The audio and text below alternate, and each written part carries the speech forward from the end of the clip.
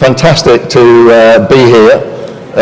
Frankly, it's fantastic to be anywhere that isn't staring at the wall of my office, which is what I've been doing for the last 3.5 months. I'm sure it's the same for most of you. Before we get going, I'd like to give a big thank you to our sponsors today, our founding sponsor, Ethniki Insurance, and our silver sponsor, Afidia.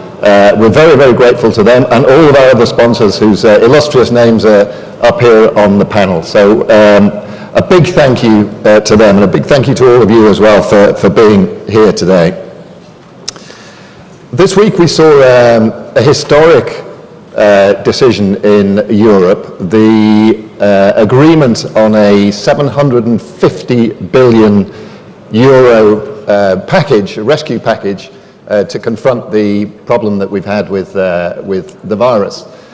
This was a huge decision, I think. I mean, it took a while, but then everything in Europe does take a while. But the decision came, that was the important thing. And for the first time, Europe agreed to raise money as a group, as a bloc, and then to distribute that money where it's most needed around the bloc. And I think that's a tremendous and a very important, very timely step forward. And one thing it does demonstrate, I think you'll all agree, is that Europe seems to be managing fine without the United Kingdom.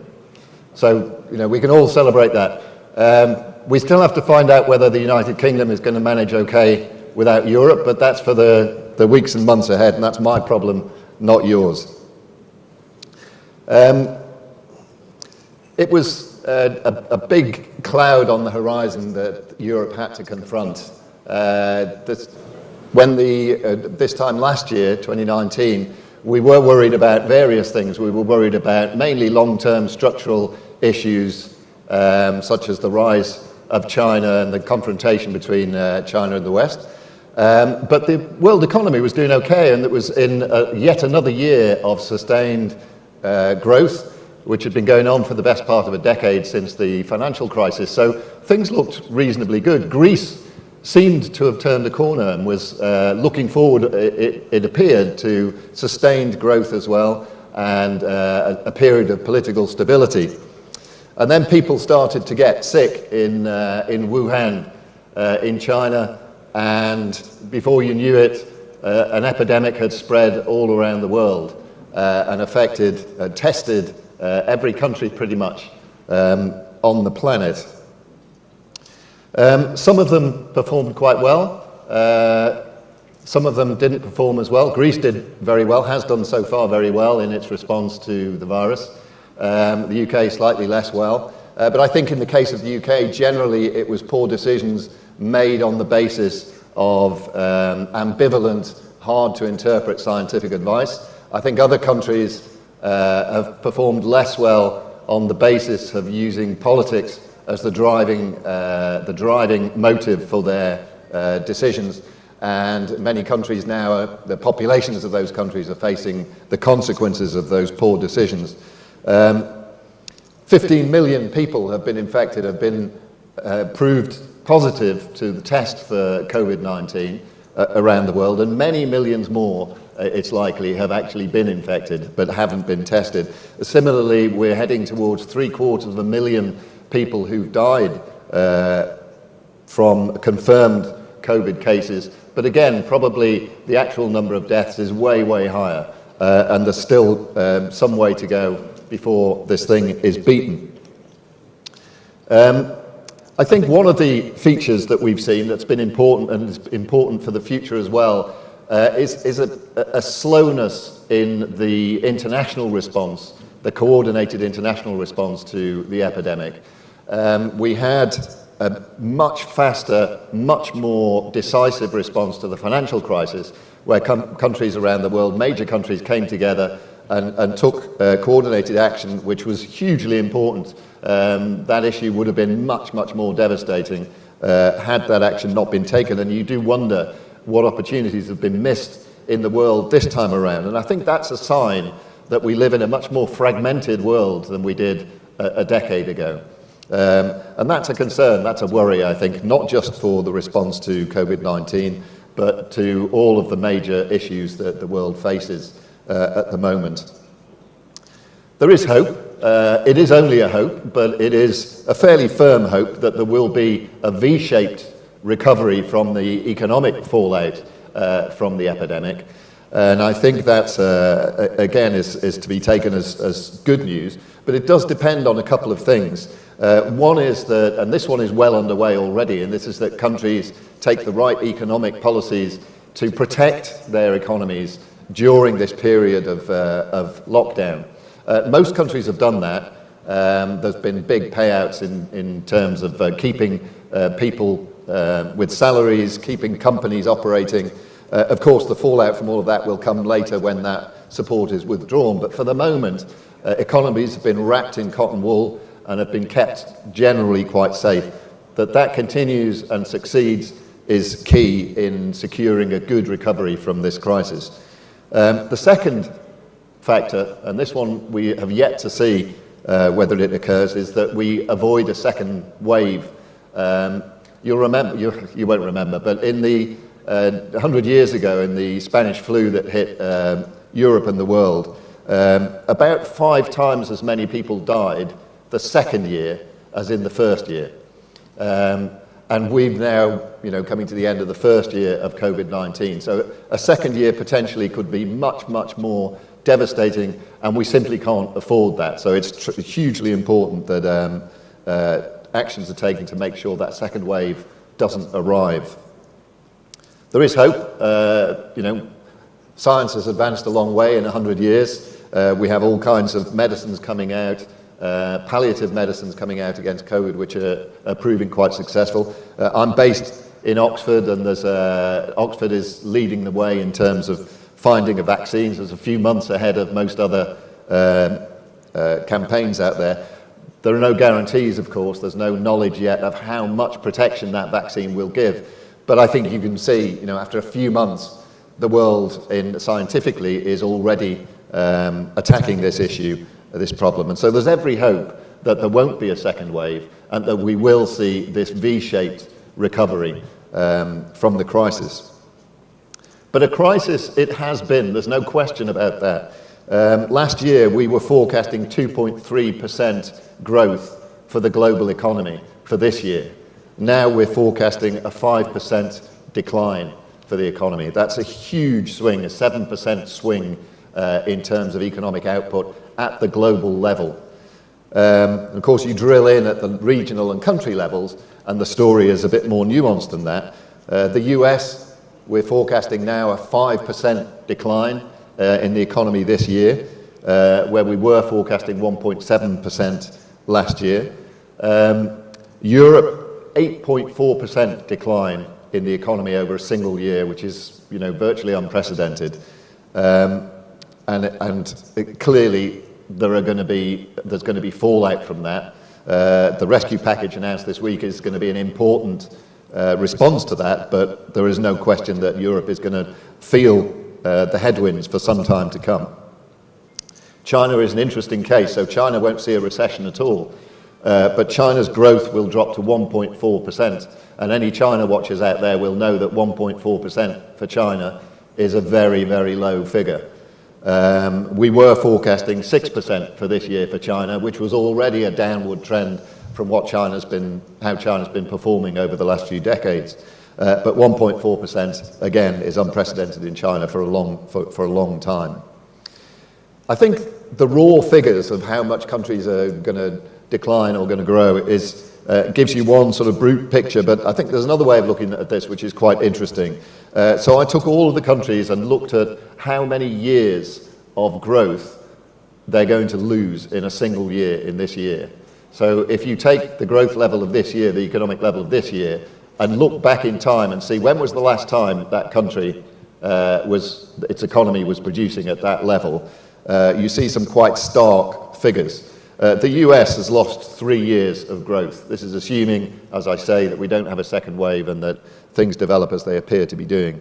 3 years of growth. Germany has lost 4 years of growth. The UK, 6 years. Japan, 7 years. Russia's lost 8 years of growth. Spain has lost 12 years of progress. Greece has lost 21 years of progress. which is I find quite a devastating thought. And of course, that is compounding damage that was already done by the financial crisis. But it's 21 years ago that Greece's economy was at the level that it's going to be this year. Italy has lost 23 years of growth, so nearly a quarter of a century of growth wiped out in a single year. Just to give a sense of the magnitude, economically speaking, of the problem that we've been through.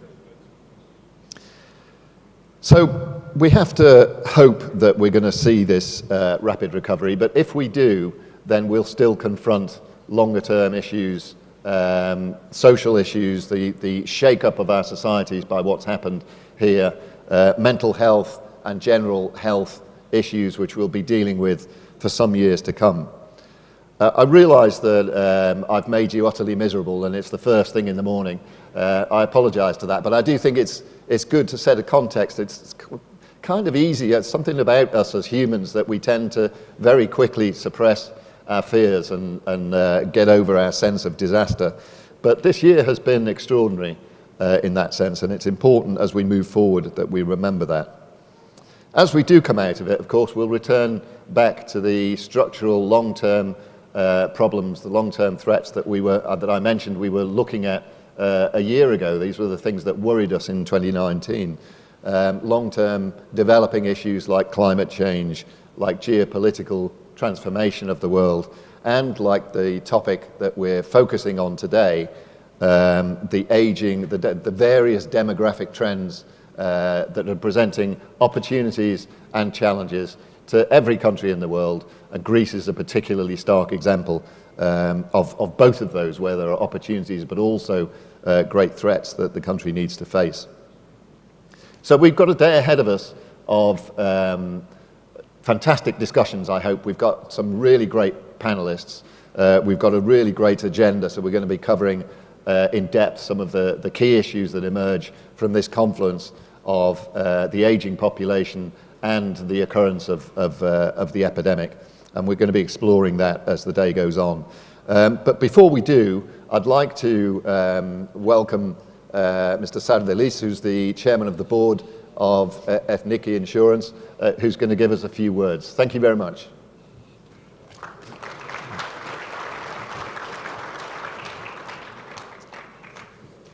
Thank you, Mr. Ross. I would like to welcome you as co-organizers of this event.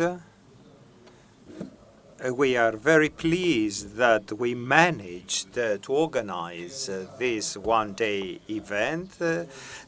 The issues are rather important, and from what we have seen in the last month with the coronavirus, we have already some conclusions we need to discuss during the day.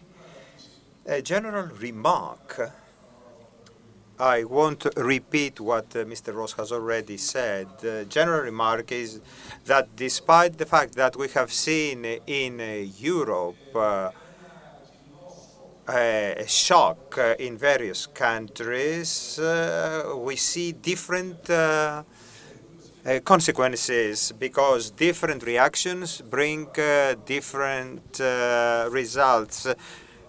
Take, for example, Greece and Sweden, same kind of population. We see different results from the pandemic in Greece and Sweden. So the way the government reacted in both countries made the difference. So we said that we have a coronavirus issue, or it was a problem because there were different decisions. A second remark is, in my professional life, I have never thought of revising forecasts with unprecedented frequency. So we see that frequency lately. I had prepared a table. Can we show it, if possible? I cannot see it. Nevertheless, the forecast of the European Commission, EU Commission Summer 2020 forecast. So you see the forecast for the European economy mainly in spring and summer. Spring was May and summer was at of June. Within a couple of weeks, you can see the difference in the figures. And of course, the picture is ominous. Beyond to what is going to happen in Europe, for example, we expected 8.3 decrease, but this will change because news change the perspectives. 2 days ago, we heard about the Oxford vaccine. We hear about the vaccine in China. So you differently describe economic future when a disaster is going to end soon, and totally different if you know that it won't finish soon. So there is hope that some things might change towards a positive trend. International trend outside EU, we see a fall of 12% in imports and exports. EU excluded, as you can see. After decades of growth, now we see a decline, and beyond what happened with coronavirus, lockdowns, etc., etc., we have a commercial war, irrespective of the epidemic. And we don't know how it will end, the war between China and the USA. And imagine that until recently, we used to live with a scenario that globalization would continue. Most countries will come out rather wounded from this crisis. I saw the figures of sovereign debts, but when this coronavirus ends, we will talk about economic issues. The Greek debt will reach 20% of GDP at 200% of GDP at the end of the year. And then one might ask, is it sustainable? Is it not? When GDP declines 8 or 9 percentage units within a year, these are issues that will come in the limelight soon to be discussed. Greece had an agenda with 4 reforms before the virus. We've been tormented with crisis 10 years before the coronavirus. There was an agenda which was revised, but it was not followed in order to have a new economy. We've been discussing since 2010 that we need to have a new productive model. We need to be more competitive, more extrovert as Greece, and all these things were codified in some tools, but not many steps were taken towards this direction. The agenda is still here, the agenda of reforms, and a part of the problems faced by Greece was due to all these reforms that we didn't make all these years. We don't need to mention them here, but a lot of them would not cost anything, would burn the budget. To make some reforms in the public administration wouldn't cost anything, or to have the justice being awarded faster wouldn't cost much. Now we are making haste. Some things were totally different or indifferent from the coronavirus. But there are still here, for example, what are we going to do with the taxation? We know that we have been faced with problems. If you read the reports of competitiveness, you can see that we change things too fast, and there is no stable framework and not the coefficients. We need to have a tax reform. We have silver tsunami. We know what is going to happen if nothing is done. We are going to be faced with a tsunami. We've been talking about that 20 years ago. Mr. Yannitis, Mr. Tinios, who are speakers today, used to talk about these things years ago. We just we were mentioning things. We made some repairs here and there, but we did not solve any problems. And of course, we all understand that 75% of the debts is due to early pensions given in the previous years. Coronavirus deteriorated things, some things, but not all things are linked to coronavirus. The package which was decided, I think that Greece was favored from the figure. 61% from the money we are going to get are subsidies, grants, and 39% will be loans. And for Italy is totally a different. So 61% loans and 39%. So 50-50, 52% grants, 48% will be the loans if we want to get them. What I want to say is the following. When you have an agenda of reforms and you say that your ambition is to change the structure of the economy, it means that the resources need to support this new one to come to serve the objectives you have for future economy. Unfortunately, coronavirus deteriorating the current situation so much.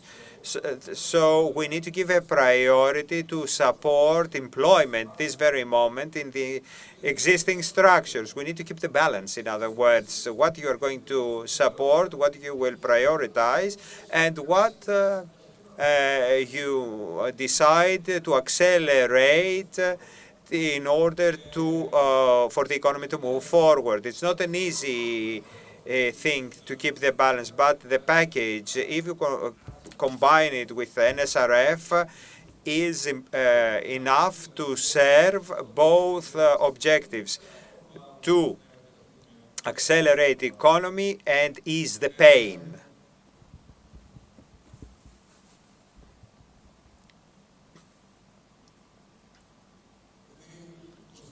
Since I represent insurance market, one of the big changes will be what private insurance will play in future economy. And I say so for various reasons. Insurance market globally, these undertakings know how to manage risks, deposits, and invests their clients' money in a safe way. I believe that we are a bit marginalized in Greece,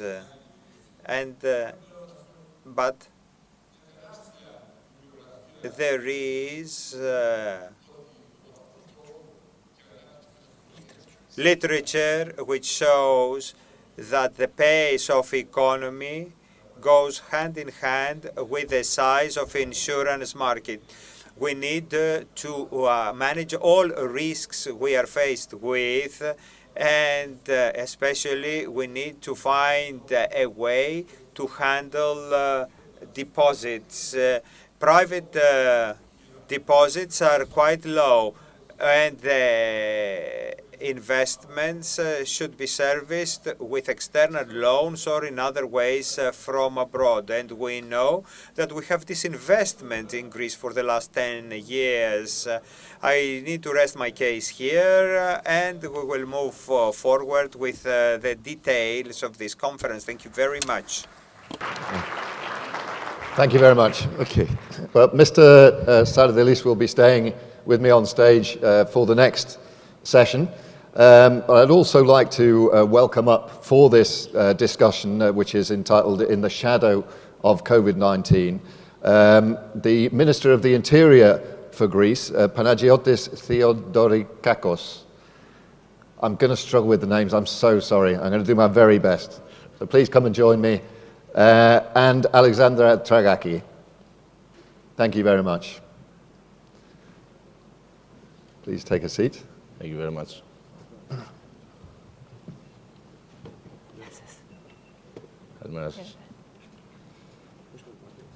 The demographic picture in Greece is really, really interesting. I mean, it's quite stark. Over 65s, there were 2.3 million in 2019, and by 2030 there will be 2.6 million.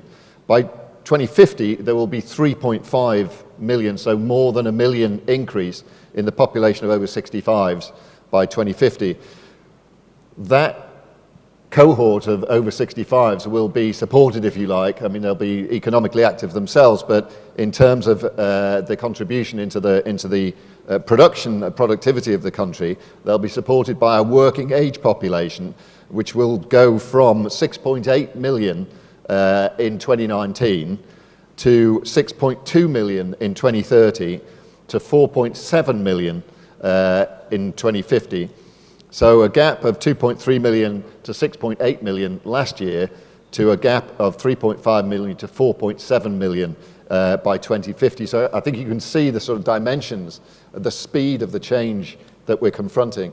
As we start to discuss this, I'd like, first of all, to hear some words of introduction from our panelists. So, Minister, would you like to start us off? Thank you very much, Mr. Ross.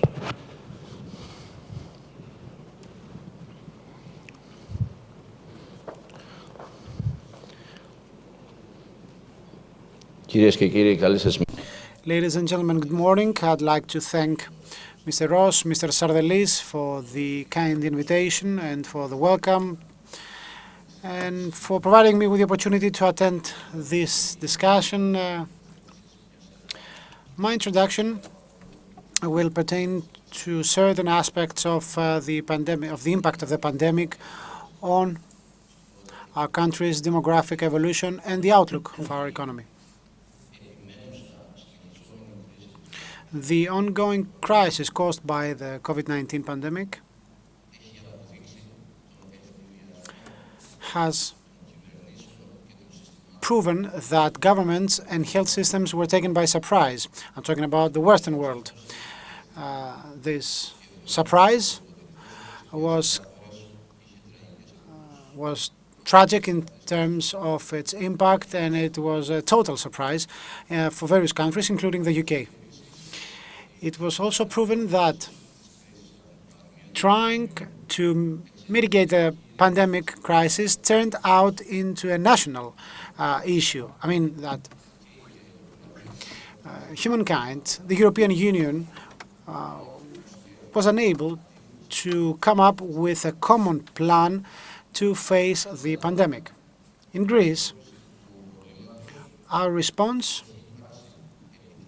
was successful, timely, bold, because we took some heavy decisions, and overnight actually, and I would be so bold to call it exemplary.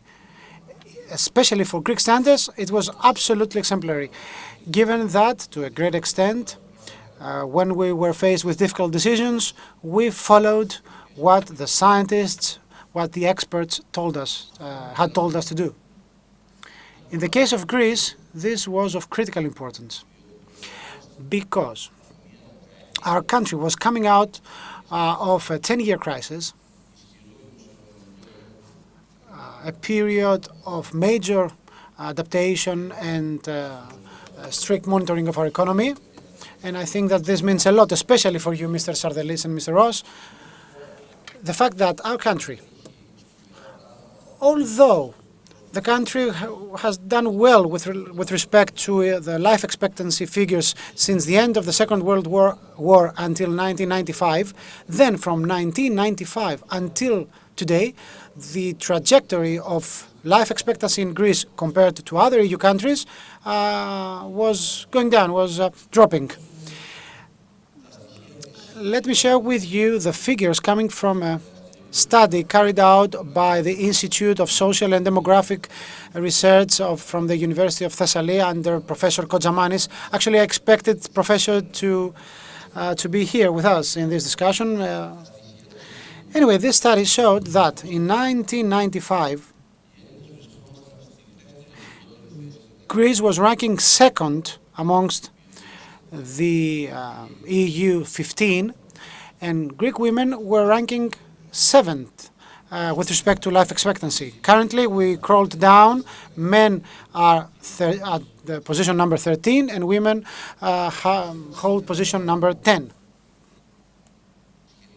I think that to a great extent, this is linked with two groups of diseases, cancer and blood-related diseases. These groups of diseases and conditions are linked to failing prediction and prevention and poor treatment of these diseases. These figures are quite distressing, and we have to take care of them. Now, let me get back to the pandemic and the quarantine period.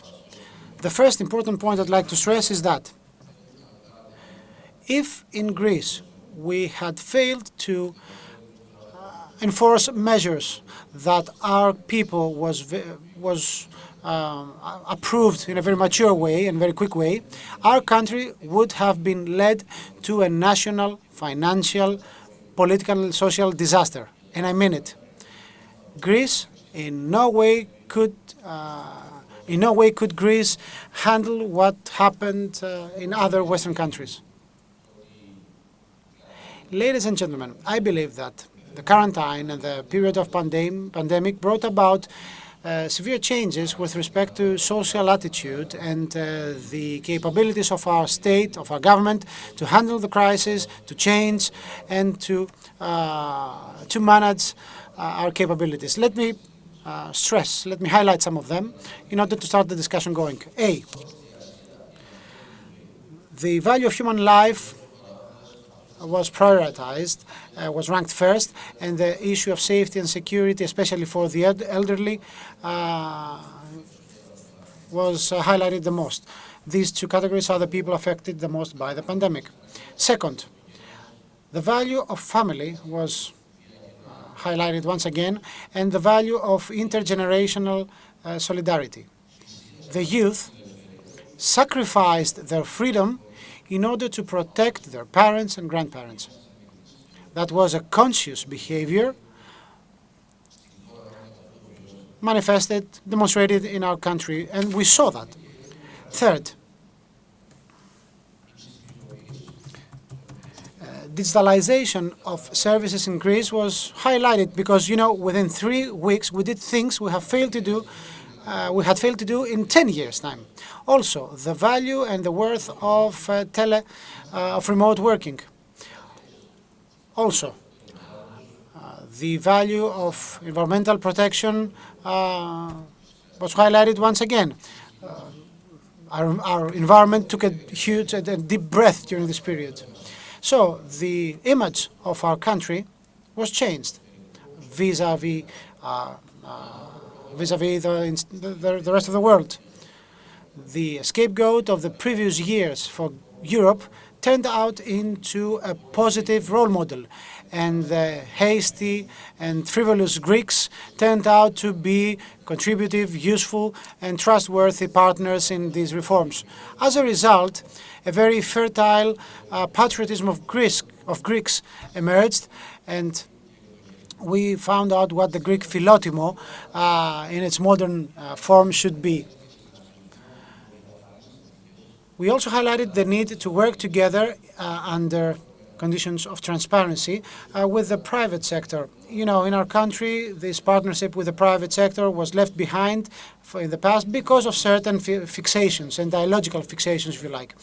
Volunteerism, solidarity, innovation, social responsibility were emphasized. I believe that all the above, despite the adverse financial context that you described, and despite the adverse financial impact as a result of the COVID-19 pandemic, despite that, we have a lot of opportunities ahead, given my above-mentioned comments. So the challenge for us is how to turn the crisis of the COVID-19 pandemic into a catalyst for what's good for our society, for our economy. This is the challenge ahead. This is a challenge linked both to demographic evolution, and that's why I'd like to share with you 6 points, and that will be my ending remark. My first idea is the following. There is a huge opportunity lying ahead by means of a coordinated campaign to bring back to Greece people of creation, people of innovation, young people who left our country in the past 10, 15 years for business or educational purposes. People who mainly went to Western countries and the US. So the Greek lads left their country because they could find no opportunity there. They used to believe that their country lacks meritocracy, it was a failing state. But now they see that they can come back to a country of which they can feel proud, because in the most difficult circumstances for mankind, our country turned out to be a positive role model, and we can use this feature in order to modernize our country quickly, to streamline processes and become more attractive. It's in our hands to turn the generation of brain drain into the next generation of the Greek success story. Second point.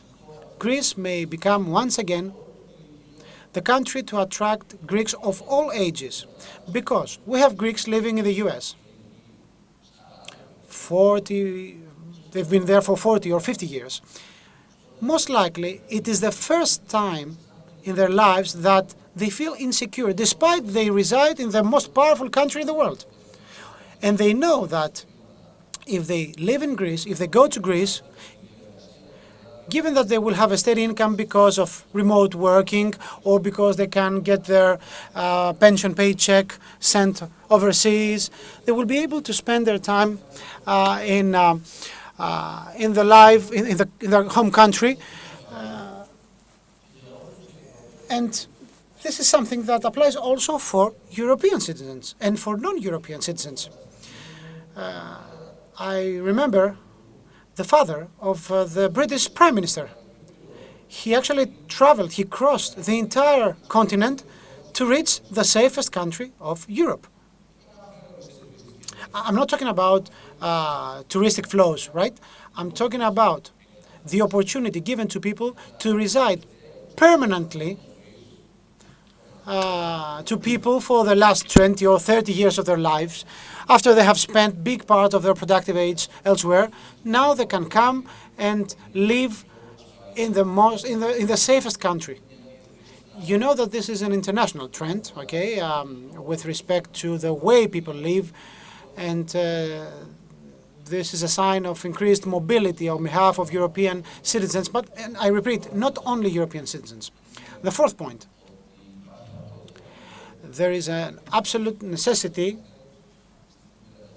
to establish and expand the use of remote working, a very critical factor, or teleworking.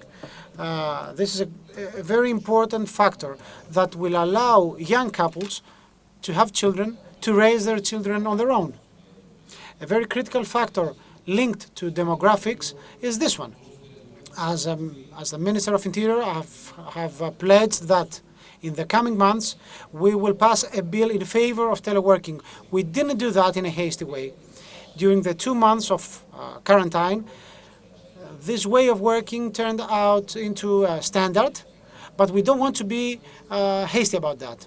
We are investigating on the European best practices about teleworking and remote working so that we can introduce this innovation in a more concrete way. Fifth, I'd like to underline that the crisis gave prominence to the importance of local governments.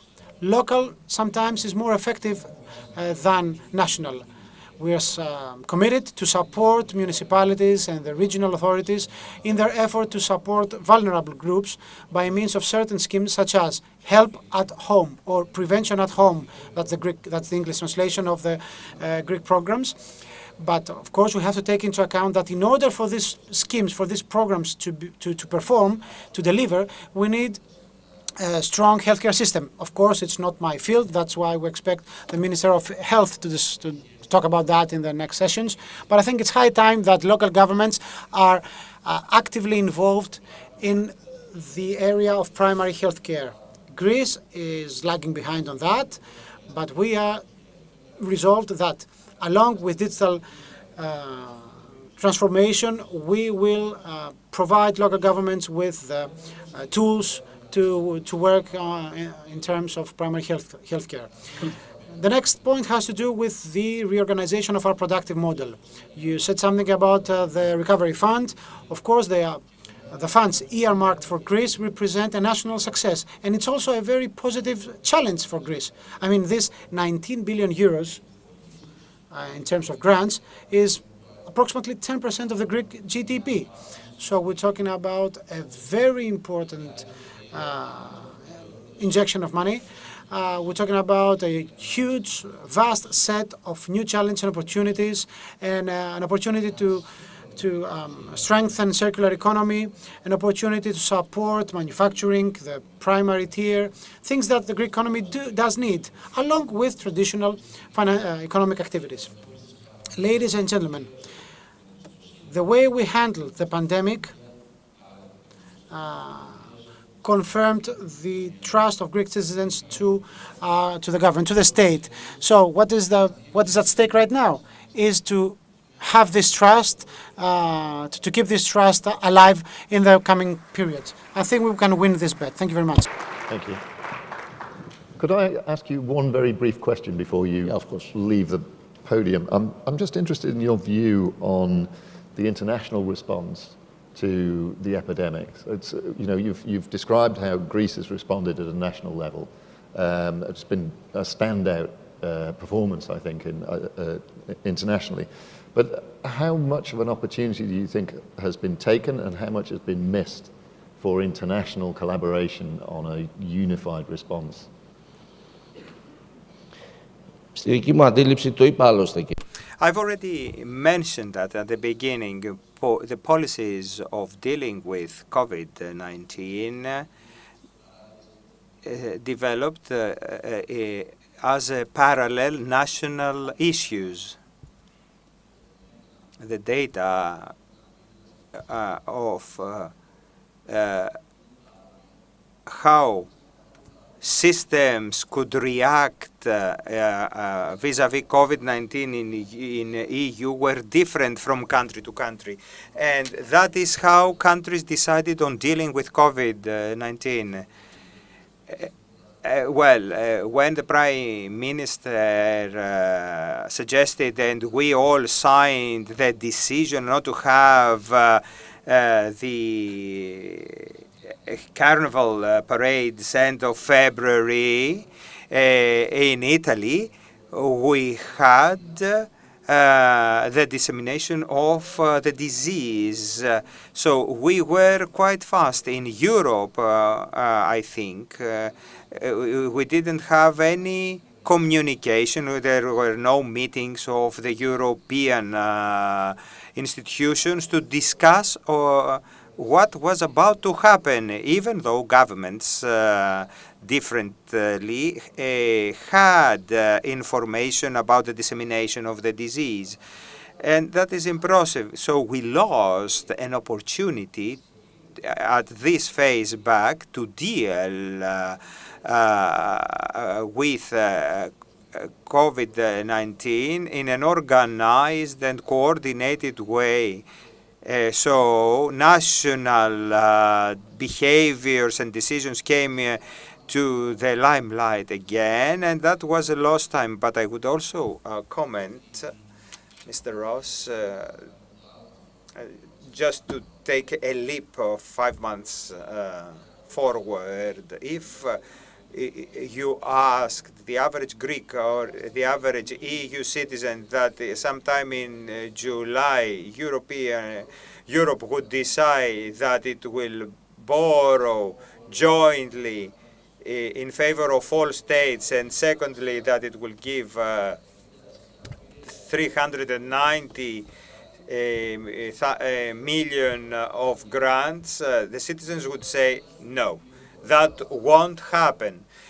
Probably the decisions might seem lower than expected, but I think that Europe during the COVID crisis learned a lot, and now it gives a good example of how cooperation can move forward in the EU and in Europe in general. And Greece plays an important role in reinforcing European cooperation at European level, and our Prime Minister did his best in order to play an active and creative role in dealing with COVID-19 as Europe.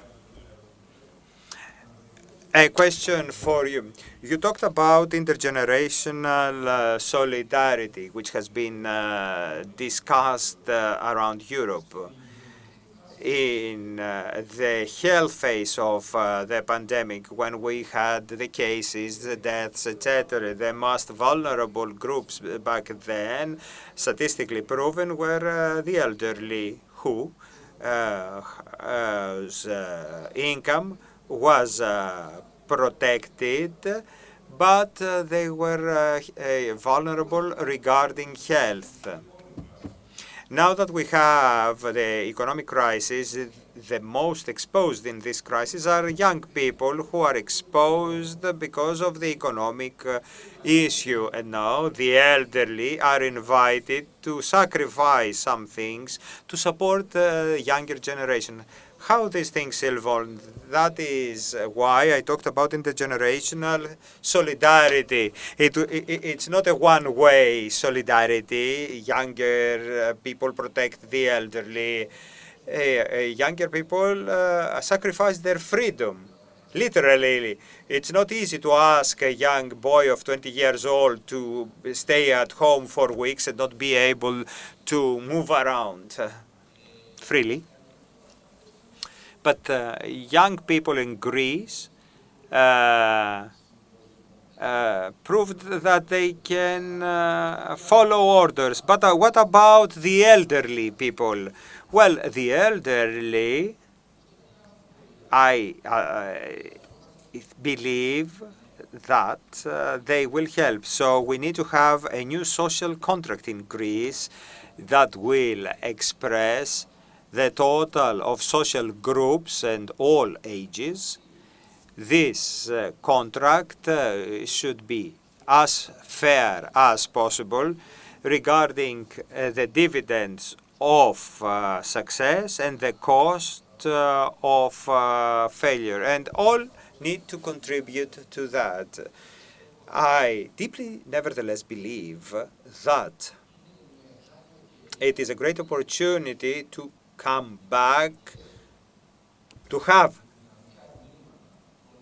young people coming back to Greece. 20 to 40 years old have the opportunity to come back to Greece because they left when Greece was considered to be the black sheep of Europe. But now, in all international fora, these young people, Greeks abroad, can feel proud of their country because their country has proven that it can take decisions and Greek people can abide by them in order to have positive results. So we need to see things more in a more positive way. One might say, did we need so many years to send certificates? Yes, it took years, but we did it in 3 weeks. That means that we can manage it, and that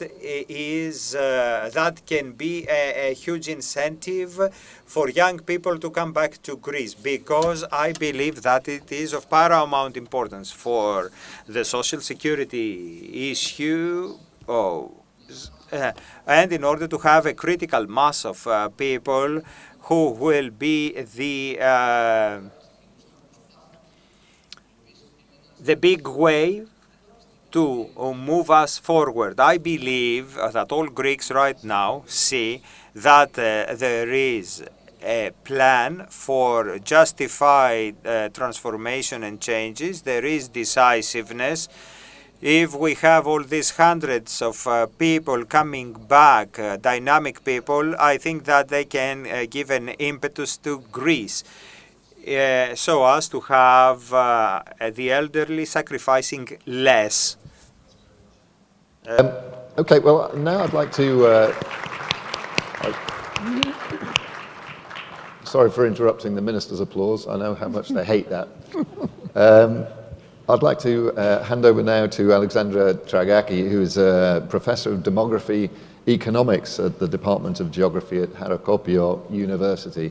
Alexandra. Thank you. Thank you.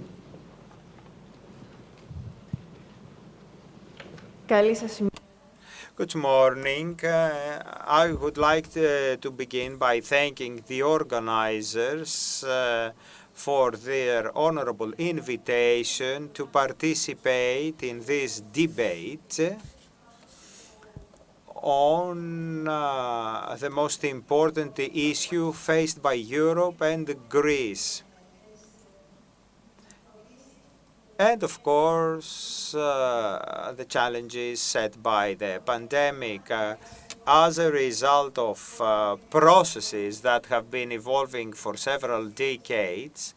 Demographic aging describes the shift of significant percentages of the population to older ages. Demographic aging is expressed by the increase in the proportion of over 65 in the total population, or by the increase of age through, and is reflected by the change in the shape of the age pyramid. The effect of population aging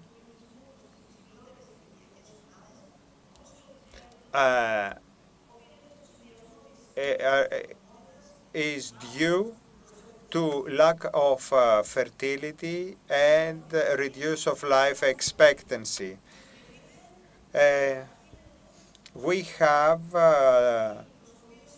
firstly, it is the consequence of two important human successes: fertility. We see that becoming as a tsunami, this age displacement. First of all, we can discuss about sustainability of the insurance system, but not limited to that. Demographic consequences have to do with the organization of economy and society. To be precise, a change of perspective is needed, a new mentality in order to face the consequences. And there are two reasons for doing that. The main reason has to do with the fact that it is the result of two big successes of humanity, of fertility or the increase of life expectancy. Trends that we didn't like to jeopardize.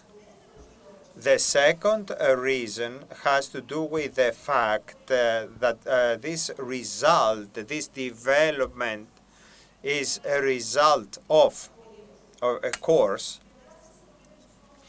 The situation we are standing right now,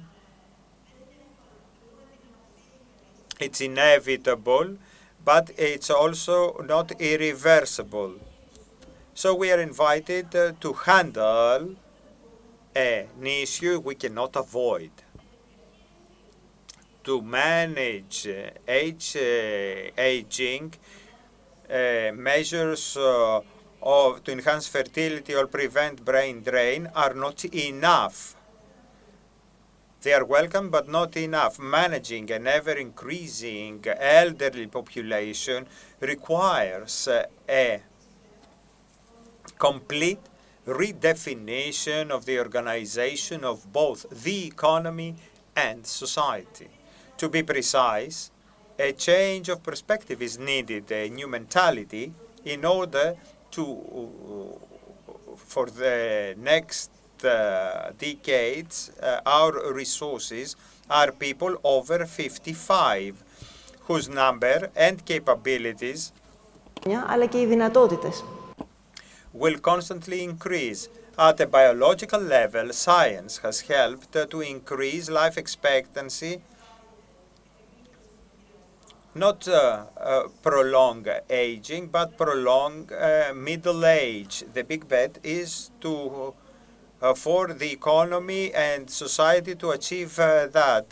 The bet is to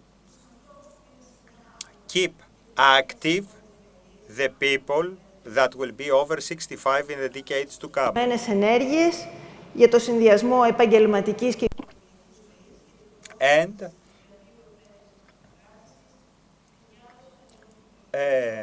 in order to have a silver economy, we need to focus on improving the quality of life and strengthening the economic and social participation of older people.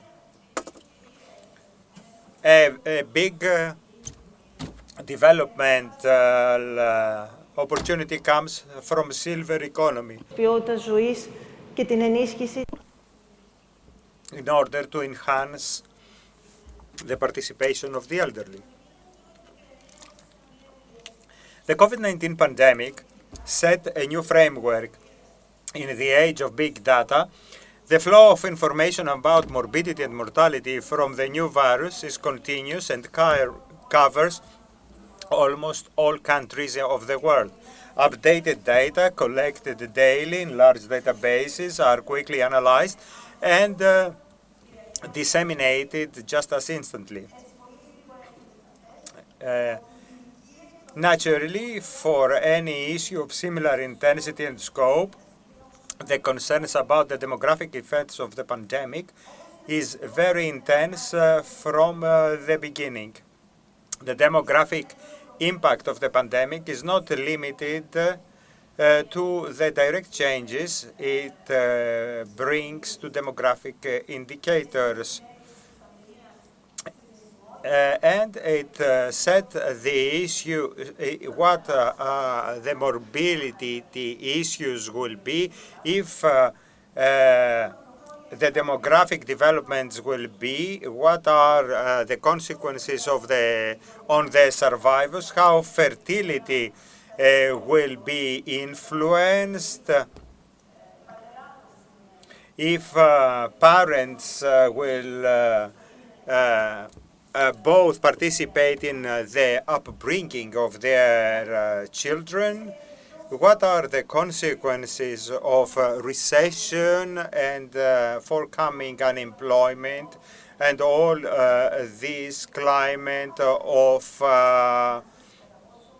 uncertainty created because of the infertility, and on whether these new conditions will help reverse brain drain.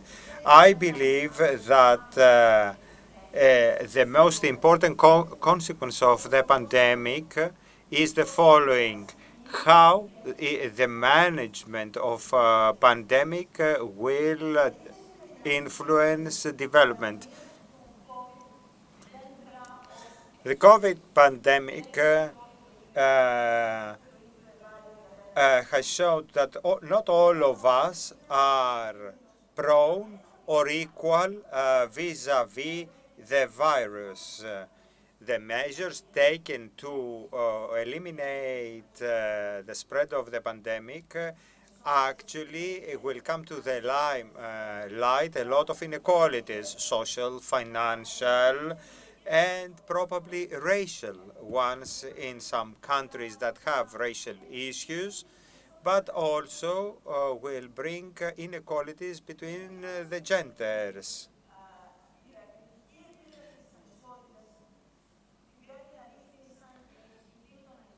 When this different of management brings inequalities to the limelight, at the same time, COVID-19 has accelerated things. Mr. Ross, Mr. Sardelis, and the minister have all mentioned that in a few weeks we managed to change the way we move, work, communicate, interact. We understood that some of the practices or habits need to be revised, and they were less painful than expected. Managing the pandemic allowed us to evaluate the effectiveness of some of the practices that, because of fear or prejudice, rejected in the past. It allowed us to try something in order to be able to see the pros and cons from implementing incremental changes and be able to create a framework to do things better when things will be implemented. It is important to take advantage of the COVID in order to reverse the risks of inequality. Indicatively, I mentioned teleworking, teleeducation, digital transformation, two areas where within a few weeks significant progress was recorded, overturning the entanglements of the past.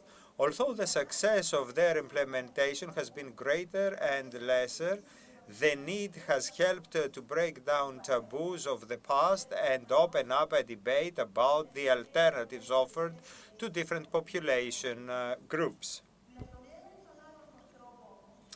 In one way or another, each of these changes contributes to health and active aging, the two key tools of managing elderly population. Perhaps this experience will be the best transition to manage the challenges posed to our economy and society by aging population. The virus may prove more convincing to demographers and economists about the much needed changes in the organization of our life, society, and economy.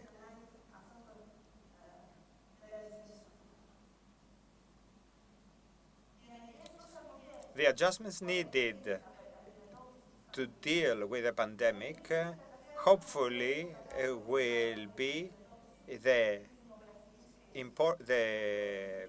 proper environment to create new opportunities. The new funding opportunities offered will give more solidarity to Europe. Thank you very much. Thank you very much indeed. I'm afraid we're out of time for questions. I have a whole bunch of my own, but I'll attack you with you. I'll attack you later on with my questions. I invite you all to do the same. Thank you very much to my panel. That was really, really excellent. I regret that we ran out of time. Please join me in giving them a round of applause. And for our next session, I'm going to hand over to Evi Hatziandreou, who's going to introduce her panel. Thank you very much. Συγχαρητήρια, να είστε καλά. Το ίδιο. Βγάλουμε φωτογραφία. Έχουμε. Τις αποστάσεις.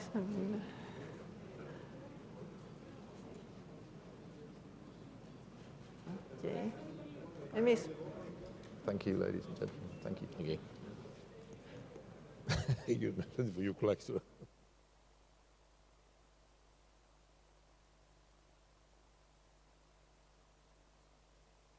Ναι, είναι εδώ. Γεια σας και από μένα, καλημέρα. Θα ήθελα να καλέσω τους εκλεκτούς. Good morning. I'd like to invite our esteemed panelists.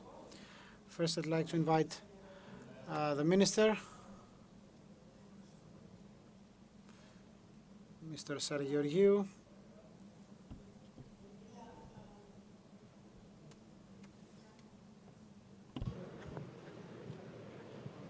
Γιάνκο. Yes, ναι. Κύριος Ξανθός. Mr. Xanthos. Και η κυρία Αγκάθα Τζάνκ. I'm here. Great. Κρατάμε τις αποστάσεις. Υπουργέ.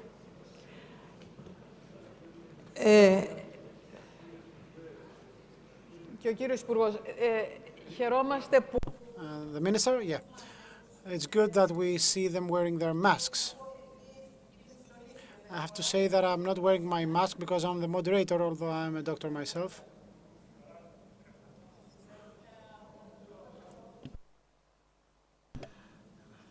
So, I'd like to welcome you. We heard many interesting things from the previous panel on the issue, and I think that we have now the context put right about healthcare. Allow me to spend 2 minutes, to spend 2 of your minutes with some slides of mine in order to put things into perspective. Please, may I have my presentation on?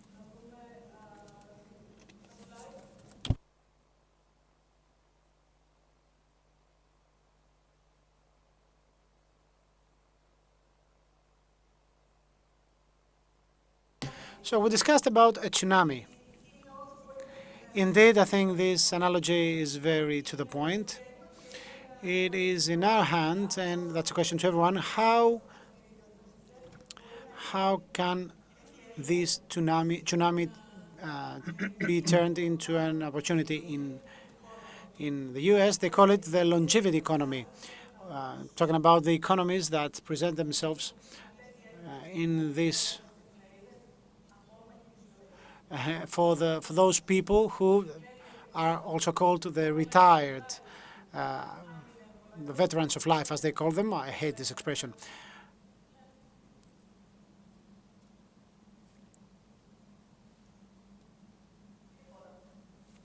There is a slight issue with the slideshow. Να μιλήσουμε μετά. So, let's start with our panelists. Let's start with the Minister of Health, Mr. Kikilias. Dear Minister, we are all looking forward to your contribution. I'll try to be brief. Good morning, everyone. I'd like to thank The Economist for the kind invitation. I'm invited once again,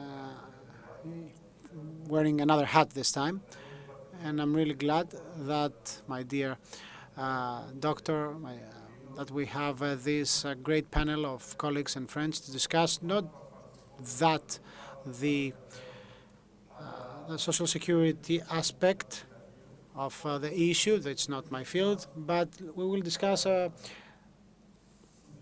about how our government deals with the two different stages of tackling a pandemic. We will also discuss about how the aging population of Greece and Europe is coming about, what do they have to face in the marketplace, what the retired people will do, and what the future will be.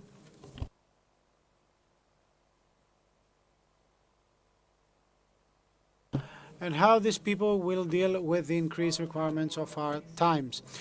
Let me give you a brief review, let's say, of the first two stages of our response and how the third stage will evolve. Now, the last time humanity had to face with a pandemic, a public health issue, was back in 1919, the so-called Spanish flu.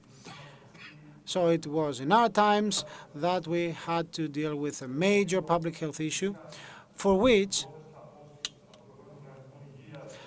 the WHO, the CDC, and other institutions presented or shared different and conflicting ideas and approaches about how to deal with it. Our country has always taken into account the overall discussion, international fora, and international experience, but we were able, after a 10-year financial crisis, given that our NHS was harshly hit, we were able to deliver. And we are all judged by the result. We placed the human life higher than everything else, and we fully enforced public health guidelines. The only thing we could do was to prepare ourselves early enough for the things that would follow, the things that would affect Greece, Europe, etc. That's why early February we invited all experts and scientists. Let me remind you that we're talking about the KELPNO, which is the Disease Control Center. It was an infamous institution. Now it's called ODI, and I'd like to congratulate these experts, the people who were employed by the AOD in the course of the years by different governments, who formed this very important institution, let's say, identified their scope and issued guidelines, instructions affecting everyone. I think they did a fine job, and I want to congratulate them. So, as a result, given the circumstances, we put certain structures in place, reference hospitals, the KPs, drills one after the other, health centers, mobile healthcare units. We had a top team of scientists, people, epidemiologists, disease control experts, JPs. Of course, we placed scientific expertise at the top. This was the spearhead, if you like. People who have spent years studying and investigating on these subject matter. For me, they are the role models of this society. And of course, I have to praise the nurses, the doctors, the paramedics, the cleaners, even those who used to open the door when entering a hospital. They put on a fight. Last but not least, the Greek society. The Greek society, who is supposed to be a Balkan society, reactive, partisans, etc., who are very difficult to be disciplined. No, in this time, they demonstrated discipline, solidarity. They followed the rules, and we were able to persuade the Greek society that these measures were taken for good. And after many, many years, Greeks received praise from abroad and elsewhere.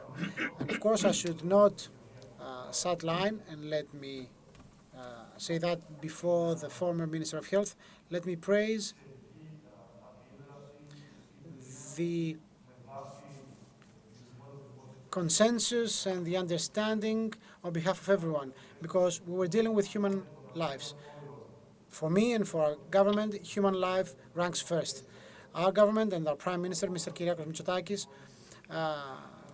showed that, because We led the country to a lockdown, following the instructions by the experts long before other countries.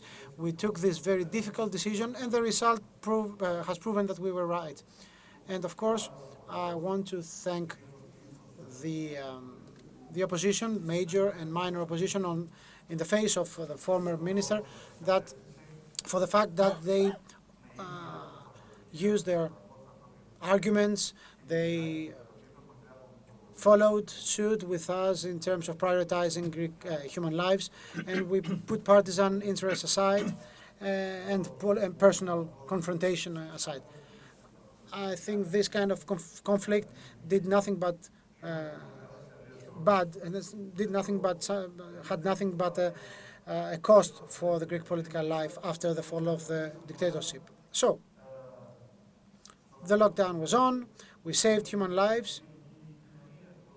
Is it possible for Greek society and for Greek economy to survive and to go on with that? No, it's not possible. Nowhere in the world. Of course, we had those pessimists, those cynical people who always have something bad to say about you, those who put the finger on you, bringing disaster upon our heads, people saying that we should open restaurants and catering establishments quickly enough. No, we did that in a reasonable way, in a progressive way, always taking into consideration what the experts had to say, always raising awareness amongst the general public, and of course informing the parliamentary parties, which led to certain measurable results. Tests were continuous, and as of July 1st, we almost lifted the quarantine fully, and within 2 weeks, I think we are able to say that we are in full control. We have a comprehensive plan involving multiple testing, molecular analyzers everywhere, reference hospitals, and multiple transfers of patients. The AOD is on top of all these things. We have 5,000 additional physicians and nurses in continental Greece and in the islands, because we have insularity and we have to take care of that. This is an advantage for us, if you allow me to say. Now, how will this period end, and how will we enter the third stage? The third stage, the third period, meaning vaccination, treatment, etc. I think this is linked to the topic of this conference: insurance companies, primary health care, support of local communities. How are these things related? As I told you, human life ranks first. Many wondered before the coronavirus pandemic, do we need a new bill? So we passed a new bill that was supported by many, and against those cynical, those pessimists who say that nothing will change in this country, and probably were making fun of me when I used to say that we will put in practice the new functions, those saying that after 25 years nothing can be done. I think that by means of cooperation and consensus, we were able to put certain things in place, like the smoke ban bill. We enforced that. So the key to save people and our national healthcare system, in collaboration with experts, the private sector, etc., was to fully understand that there are certain behavioral parameters that affect social life, that put an additional burden on the healthcare system and our quality life, and leads to mortality and morbidity.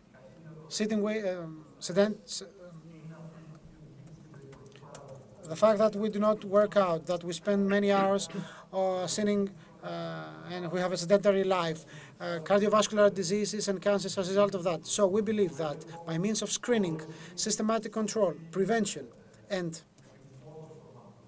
proper awareness at the level of schools, we can prevent these diseases early enough, so that our citizens have a better quality of life, so that our hospitals have less incoming visits, and of course the system can handle with this burden. And of course, given that new funds will be dedicated to the national healthcare system as the time goes by, and the new structures are being built, so that in the future, despite the low childbirth rate or fertility rate.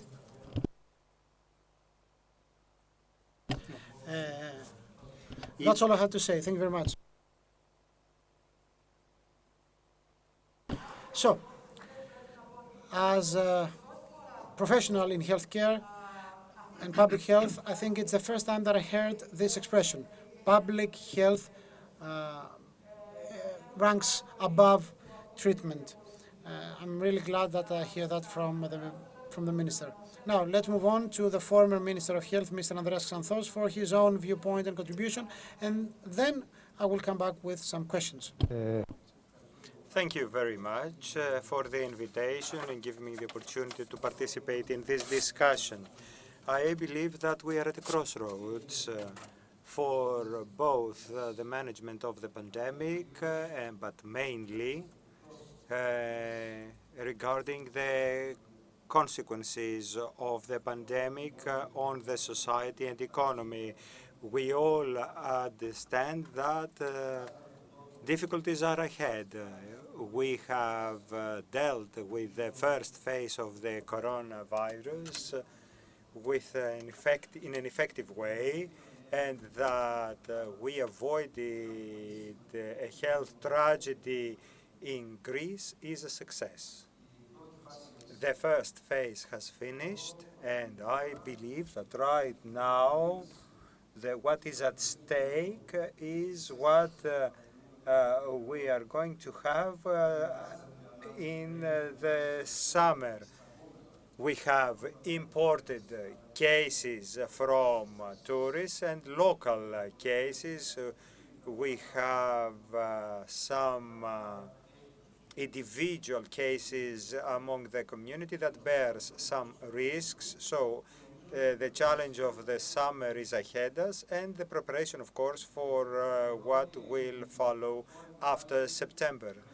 That demands vigilance and at the same time needs to remind us that we need to follow the experts' orders, guidelines.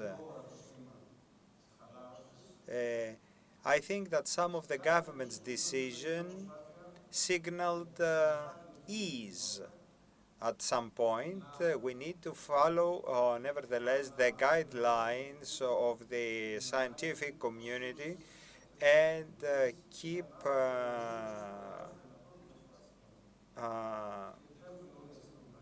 following their recommendations to avoid spreading in the community. Mr. Kikilias, the minister, I agree with him that everything was due to social cohesion that was shown. All of us, nevertheless, need to find the way to get over quickly the toxic climate that there is this very moment in the political life of our country that does not help to create a positive climate where citizens trusting the institutions, the government and science follow the guidelines. That does not help a lot. That does not concern only the health part of it, but also the management of national issues. The pandemic operated as a magnifying glass. It brought to the limelight the serious deficits of the public health of the national health system, which was affected because of the crisis of the past 10 years. But if we want to talk about a window of opportunity after the pandemic, I believe it's high time there was a serious investment in the long run with a specific plan which will regard the personnel, infrastructure, equipment, and financing of the health system so as to reinforce public structures. And I open a parenthesis here.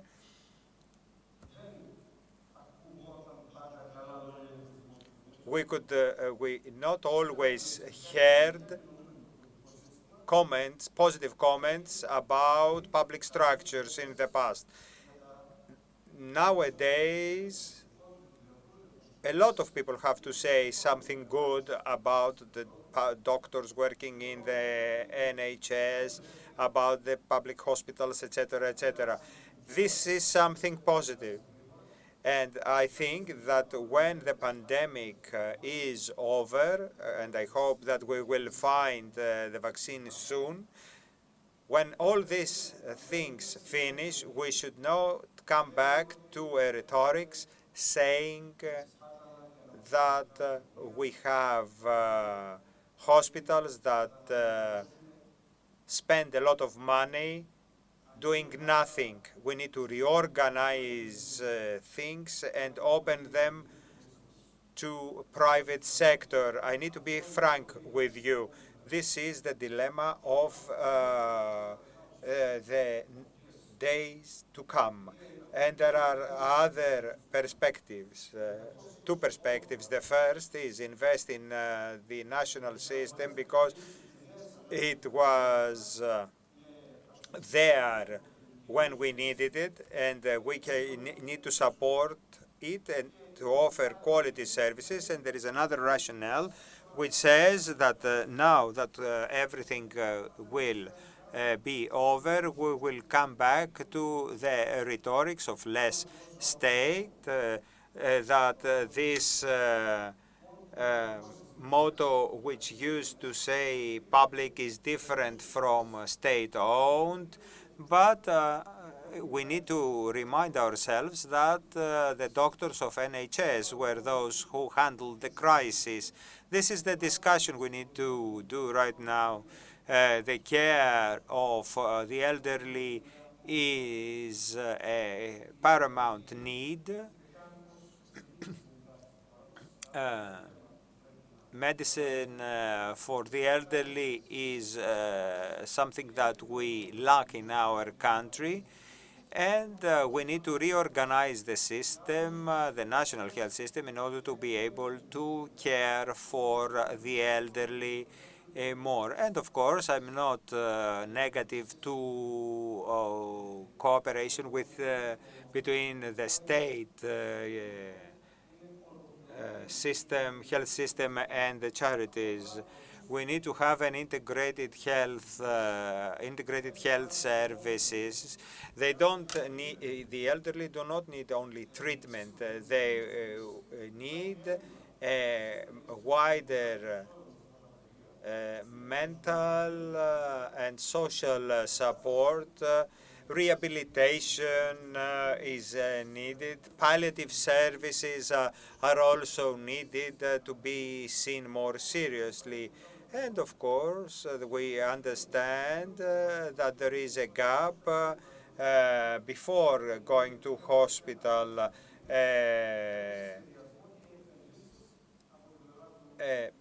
Family doctor care restructuring. And since we're talking about structural changes and reforms, everything is needed. Of course, we need them in order to have more effective use of the resources. But we all need to agree that without reinforcing the resources, I believe that all this discussion it will be just a discussion and nothing else. Thank you very much. I understand that we need to hear the expert and not all relax. And I heard from you something very interesting, geriatric care, which need to be in the Greek agenda of the system. Mr. Saligeorgiou, Chairman of the Board of Directors, Hellenic Association of Insurance Companies. He will give us a different point of view, and he will tell us how we can have convergence and synergies in the insurance market. Thank you very much. Yeah, Hellenic Association of Insurance Company, that's the actual term. Firstly, I'd like to thank the organizers for the invitation. Congratulations. This is an extremely timely meeting. Apparently, we did fine. Leadership was the right one. That plays a very important role. And as a nation, we did fine. We did much better compared to other countries with more mature and more robust healthcare systems. Having said that, talking about economy, on the one hand, we have a serious shock on demand, and on the other hand, we have an integration effort, but in the meantime, we have this uncertainty that places additional stress on the economy and society, which shows that the coronavirus is still here, so there's no clear answer on when and whether it will be gone. So this catastrophic danger of uncertainty of the coronavirus is still here. We did fine at the beginning, and properly enough, the national healthcare system, as it was the case in other countries, took on the burden and delivered. On the other hand, we must never forget that there are other risks, disastrous ones and normal ones. This is what we do for a living, people of the insurance market. We cover the risks. We do the so-called risk management at the family or the company level. The silver tsunami is a disastrous risk. We're not here to discuss about the social security system, but we are a country with no more than 3 days of cash to pay for the pensions, when the EU average is more than 1.5 years of available cash. We have various dangers, earthquakes, for instance. So I'm saying all that in order to highlight that we should not lose our focus, and especially against the pandemic, which is a black swan event. Things are very particular with respect to private insurance coverage. We always say that private insurance coverage functions or acts in a complementary manner to the public one. A pandemic is something that hits everyone universally. It's as if we have an earthquake simultaneously in many countries for many months. These, in healthcare issues and issues of work discontinuity and other issues, leads to an additional requirement, the requirement of a new PPP, private and partnership, in which case the public will be the final underwriter. In other words, insurance companies, private insurance companies take on the risk, and if something major happens, something that goes 4 or 5 times higher than the premiums collected, then the final underwriter is the government, the state. In this case, in this respect, we have to say that Greek insurance companies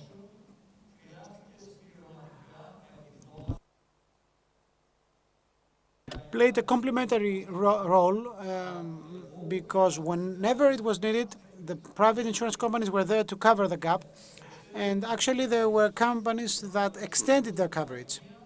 For instance, in some policies, the pandemic was not covered. However, they decided to unilaterally extend their coverage and cover for the pandemic. Now, coming to the essence of this issue, and that goes well beyond the pandemic. The silver tsunami means that the baby boomers, the most populated generation of the 20th century, is about to retire, which means that in Greece, this age group is highly uninsured.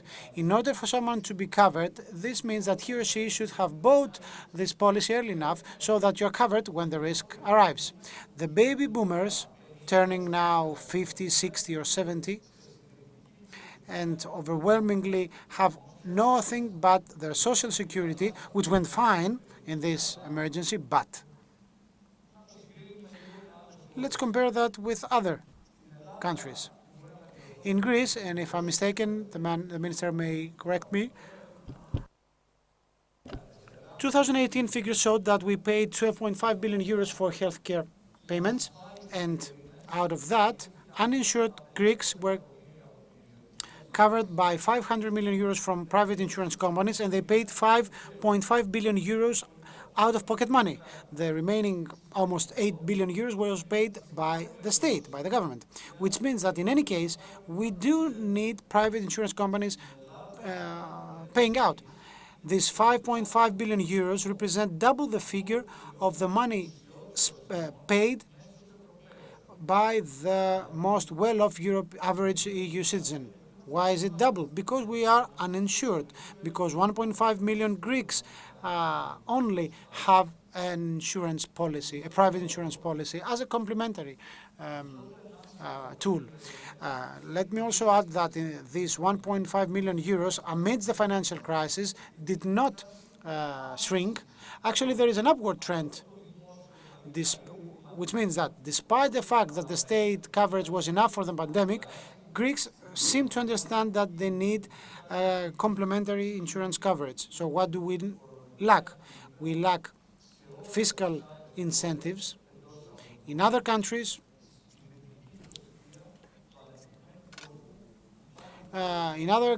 they do have these tax incentives. For instance, deduction of private insurance fees from your income. In Greece is the only case, it is the only country that this is not the case. So either everyone else is mistaken, or we should revisit our attitude. We discussed with the minister in the past. It's not the right time to elaborate on that, but we had a meeting sometime before the outbreak of the pandemic for some synergies in order to turn private insurance into a more affordable commodity. Currently, it's much cheaper than the EU average. I think it's high time that we have this follow-up meeting. Thank you very much for your attention. It is a fact, Mr. Sargeorgiou, that we are lagging behind as a nation, as a people, and in terms of our mentality, if you like. But I'm pretty sure that the needs, the requirements, the demographic ones that will emerge will make this commodity not just something desirable, but something dearly needed. And of course, we also should think about long-term healthcare coverage, not just about the one-off healthcare services. Now, I would like to give the floor to Mrs. Yankovic. She is the Managing Director of MSD Greece, Cyprus and Malta. She will provide us with her own viewpoint, talking from the area of innovation about how to deal with this incoming tsunami. Thank you very much. Dear Mr. Kikelias, Minister, dear former Minister, Mr. Xantos, ladies and gentlemen, the organizer, thank you very much for this invitation and the opportunity you provided me to participate in that very important panel to discuss about the priorities in the healthcare system and within the current COVID period, but also how to move in the post-COVID future. But first, as predecessor of mine also, let me congratulate to the Greek government, to Ministry of Health, to the Greek citizens and all involved for very successful management of the first phase of COVID-19 pandemic. Greece has set an outstanding example, highlighting that population health improvement is a base for economic growth. The country has also set another example, trust to expert advice, the digital innovation we have heard before, the evidence-based approaches that can all lead to the timely and effective health improvements, and that is all the benefit of the society. Finally, it also showed that strong leadership is essential to abandon the deficit of the past and also pursue the opportunities for the future. Pharma Innovation Forum that I represent here as well is an association of 25 research-based international pharmaceutical companies. Together, we represent approximately 60% of the total Greek pharmaceutical pharma market. We provide to the patient with innovative treatments and therapies that saves and improves lives. But today, we are working very closely together with and collaborate with academia, with the research community, with governments around the world to provide the solution for this devastating pandemic. Though I promise that we will do everything so that the science prevails and the people have the possibility to access to the new vaccines and to therapies that treat the COVID-19 disease. Today, the importance of innovation is really paramount. Pharma innovation in the tandem with the public health approaches may restrain the pandemic and facilitate economic and social growth. This is the value of investment to health, ladies and gentlemen. In our country, and we have heard before, it's estimated that GDP of 2020 may be reduced by at least 8%. Without COVID, it would have grown by 3%. So is it fair to assume that the value of those treatments in the developments in the Greek healthcare system, and more particularly the pharmaceutical care in the post-COVID period? It is, though, imperative to adopt a really structural reforms approach to healthcare policy, as we have heard before as well. We will never be able to return to the system that existed in a pre-COVID era or in the pre-economic crisis period.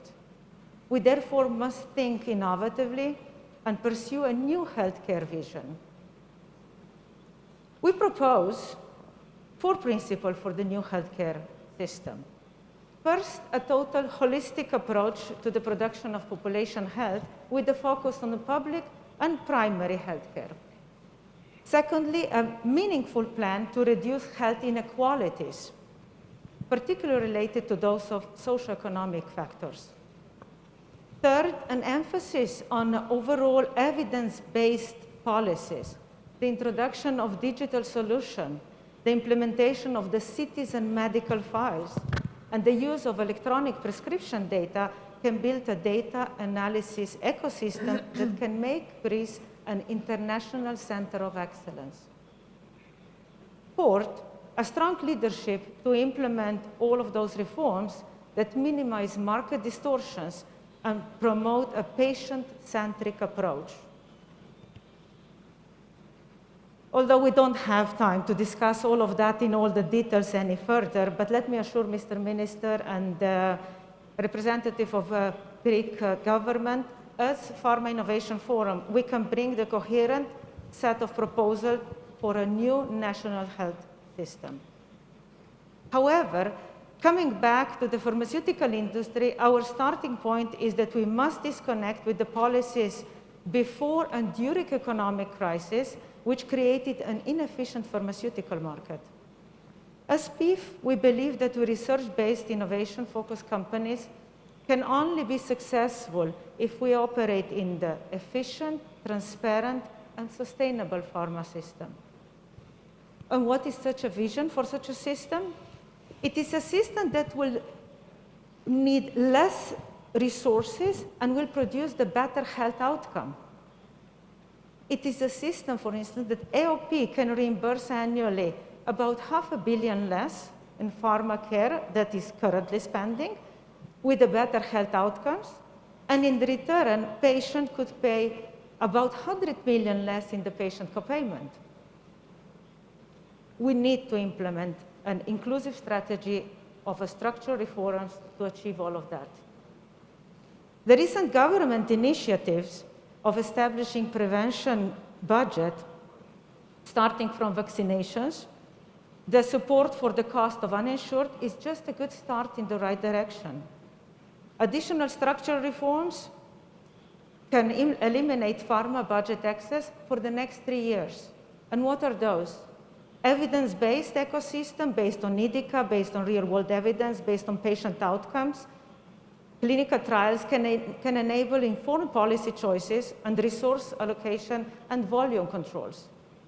Strengthening the public sector capabilities can lead to effective volume controls to the negotiated agreements, and which would in return determine the volume and the value of reimbursed care.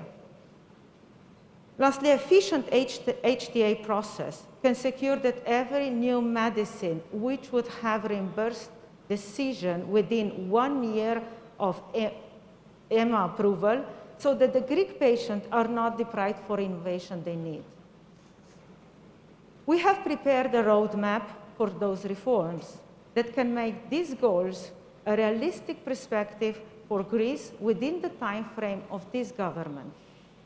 We have also developed a memorandum of understanding proposal that can establish a national consensus on the roadmap ahead with a clear obligation of shared responsibility of all parties. Lastly, we want to also realize the Prime Minister pledge to sign such a memorandum with pharma industry.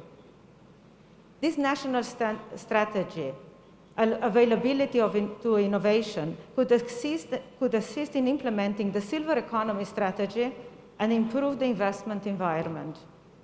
The pharma market will become more rational, predictable, and transparent. So let's all work together to make this new vision a success for the health of the people of this country. And as we discussed a lot before, and we heard before the speakers, that on life expectancy, let's remember that the increasing life expectancy by 1 year, it could be associated with the 4% of GDP growth. Thank you very much. Ευχαριστούμε πολύ. Πρέπει να σημειώσουμε τις αναγκές. Thank you very much. So we need to proceed with the structural changes.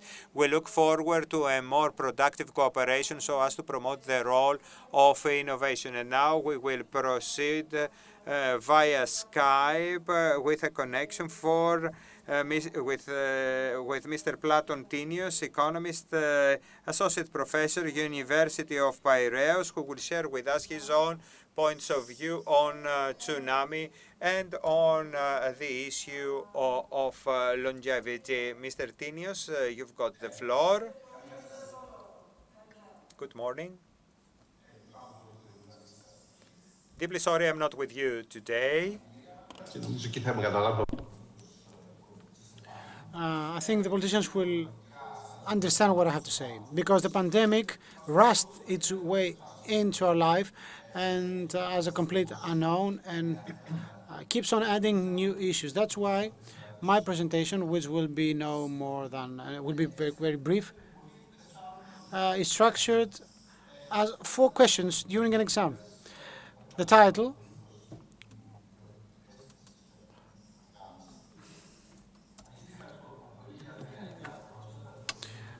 back in 2019, there was a conference in London to be held about longevity as a challenge or an opportunity. The conference was rescheduled for April 22nd, but then we had the COVID-19. The scheduling of the conference went through 3 phases: postponement, cancellation, or transformation, because the conference finally took place in May in a different way, in a hybrid online way, and of course there were lots of decision makers attending. So let's say now that we have the exams at the university. First question, what did we have until February 2020? Until then, aging was a macro phenomenon.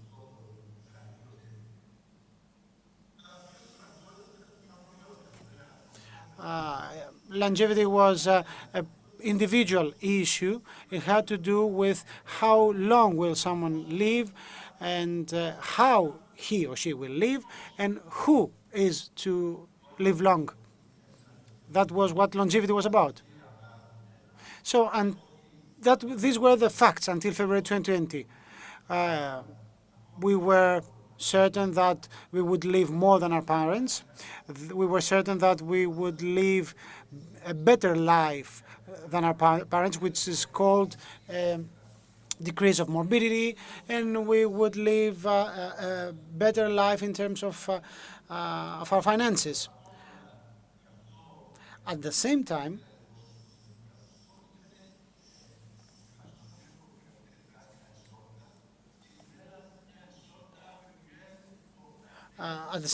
there was an aspect of inequality.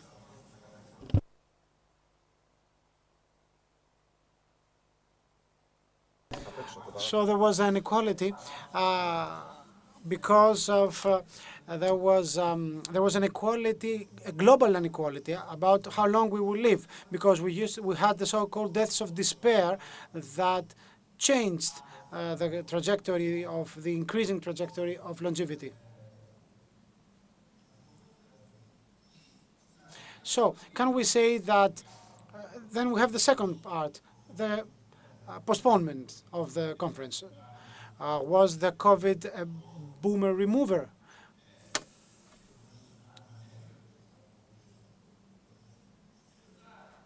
We apologize, but the connection is terrible and we have great difficulty interpreting. So the first thing with COVID-19 was to approach it in a very simple way. What will happen after Bergamo in Italy and Spain? The first thing we thought was that there will be a major increase of elderly people. As a result, the expectations with respect to longevity after the pandemic were reversed. And then there was the contradiction between health and wealth. So the politicians should pick health over economy or vice versa. This simplistic approach was reviewed. Now we have two different stylized facts. On the first hand, we have a close correlation between wellness and lifestyle, and those factors that support longevity are being rewarded, are being supported. And on the other hand, we have an increase of inequalities, which means what we were afraid of, the so-called deaths of despair, is confirmed. Now, third question, is longevity postponed for after March 2020? Will longevity be restored after COVID is done? And this is related to the long-term health-related prospects. So it's most likely that this pandemic will lead to two certain trends. A, we will have an increase of longevity and an acceleration of the existing trends, also because of the development, the evolution of the research of the research on aging. Because aging is a physical process and not just the lack of morbidity. On the other hand, of course, the second trend, the second development is the increase of dissemination inequality, which means that the distance between those who are less lucky is growing bigger, and this means that this inequality has different aspects. It's not just social inequality. This social inequality will fuel and be fueled by the health-related performance of an individual and its duration of life. So as a result, social inequality will be much more multifaceted in the future. Fourth question, is longevity being transformed? Will it have a different texture, if you like?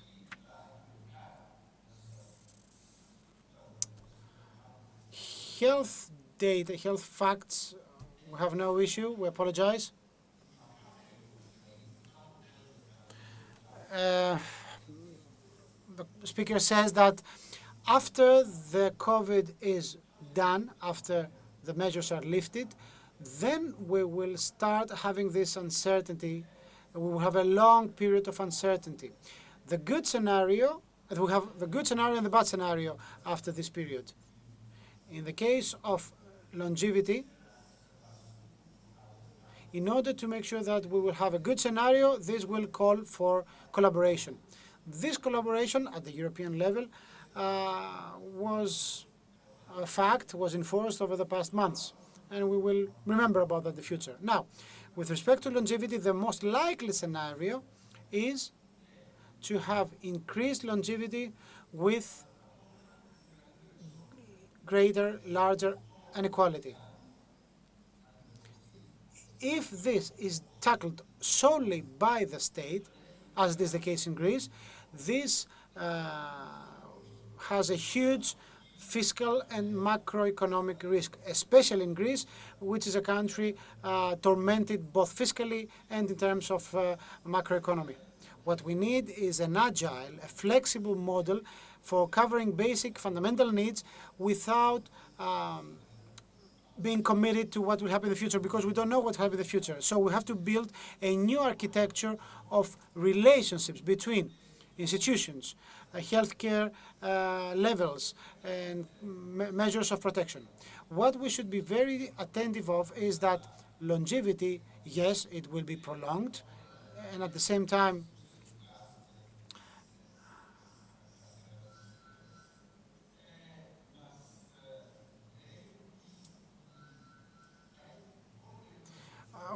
what we can surely say that in the future,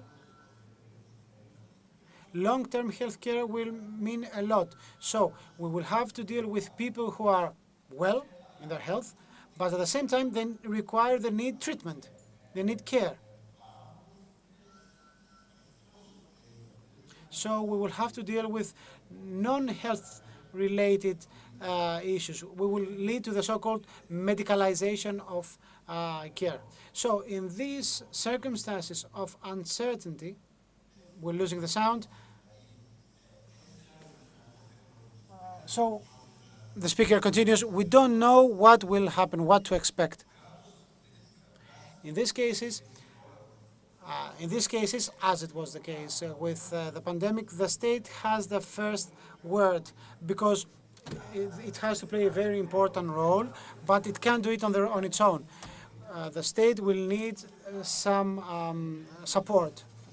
In order to tackle these inequalities, the government will have to cover all risks at with the lowest financial cost, which means that many things have to be done, but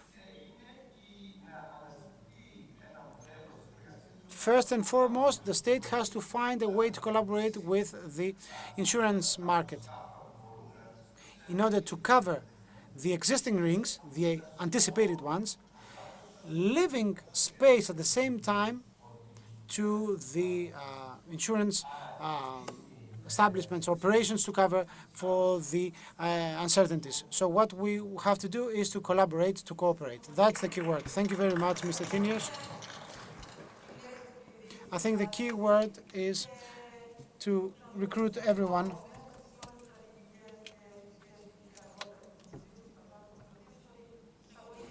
And as we say, our health span relies on our genes by 20% only. All other things, the remaining 80%, has to do with factors that relate to the policies and the decisions we take. A question to the Minister, and then to the other panelists before they give the floor to your questions. Dear Minister, 1 week ago, there was a McKinsey study according to which, entitled, "The Hidden Costs of COVID-19." According to this study, there are increased costs related because it's not to the COVID, because it's not just the cost of the pandemic, but the entire health care and social coverage that was, let's say, paused or frozen because of the pandemic. People didn't go to the doctor, certain operations did not take place, plus the mental health issues. So are you getting prepared to tackle with these hidden costs as well, or direct cost, as some might say? because we also have the chronic diseases, we have cancer patients. It's not just the pandemic. So there's a dual challenge ahead for you. We'd like to hear from you on that. I think that in the past 12 months, these 12 months seem to be a very short span given the longevity, if you like, of chronic diseases. However, for us, these last 12 months were very dense. It was very dense because we have 5 or 6 bills to be passed, but you're right. This McKinsey study is well documented given the scientific data, so I'd like to say that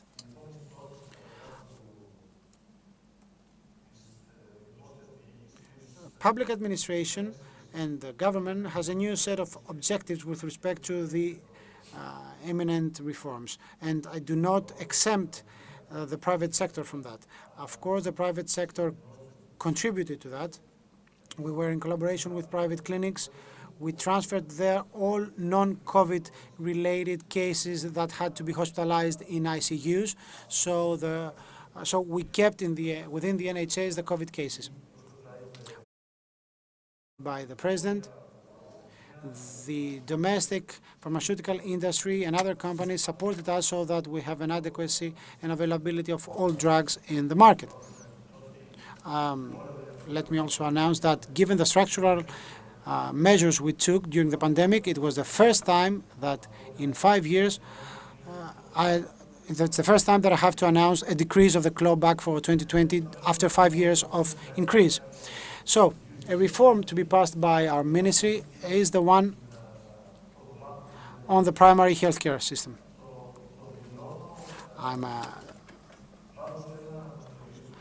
Let me put an asterisk on that. When I was a student of medicine, when I was an intern in a hospital, when I was a PhD candidate, throughout these years I have been listening to reforms. I know that all reforms were well intended, yes, but the results were poor. In our mind,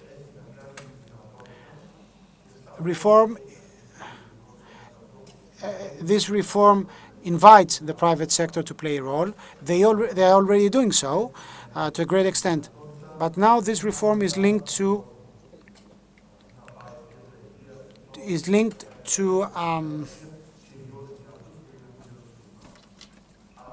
it's not about enforcing someone to go to a mobile medical healthcare unit, to a regional healthcare unit, to a private doctor. No. We want to incentivize families to find resort to a family doctor, to a primary healthcare professional. Of course, by nature and by my attitude is not to nullify everything that was done before. We have to patent, modelize, systematize all the things that were done in the past. We have to have someone on top, a coordinator, being available on a 24/7 basis, 24/7 basis. We have to have digitalized systems involving the private sector so that at peak hours, when there is no access to NHS practitioner, there will be some private practice available. It's not about the primary healthcare working 9 to 5. This unit has the necessary doctor, but another unit has the PET scan machine, for instance. No. So this is the bet for us, the major bet for us and for public health. And during the COVID period, we observed that there was decrease in visits of patients to the second level of healthcare system. According to studies, 10 to 12% of this visit, of this drop, was because of the fear of citizens as a result of the COVID. But the remaining part of these decreased visits was because of the fact that there was no actual need for these people to visit the hospital. They could have been treated with less fuss, with less cost, by going to a primary healthcare unit and then being directed to this or that clinic or this to that treatment, or this to that hospital. The second reason for that, the reason for that was the hospice. the so-called palliative treatment. It's something that we do, we have been doing and keep on doing at the patient's home, but there is no structured approach to that as it stands. At the pilot stage, we will have a hospital in Athens as a reference hospital for palliative care.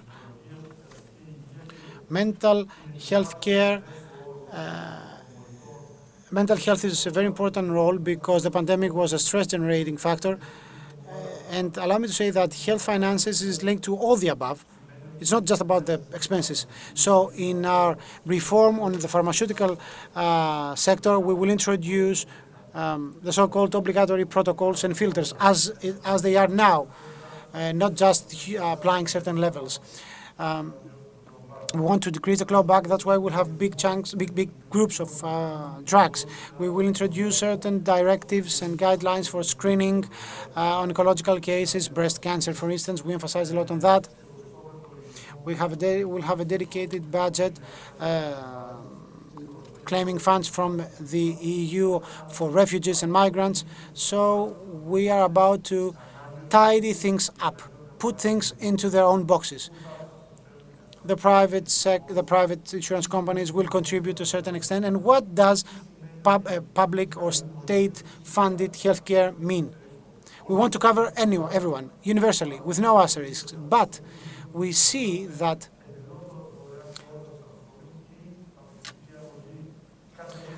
some of these people, although they are fully covered, they pay something extra in order to change the pharmaceutical drug they're about to be administered.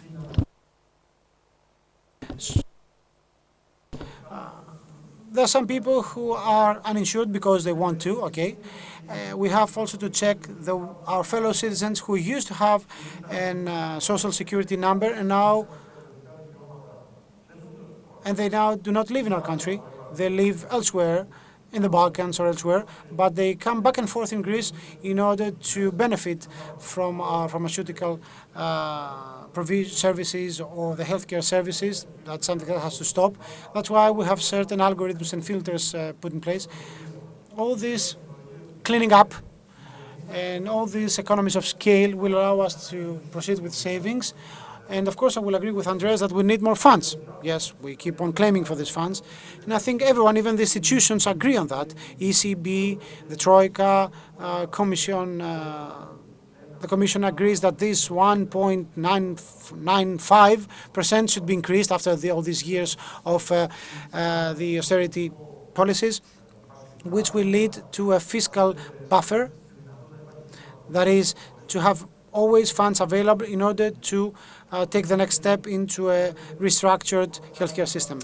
As you can see, we first do things and then we announce them, because the healthcare system has been tormented, hit in the past, and we have wounds and injuries, one after the other. We heal one wound, we do something right, we announce that, we have the assessment process, we close the issue, and then we move to the next one. That's how we should treat it.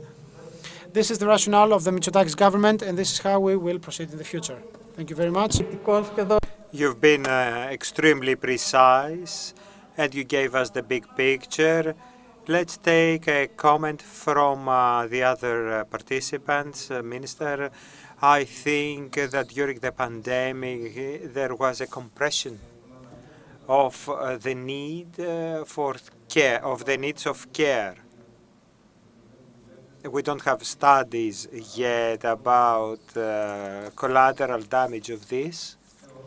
Nevertheless, I believe that the gap which was shown was between we stay at home, people that refer to people with serious chronic diseases who stayed at home after guidance from OD, and between that and the hospital, there is a gap of organized services from the system that could follow systematically via teleconferencing or visit at home, medical visits at home, the course either of people that suffered from COVID or those who had serious chronic diseases.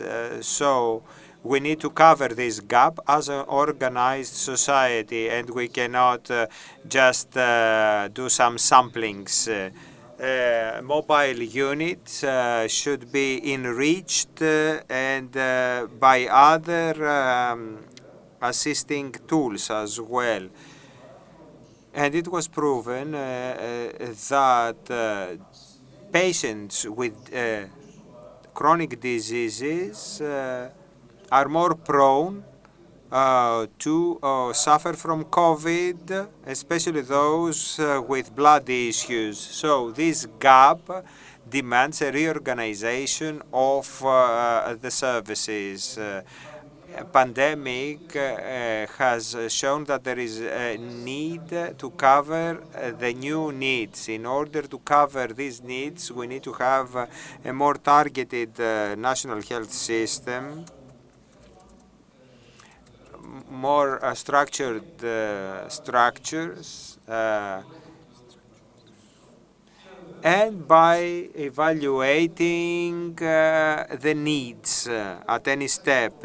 So restructuring, reform, in order to show that we have learned something from the pandemic. Yes, we all need to have and enrich the heritage.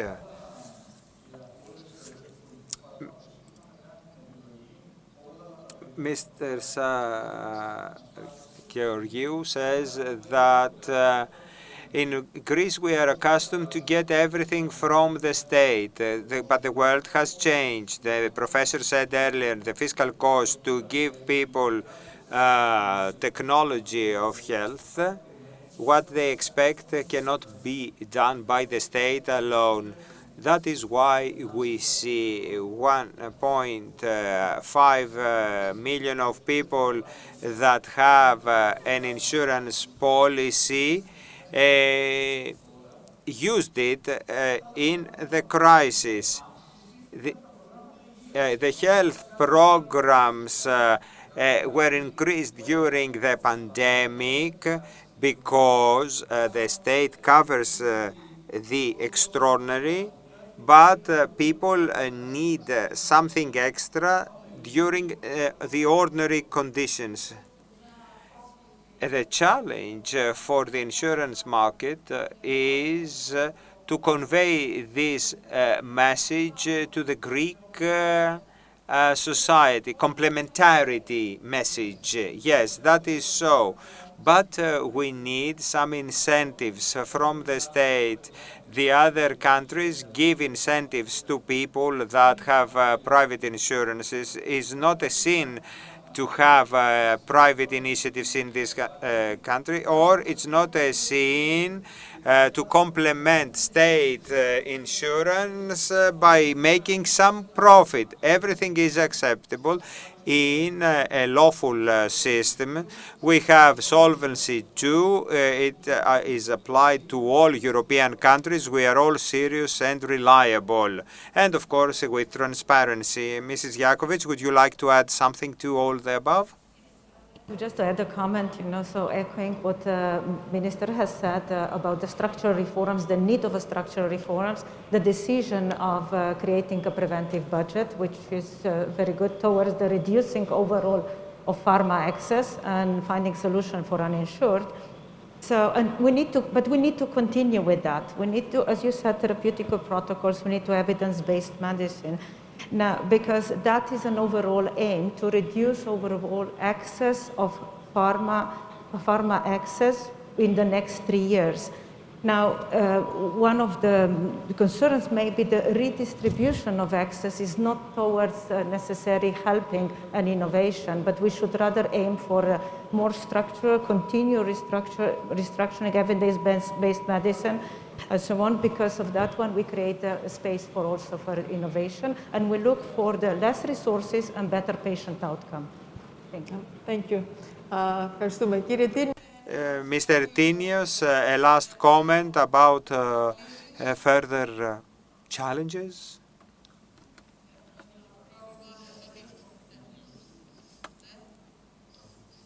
Can you hear me? Yes. I will continue to what Mr. Sarageorgiou said earlier. Usually, you pay the cost of illness when you are ill, when you are ill, healthy. So that is what you can expect from the state and from the private insurance. And that is what is happening when we have a private insurance. We don't expect someone to get ill and then start paying, but healthy people pay before in order to protect themselves when they are not healthy.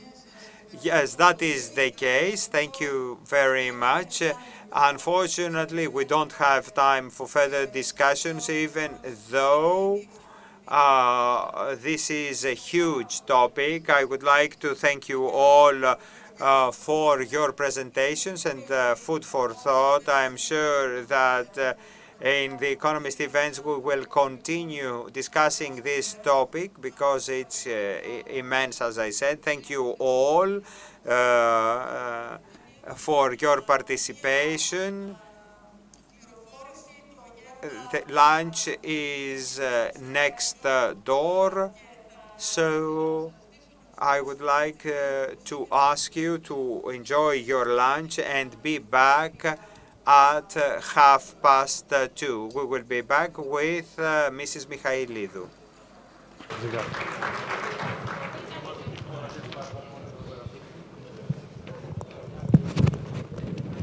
Ευχαριστούμε.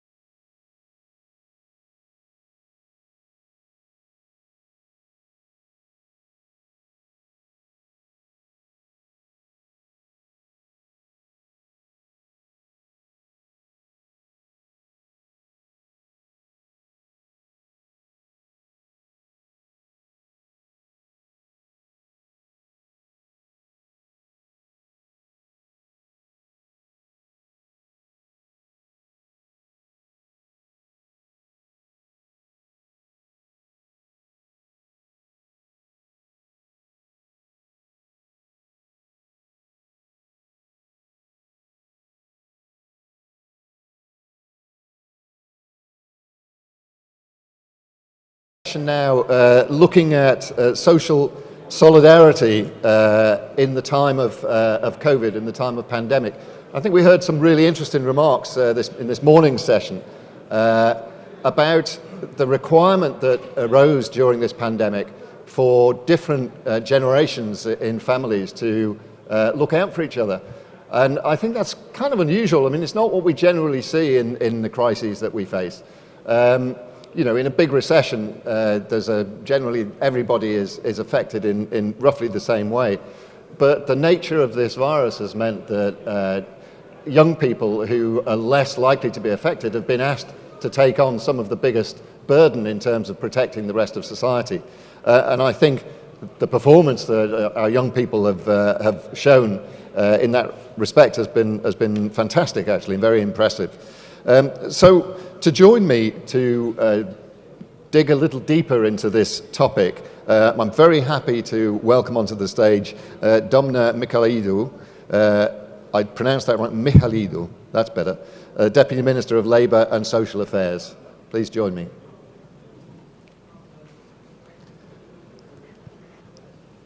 Thank you very much. Where would you like me to start? Wherever you like, but probably this one.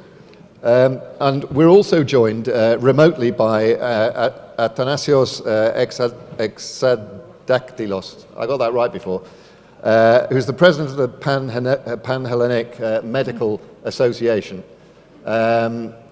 Welcome, Mr. Exadaktilos. Nice being with you. It's good to have you with us. I can see you. I'm not sure yet whether our audience can see you. But you're very welcome. So this topic, social solidarity, it's been a unique experience, I think, for all societies, the way this epidemic has swept through and the way different generations have been affected differently. Domina, can you give us some introductory words on how you've experienced this? Are we speaking in Greek or English? In English or in Greek? Okay, absolutely. So in Greece, we have quite an unfortunate starting point, right? We entered this pandemic crisis and we entered it with a share of around 22% of our population belonging to the age group of 65 plus. So given the fact that all medical data points out to the fact that the risk of infection is much higher at much higher ages, then this statistic does not exactly prove helpful for the evolution of the pandemic in our country. So what we did as a government and what we did in the Ministry of Labour and Social Affairs, I was very glad to see my minister here, is that we took a set of actions not just to safeguard the health, if you want, of employment and of the labour factor, but to safeguard the well-being of the most vulnerable citizens, including the elderly. So we took a series of actions with regards to predominantly safeguarding the healthcare and the well-being of the elderly within closed institutions. And why am I saying so? Because we need all to be reminded here that many countries in Europe, but also in the Western world, and namely France, Canada, Sweden, Spain, countries with historic records of welfare systems that work for not just decades, but centuries now, suffered many losses within state welfare institutions, and these were for the elderly and the disabled. So in Greece, we were very lucky, but also we worked really hard towards ensuring that not only we did not suffer a single case of death, not only zero mortality rates, but zero morbidity rates within closed welfare institutions. So we had zero COVID cases within state elderly houses, and zero COVID cases within state disability houses. And this means that this was a very important factor behind having much lower mortality rates overall in the country. Because I remind you that countries like France, countries like Sweden, half of the deaths that they suffered were within elderly houses. So yes, sure, from the one side in Greece, because of the value, if you want, of the Greek family, we have less elderly within closed institutions like this. And what we did to ensure this situation and to ensure this dynamic is that we increased by a third the personnel within closed welfare institutions. We increased by a third the personnel there, bearing in mind that lots of civil servants had to leave with special purpose leaves, but also we increased in very specific specialties of doctors, of nurses, of carers within them.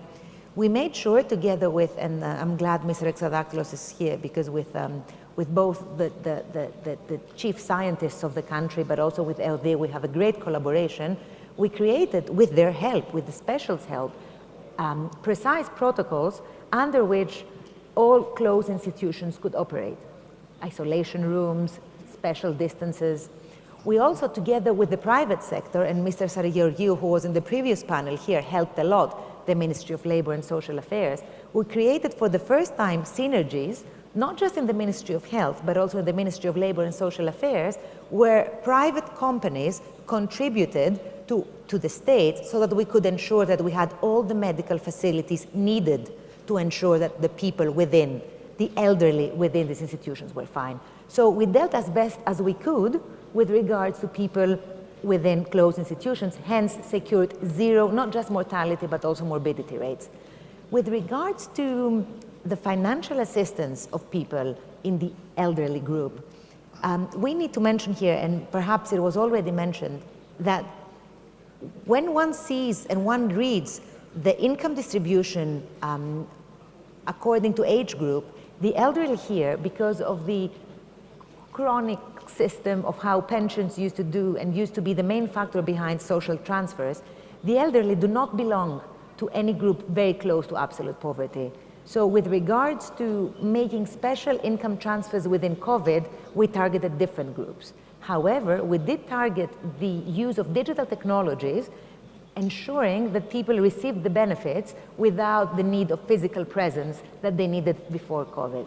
So this is what we did COVID related. Another aspect has to do with what we do from now on. And what we do from now on has to do with centralizing all the provisions that are scheduled to be provided for active aging. What we want to ensure as the Ministry of Labor and Social Affairs is active aging. It's not just that you have an elderly within the family and with all the love and attention, you practically park him somewhere within a flat and you provide the basics for him. But given the fact that we do face a pension system difficulty, which is the understatement of the day for sure, we need to ensure that we use all available technologies, and this is where the European Commission comes in, and where the World Bank comes in a program that we call here Ophilie, where the first thing we do is that we centralize what we call CAPI, KIFI, and the services, the home delivery services, what we call the assistance, the home assistance, the voήθεια στο σπίτι. We make sure that they all work under the same umbrella, but they do work with the assistance of telemedicine, if I say it properly, and with ensuring that we factor in skilling and reskilling of the elderly in a non-typical way. So this is the plan to be made, and I'm not sure how much more time I have before your next question comes in, is one of the, in order to treat the macro difficulty of dealing with the elderly, one needs to see and to find ways of dealing with the bottom of the population pyramid. And this means reinforcing the younger, reinforcing families and reinforcing children. And this is one of the main pillars of the new European Social Fund Plus, that actually it strives for what it calls the child guarantee. And what the child guarantee does is ensuring that there is an elimination of child poverty and making sure that we strengthen families as much as we can. And our government has moved towards this direction. It moved with creating tax cuts of 1,000 euros per child. It moved with us introducing in January this year, for the first time, a cash stipend of 2,000 euros for each birth that takes place in the country. It works with regards to us helping a lot young mothers and young families, boosting the whole nursery system here. And this is what we do, and we give it an extra boost this year, even if it's a difficult fiscal year because of the COVID crisis, by ensuring that civil servants can also get family support to send their kids at nurseries, because perhaps you did not know, but with it's incomes tested, right?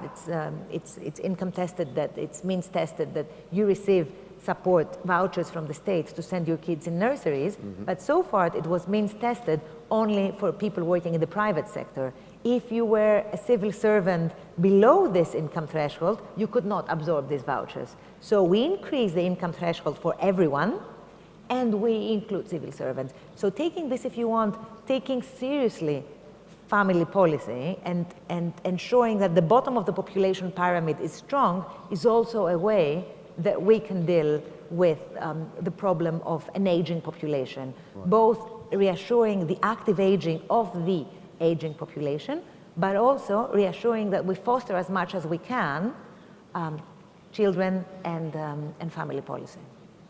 Great, excellent. Thank you very much indeed. I'd like to bring in at this point Mr. Exadaktilos. Can I ask you, President of the Pan-Hellenic Medical Association, what's your reaction to what you've heard, and what are your views on how things have developed during the course of the pandemic so far in Greece? Επιτρέψτε να μιλήσω στα ελληνικά, γιατί έτσι μου ζήτησαν ευθύς εξ αρχής να προετοιμαστώ. Και θα ήθελα να ευχαριστήσω πρώτα για την πρόσκληση στο να συμμετέχω στις εργασίες του συνεδρίου. Θα ήθελα να τονίσω ότι η αλληλεγγύη είναι αυτονόητος όρος για την άσκηση της ιατρικής και μάλιστα είναι όρος με τον οποίο ασκείται η ιατρική χωρίς να αναζητούνται ανταλλάγματα, όπως δυστυχώς συμβαίνει με την πολιτική, ενίοτε και από γιατρούς που είναι πολιτικοί, όπως ο προηγούμενος Υπουργός Υγείας. Αντάλλαγμα? Returns. What we saw during the pandemic at the beginning or at the end of February and beginning March, we asked from all Greek citizens to stay at home and not seek health care in doctors, clinics or at hospitals. That was a big achievement, which was not highlighted adequately, but international mass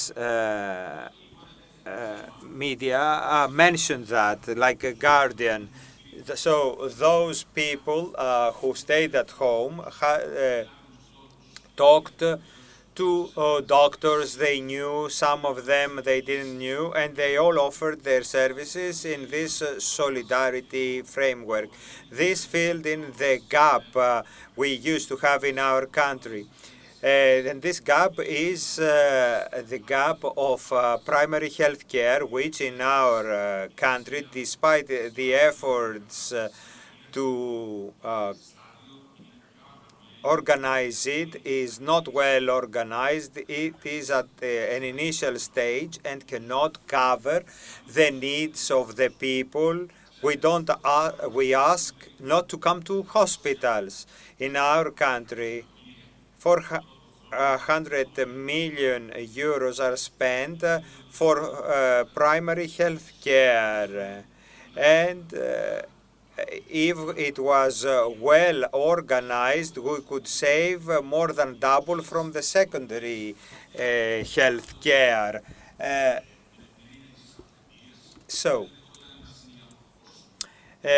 Nevertheless, in the past, despite the efforts, nothing was achieved at the level of primary or secondary education. The main changes we expect in the framework of the pandemic have to do with high-risk groups and the groups that socially are not in the center of our society. HIV positive, drug users, immigrants, Romas, and they were asked occasionally, why don't you stay at home during the quarantine? and they said we should go out and steal things in order to survive. They were so naive to tell the truth. So we need to find ways to support the income of all people, not only to survive but live properly, and at the same time follow the discipline so as not to contaminate others. Usually, the pandemic affects the lower strata of the society, people who do not work properly, are unemployed, live in a poor neighborhood. And I will make a political comment here. We believe it is extremely lucky that the pandemic came in 2020 and not in 2019, because what we have heard occasionally, we heard absurd things of how we could have handled that, and the conditions back in 2019 concerning the social cohesion were not that good. And to the last question, we hope from the reactions of the society, they show to be mature. Despite being tired and despite the difficulty of all what was asked by the scientific community to do, it's not easy to ask somebody who hasn't worn a mask for 8 years to wear it throughout the day. So compliance of the society should make us feel optimistic. We should also be optimistic from the course of our country regarding the political decisions in cooperation with the scientific community trusted that much for the first time has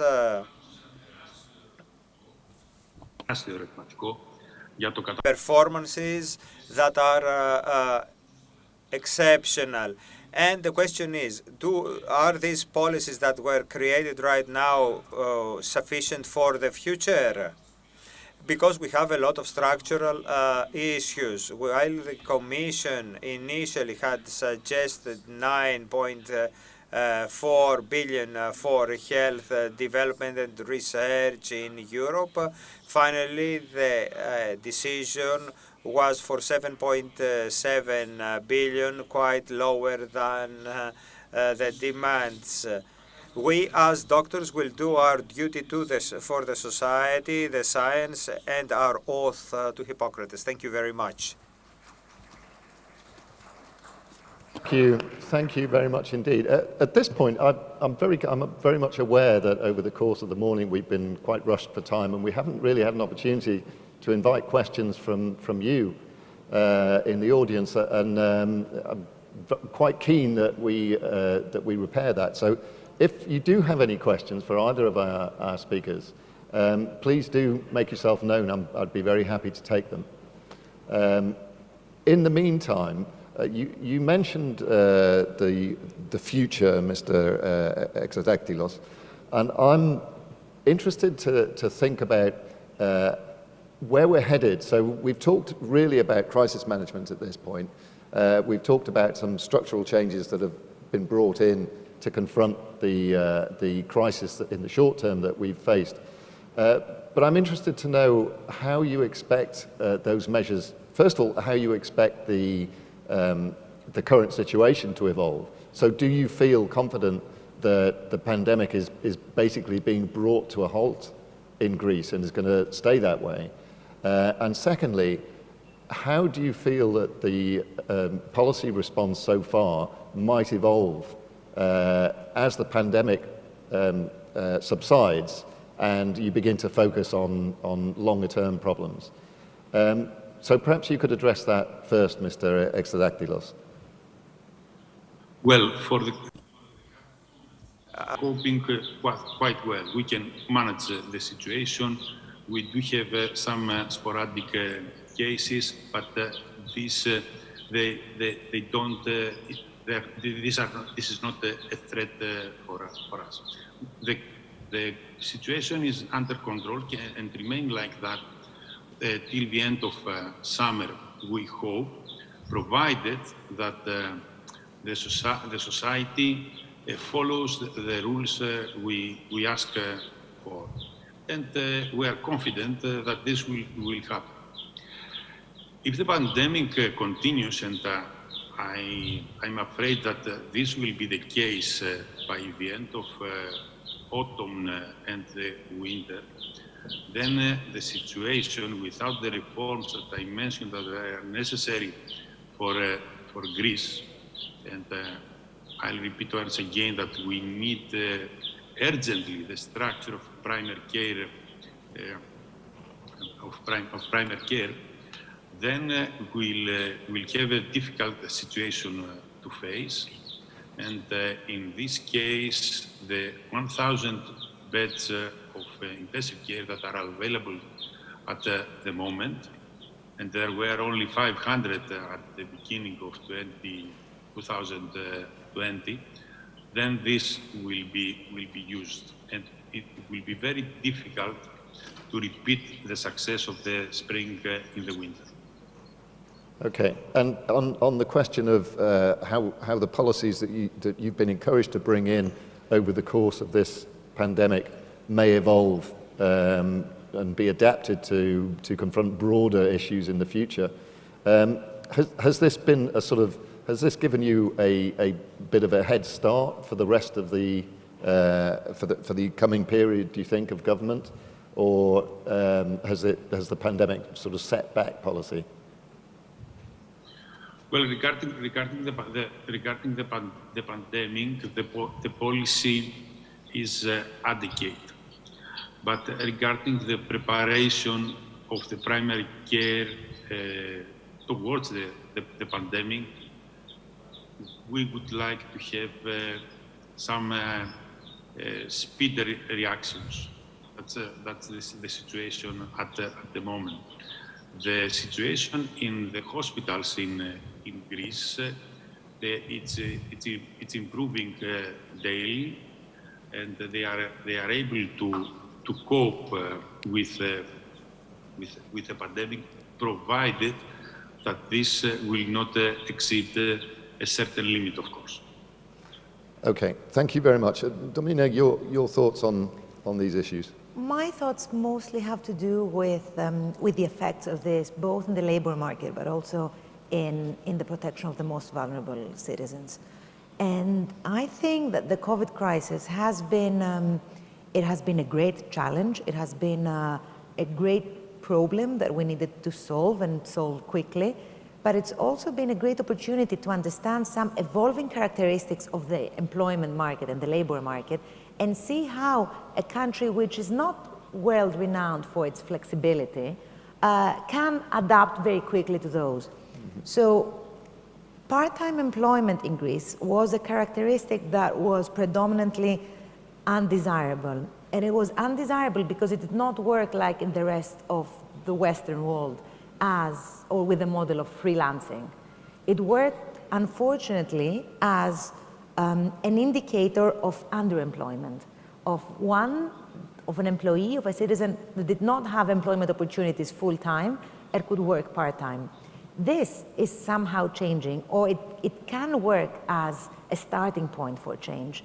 And the reason behind this is that digital skilling, which has evolved quite quickly and is a real weapon and real tool for remote working, can enhance this direction. So for us, there are special population groups. There are mothers, let's say, and there are the disabled.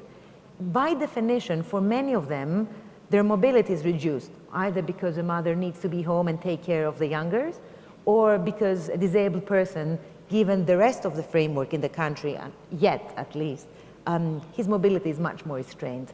So this can be an opportunity, and has been, and as a ministry, we've worked towards this direction. We started a collaboration with Google with regards to digital skilling of the unemployed. And within this new program that we launched last week with Google, there is a share for the beneficiaries of the guaranteed minimum income scheme. So we go and we protect and we skill the most vulnerable. And there is another new program of OAED, the National Unemployment Bureau, that works towards this direction of skilling the disabled people. So it has been, in some respect, an opportunity that shows the gaps that we have in the labor market and points towards weapons that are not as expensive as the state could have once thought, that can be and have started to be utilized to work towards making the labor market more flexible, but in an income conducive way, not in the older way that we've been used to of thinking of a flexible labor market as a negative characteristic, because it used to be a negative characteristic. Absolutely. And now with the new special programs that we're designing and we've understood their necessity, we're further emphasizing and boosting. Okay, that's really interesting. I mean, I think it's something that I've observed pretty much everywhere in the world. There's this odd sense that in the midst of all of the misery that this epidemic undoubtedly has caused, there's a sense that there's actually a positive legacy. People have been surprised in many ways by countries, governments, populations' capacity to innovate and to find new ways of doing things that have overcome the worst of the threats of the virus. And let me interrupt a bit here. I think what's been critical in Greece that assisted towards achieving what you just described, there are two variables. The one is that unfortunately we started with a very low starting point, so we could make a huge leap to the future. And the second is what Mr. Exadaktilos described before, is that we had our citizens really supporting and being very helpful in an unprecedented way in complying with the directions of the experts. We were all very positively surprised, and as a government, we owe a huge thank you to all the citizens of the country that actually complied to not the directions of the state, but the directions of the experts. Right. And these two together, the fact that we start from a very low starting point, and you'll have the Minister of Digital Economy in a few hours. We started with the Minister of Labor with a new digital pension that I was explaining before. These two characteristics, the low starting point and the fact that we all work together after a long time towards this direction, make us more optimistic about the future and what we can achieve now that we have a very clear idea of what is at stake, but also of how exactly the problems are. Excellent. Okay, well, on that rare and positive note of a government official thanking the population, which is novel and unusual and very welcome, I think we'll draw this session to a close and move on to our next one. So please do join me in thanking Domina and Mr. Exadaktilos, whose name I finally got right after 13 attempts, for joining us today. Thank you very much. Thank you. Would you like to? While I'm introducing the next panel, we'll stand and have the paparazzi. You never get away from them. Thank you very much for that. Thank you. Okay, see you later. Okay, on to the next session. I mean, that question of social solidarity and the role that a population plays at times like this. The government sort of directs and sets out guidance and policies, but at the end of the day, it comes down to the people and how the people comply with that direction if those policies can work. Of course, the other end of the scale is that populations, many segments of populations are very, very reliant on the actions of the government and of the state to provide for them at particular periods in their life. And one of those critical periods is and particularly in the context of the demographic discussion we're having today, is the older end of our lives, as it were. So as we get older and we move towards retirement. To discuss the social security and pensions environment after the coronavirus epidemic. I'm very, very happy to welcome onto the stage the Minister of Labour, Social Insurance and Social Security for Greece, Yanis Vroutsis. Please come and join me on the stage. We also have the CEO of Ethniki Insurance, Stavros Konstantas, and Professor Emeritus at the University of Athens, former Minister of Labour and Social Security for Greece, Tassos Giannitsis. And I love this idea of having a minister and a former minister on stage at the same time. I'm not sure how well that would work in my country, but it's great to see it happening here. Finally, I'd also like to welcome Professor Department of Statistics and Actuarial Science at the University of Piraeus, Miltiadis Nektarios. So that's our panel for this, this next session. Gentlemen, welcome. Thank you. Okay, so to start, I mean, this is a really fascinating subject. Pensions are far closer to my heart than I would want them to be. 20 years ago, I didn't care. Now I'm all of a sudden very interested.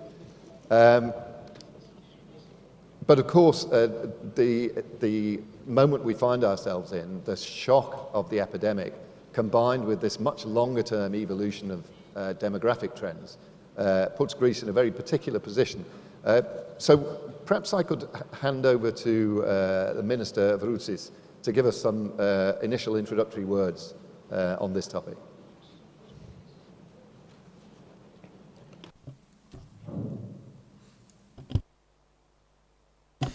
Good afternoon, everyone. Thank you very much for this honoring invitation. The panel is really sublime. I'm sitting with having two amazing professors on my right and my left. Mr. Giannitsis, his contribution is well documented over the past years. Today, it's a very important day, accidentally or not. It's a very important day for social security in Greece. This is the reason why I was a bit late with my arrival, I mean. So, a weakness of decades since day one of our national social security system, the so-called attribution or the payment of the pension, and the delay until someone who's just retired gets it, something which in Greece, in the best case scenario is it takes 1 year. The worst case scenario, 3 or 4 years. So this is the beginning of the end of this weakness, of this illness, if you like. We found the solution in the sense that in a very structured way, along with the director of EFKA, we started back in 2013, 2014, then there was an interruption. So we resumed, and in the last 12 months, we did all the necessary preparations, and today, along with our Prime Minister, Mr. Mitsotakis, we pressed the button of Atlas.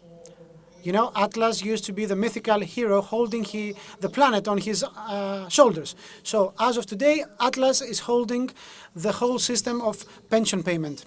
The problem was there and was here, and as of today, we have two kinds of pensions: those paid because of death and those who are linked to farmers. These pensions represent 40% of new pensions to be paid. So somebody might ask, what does this mean? Why is this a solution? We also presented the actual timetable, because you know me, to the extent you know me, I want to be as precise as possible when it comes to figures, facts, and timetable. So the timetable is the following. Late this year, we will include all pensions due to impairment in the system, which means 55 to 70% of all new pensions. And our ambition is by end 2021 to be able to pay 80 to 85% of all pensions by means of this system in a digital way. So, given these two categories, by October or November, we will have 4,000 automated pensions awarded per month. you know that whenever you try to do something, something else comes up. This is policy. You do something, somebody comes and stops it. So what happens with the cases of pensions that are still pending? In these 3 months of COVID, there have been pensions to be awarded, but they remain frozen because of the COVID. There was also another pack of pensions stuck in some drawers for other reasons. But they will be tackled in two ways. A, we will save human resources because of the introduction of the new system, given that there will be no manpower needed in order to award this pension. And second, the Atlas system will gradually integrate old pensions paid. So at a certain point in 2021, Greece, for the first time in its history, will suffer no such weakness, so such illness of having to award a pension to somebody who's just retired and having him waiting for months or years. All pensions will be paid within a very short span. Given the new system Atlas, the time for the award of a pension will be amazingly small. It's not counted in months or days or years. No. From the moment someone files his or her application under Atlas, the pension will be paid within a few seconds.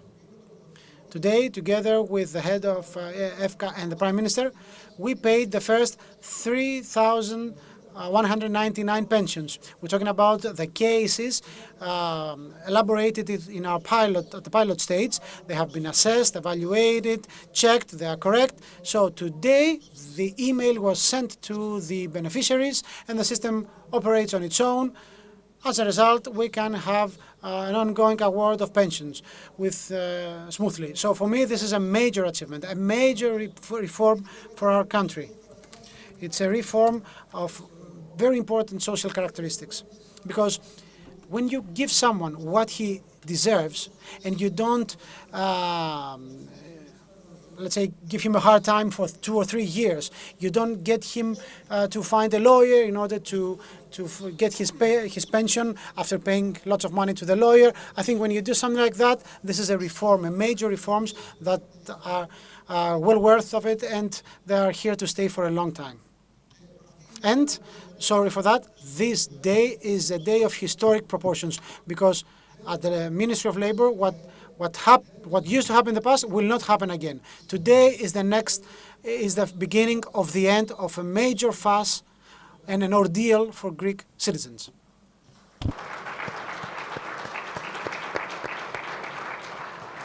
I think we hear the sound of a lot of people approaching pension age. Thanks. I'm fascinated to know, I mean, it's really interesting that, it's great that you're able to come to the podium today with a positive announcement of this kind of, pretty significant one too. I'm fascinated about the timing of this, of how this, what's quite a heavy lifting reform, it's a pretty complicated reform, has been brought to fruition at this point in time when you're surrounded with a global emergency.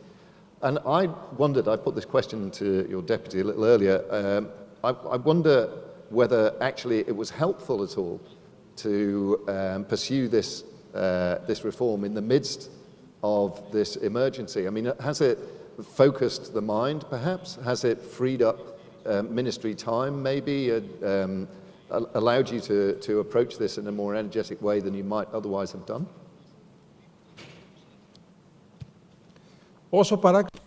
Even though it might look strange, you're right. It was a period the Ministry of Labour in Greece had to pay the employees. It had to keep alive businesses, and amid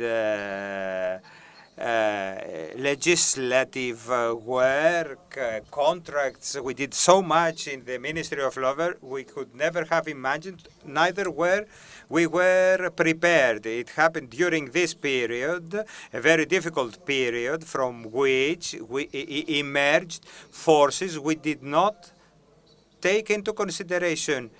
telework, for example, was something that we're not used to. It was, but it was not regulated. It was not, and now I prepare a framework for telework, which will be in a bill, which will be voted for at the end of August, and will be part of the labor law. We used other tools. Ergani, for example, the Ministry of Labor paid, paid 2 million employees with processes we covered with special payments for the employees, with postponement of labor, extraordinary payments in order to avoid layoffs. Yes, the answer is yes to what you have asked me. COVID was an opportunity in the ministry to look the reality from a different point of view and actually gather together to deal with something global in a different way. Governance, the digital world is something which is a challenge for the future. And in the Ministry of Labor, we are focusing towards this direction. Let me move on then to Mr. Giannitsis and your thoughts about this sort of broader issue. I mean, feel free to comment on the government's performance over the period of the pandemic, but the broader issue confronting Greece, its social security system, its pension system, in the midst of the coronavirus epidemic. So would you like to give us your introductory words? Thank you very much. Thank you very much for the invitation to participate in this conference. And it is interesting, and in this exceptional panel, I will focus on 5 points, macroscopic ones. The first one, a key question of the conference, if a social security system is sustainable. Social security can theoretically continue as it is, but at a huge cost. The spectacular erosion of the sustainability of critical economic, social, and developmental relationships.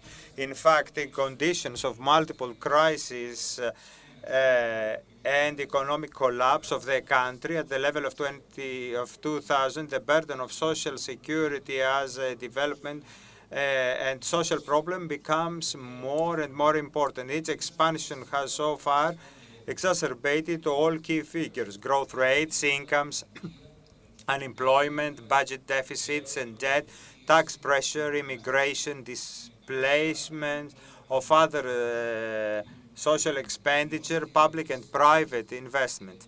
In addition, it leads to an invisible privatization of social security for a significant number of low-wage workers resorted to undeclared employment because they cannot pay their contribution. This leads to a continuous accumulation of two major risks: the individual risks of the uninsured in terms of health and poverty, and the wider social risk that results from them. The second key, the total expenditure of the state for pensions increased from 5 billion euros in 2001 in about 17 billion euros in 2018.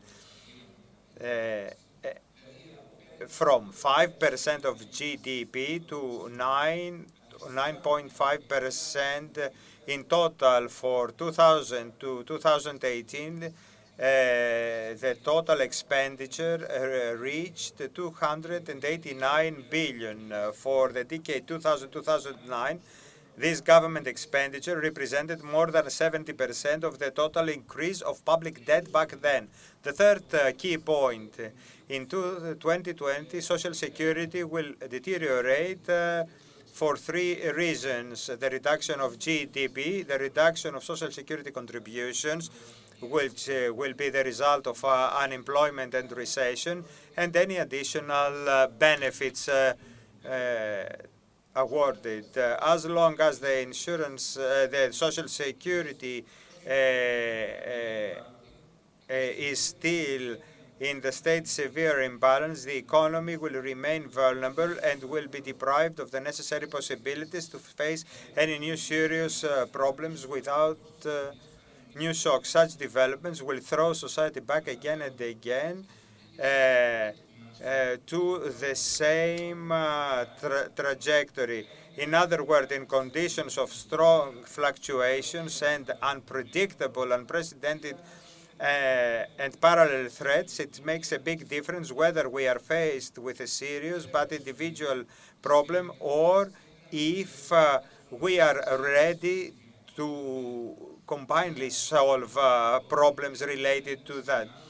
The current situation was not the result of a smooth evolution of population data, but of political choices which turned a disproportionately large number of people under the age of 60 and 65 into retirees to cover up weaknesses in other policy areas.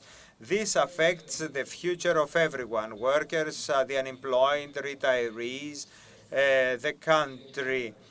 There are situations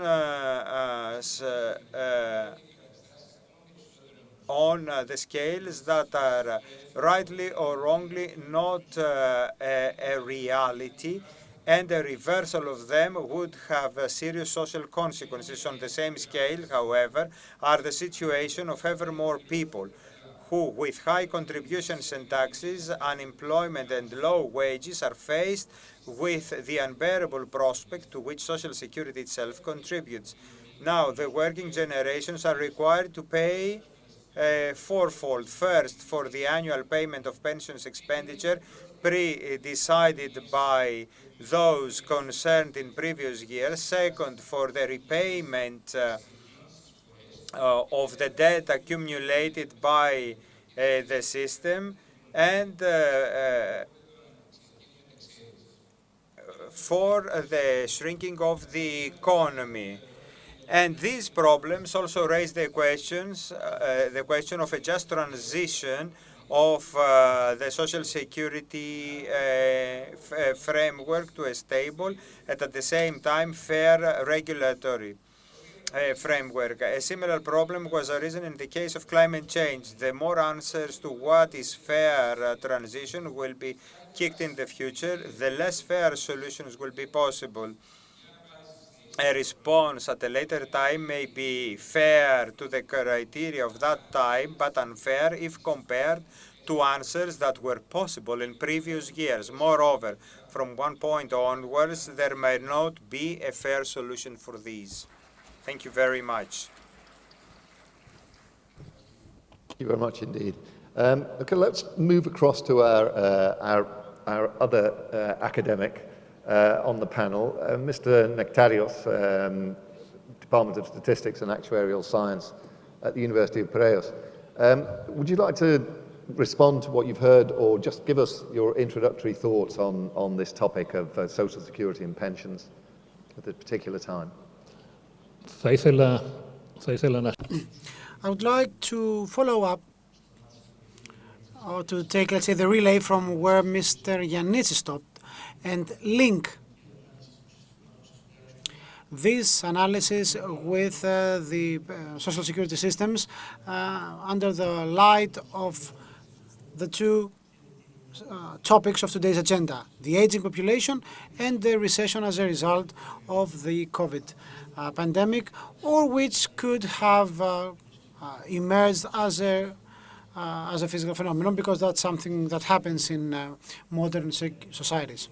Since the 1970s, especially in US universities, things like that have been the topic of the day, and decisions have been taken in a timely manner. Exactly because the impact might be dramatic, as Mr. Giannitsis said, if you rely only on a pay-as-you-go system. Back in the 1970s, economists and scientists suggested that you shrink the pay-as-you-go system and complement that with a contributory system. The Americans did it first in 1976. They were the first in the developed world. And by the end of the 1990s, most developed countries followed suit. That is the combination between the pay-as-you-go and the contributory system. What are the benefits of such an approach? A, there is an adequacy of pensions. At any level of replacement rate, the contributions are smaller if one uses both systems compared to the model of having pay-as-you-go system exclusively. Greece is a typical case of the highest social security contributions in the developed world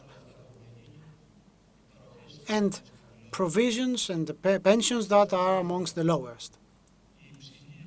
Second, the contributory system has a huge burden on employment and competitiveness of one's economy. So, by using this combination, this combo system, one helps one's economy to be more performing and more competitive. Moreover, this combination protects a country against the population aging because, as you might already know,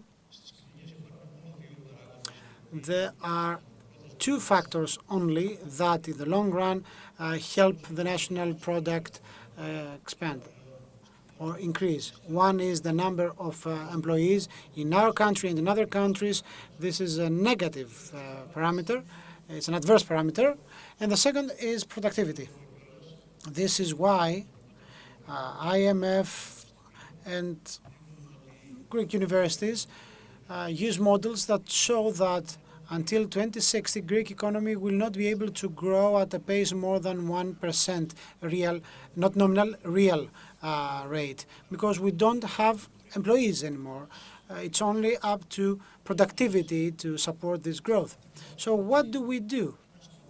There is only one way to this end in order to overcome one's problems. A country must find ways and boost the incoming investments, the investments in general, and to find ways and increase productivity. For many years we've been going the wrong way. We still are. In modern societies, dear ladies and gentlemen, the workforce is not able or is not willing to put money aside. They don't have savings. That's the way we live. So what happens in modern societies? We have obligatory, mandatory savings as a result of the pension system's provisions. And this is the pay-as-you-go component, the contributory component. In the US, since the 1970s, and all European countries now have reserves. We're talking about institutional savings that range between 80 and 200% of their GDP. 80 to 200% of their GDP. So, by means of this reserve, they can turn their external debt into domestic one. They can fund investments, etc. What is the rate? What is the percentage in Greece? 0%. As a result, generating capital and distributing the burden between the pay-as-you-go and the contributory system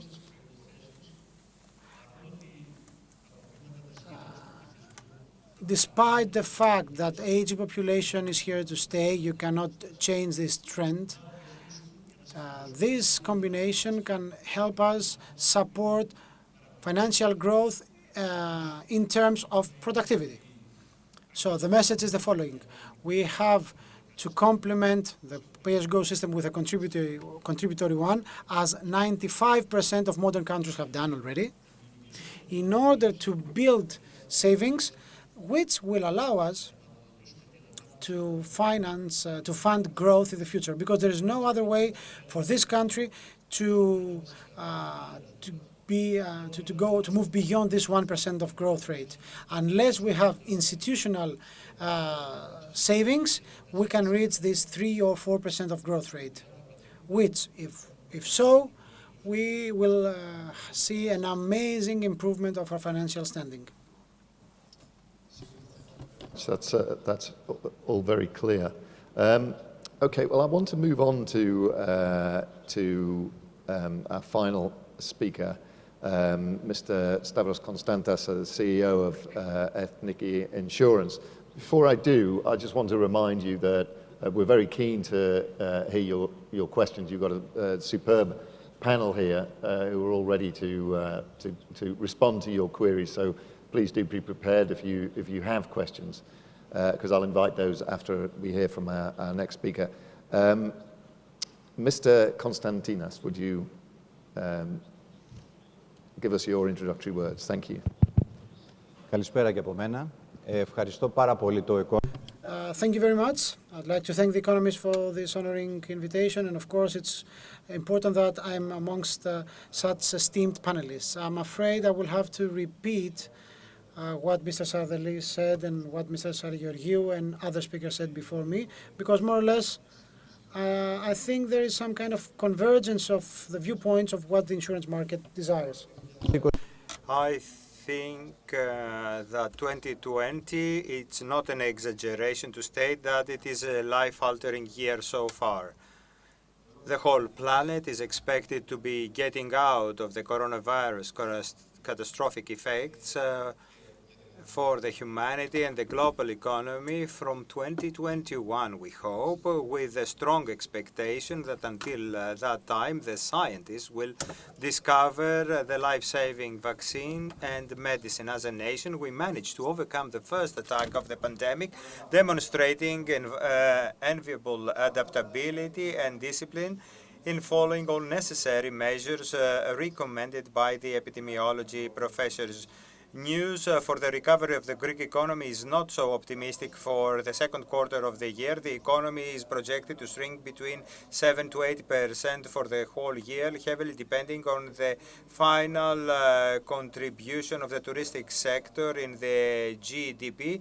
Although for certain regions and financial sectors, results may deteriorate even further. This is not, of course, an issue that will only affect the economy, but is a pity considering the fact that Greece has just managed to come out of a deep 10-year recession. The International Monetary Fund has forecasted that global GDP will decline by 3% in 2020 before increasing by 5.8% in 2021. Negative interest rates, which were already our reality before the pandemic, are a threat to the life insurance companies with long-term liabilities, and all indications are showing that this trend is expected to continue for long. There is no doubt that the need for pension reforms is a universal reality, with different nations being in different status of implementation. It is a costly and difficult restructuring with effects not visible for the society and the politicians right away. However, they affect the future of the next generations, for sure. We are not also aware how the new coronavirus will affect life expectancy, which was in any case high enough in modern societies. Everything depends on the scientists and the ability to generate a vaccine for the whole planet population as fast as possible. However, the current trend with increasing life expectancy, low fertility rates, was an undisputed fact in any case. Most pension plans need to re-examine their overall strategy, especially with declining interest rates that strongly affect asset yields backing up long-term liabilities. Even in such a negative environment, complementary funded private insurance schemes will, in my opinion, be a necessity. Insurance company will need to re-examine their risk tolerance, investment options, and set new targets that will reduce risks and facilitate optimum results. Someone might claim that the impact of the pandemic on the existing public pension schemes will be less affected. I do believe, nevertheless, that the turbulence in the capital markets worldwide, with the associated volatility, along with the long-term negative interest rate environment, will hit all countries more or less. As an institutional investor, the insurance industry is contributing significantly in strengthening and growth of the economy. The same applies to the Greek case. I open a parenthesis saying that the available from insurance companies is 19 billions and show what are the margins of improvement in the insurance market. Our industry is a principal major investor in government bonds, with less funds being directed to corporate bonds and equities. As long as companies under pressure, we have investments that improve the environment. They could, in this sense, improve the environment and lower the risk for the companies. As long as companies are under pressure for the new from the new recession, insurance companies will be under the same pressure, primarily due to the losses of their investment portfolios and, of course, by the lower demand for insurance products as a result of economic recession and rising unemployment. Consequently, this affects consumption and investments, since during recession times, households tend to reduce considerably spending, and most of the times there is a significant drop in the disposable income affecting also. A remedy to this can be the strengthening of production as a result of provision of tax incentives for insurance pension products. The Greek insurance industry is a strong believer that the short-term loss of taxes from the incentives will actually benefit in the long run the economy through the profitability of the sector. A possible recovery of the Greek economy is expected in the second half of 2021, leveraging the upward trajectory in the pre-coronavirus period, a trend that is expected to return. However, the result of this will appear on a later stage. Our country before COVID showed a trend of recovery, which is rather hopeful. We need to make a turn towards the complementary pensions, the system of the 3 pillars, its way of implementation, the proposals for transition period are there. We have experience from abroad that can be implemented in our country as well. Thank you. Thank you very much indeed. Do we have any questions at this point from our audience? There's one over here. Do you need a mic? Here we go. Please do wait for the mic, otherwise we cannot interpret. Markatos, a professor and former rector of the Technical University of Athens, currently a professor at Texas A&M University, and I would like to pass on some criticism and questions, but not for the present panel, but for the whole day today. Go ahead, go ahead. Thank you. First of all, let me tell you that, of course, the challenge of an aging and shrinking workforce is not new to Europe. And we all know by 2030, workers aged 55 to 64 years old are expected to make up 30% or more of the workforce. Therefore, we have to do something, and the something means sustainable solutions to ensure safe, healthy, and fair conditions from the start of a person's working life, which are key to handling this negative process and improving productivity. May I refer the Economist to the European Agency for Safety and Health at Work?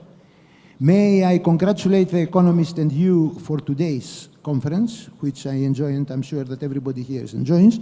But I like to refer you to these things because they are questions to be answered, and we always work as if nothing happened around us. For example, do decision makers understand the practice implemented by companies to address the challenge of an aging workforce within various national frameworks?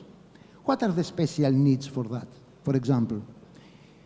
Do national stakeholders create funds and programs to design and implement initiatives aimed at older workers? I'm afraid not. What is the legislation according to the national criteria of each country? Do they exist? Very poor, I'm afraid. Of course, we always should keep in mind that it is an important question, not because of us older people, but because the young workers of today are the older workers of tomorrow. And you talked about solidarity, and you mentioned earlier about the financial agreement that happened, but of course, I direct you to read what the Dutch representative said and see what he said, really. I'm not going to judge it. Okay, can I, in the interest of time, can I speed you on to your question, if you have any questions? Yes, I have. But okay, in order to have the question, we have to have the facts. Between 2010 to 2018, the European Committee asked the member countries 63 times to decrease their spending for public health. 63 times.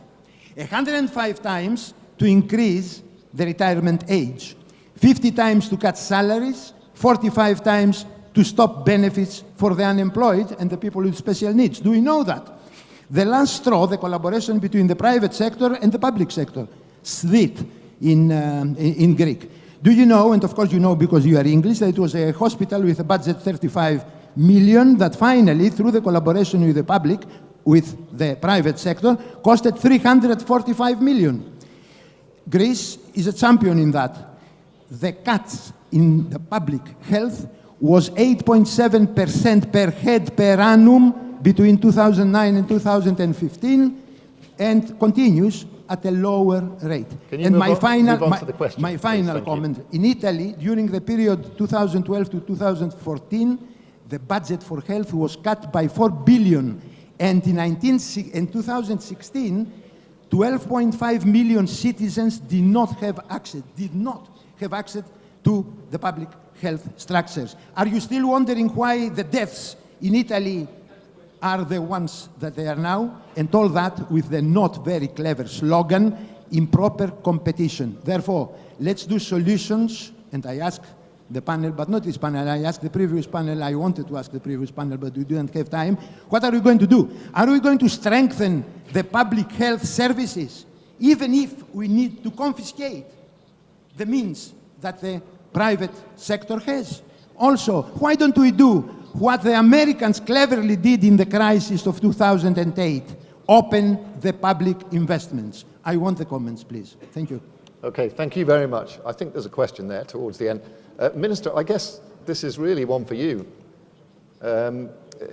First of all, perhaps you'd like to address some of the observations that our audience member made about the performance of various governments over recent history, but in particular, perhaps address the question of what comes next. What are the policy priorities for you over the next few years? Άκουσα με ενδιαφέρον. Listened very carefully to what Mr. Marcato said. His words sound really beautiful. It's a socially sensitive observation, but it always comes with certain resources, money. And whenever we discuss about that, we have to also discuss about the money, because I've been listening to many things about social welfare in favor of the state. Yes, we want that, but we have to find also resources in order to support that.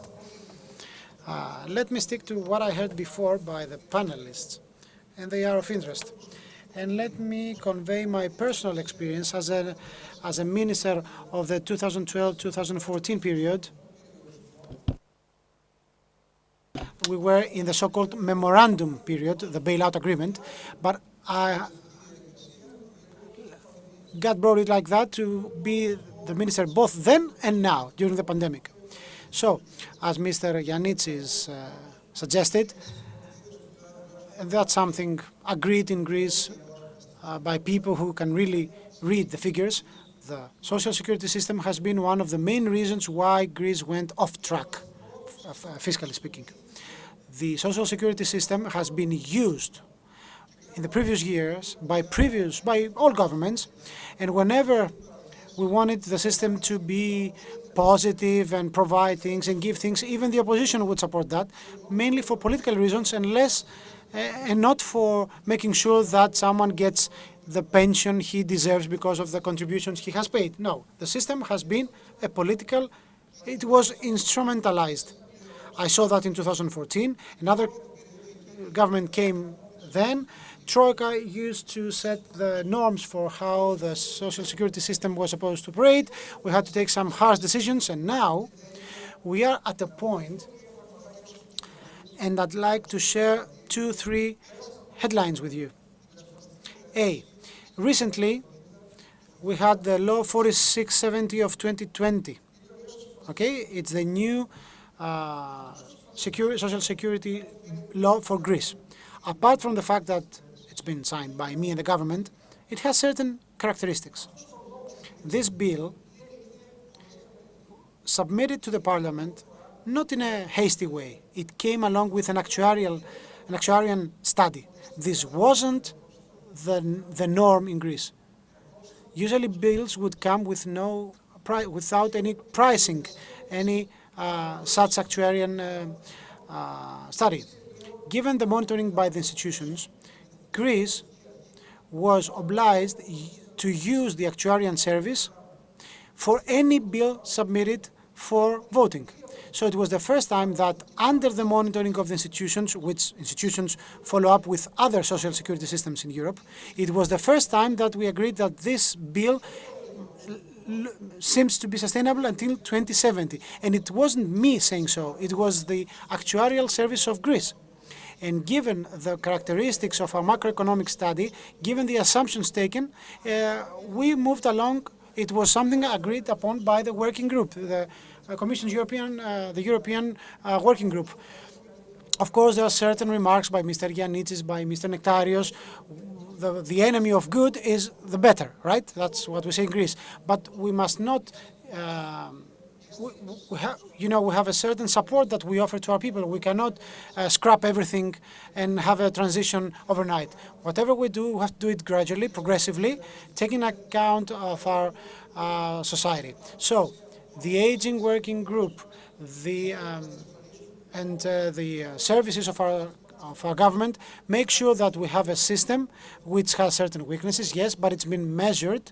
The system has been measured and it's sustainable. And the second point of mine is, and I think we all agree, that social security contributions, the high ones, undermines both the system and the labor market and the employees. Greece, sadly, used to have very high social contributions within the OECD. We dropped them, we reduced them by 16 percentage points, we reduced them by 0.9 percentage point, and it is the commitment of the government and the Prime Minister to continue this trend. In the next 4 years, we will cut them by 4 percentage points, 5 in total, so that labor is attractive. Violating the rules will become very costly. We have very high fines for black market, and as a result, we will help boost employment.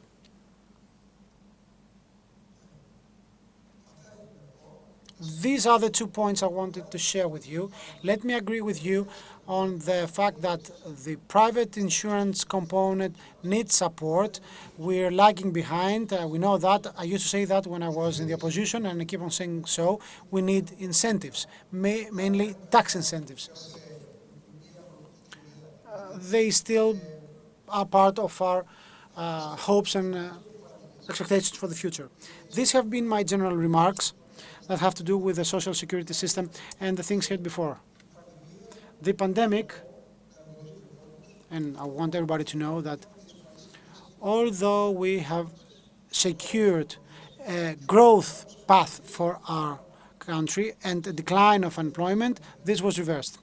Suddenly, unemployment started to rise. But in Greece, we did something that nobody else did.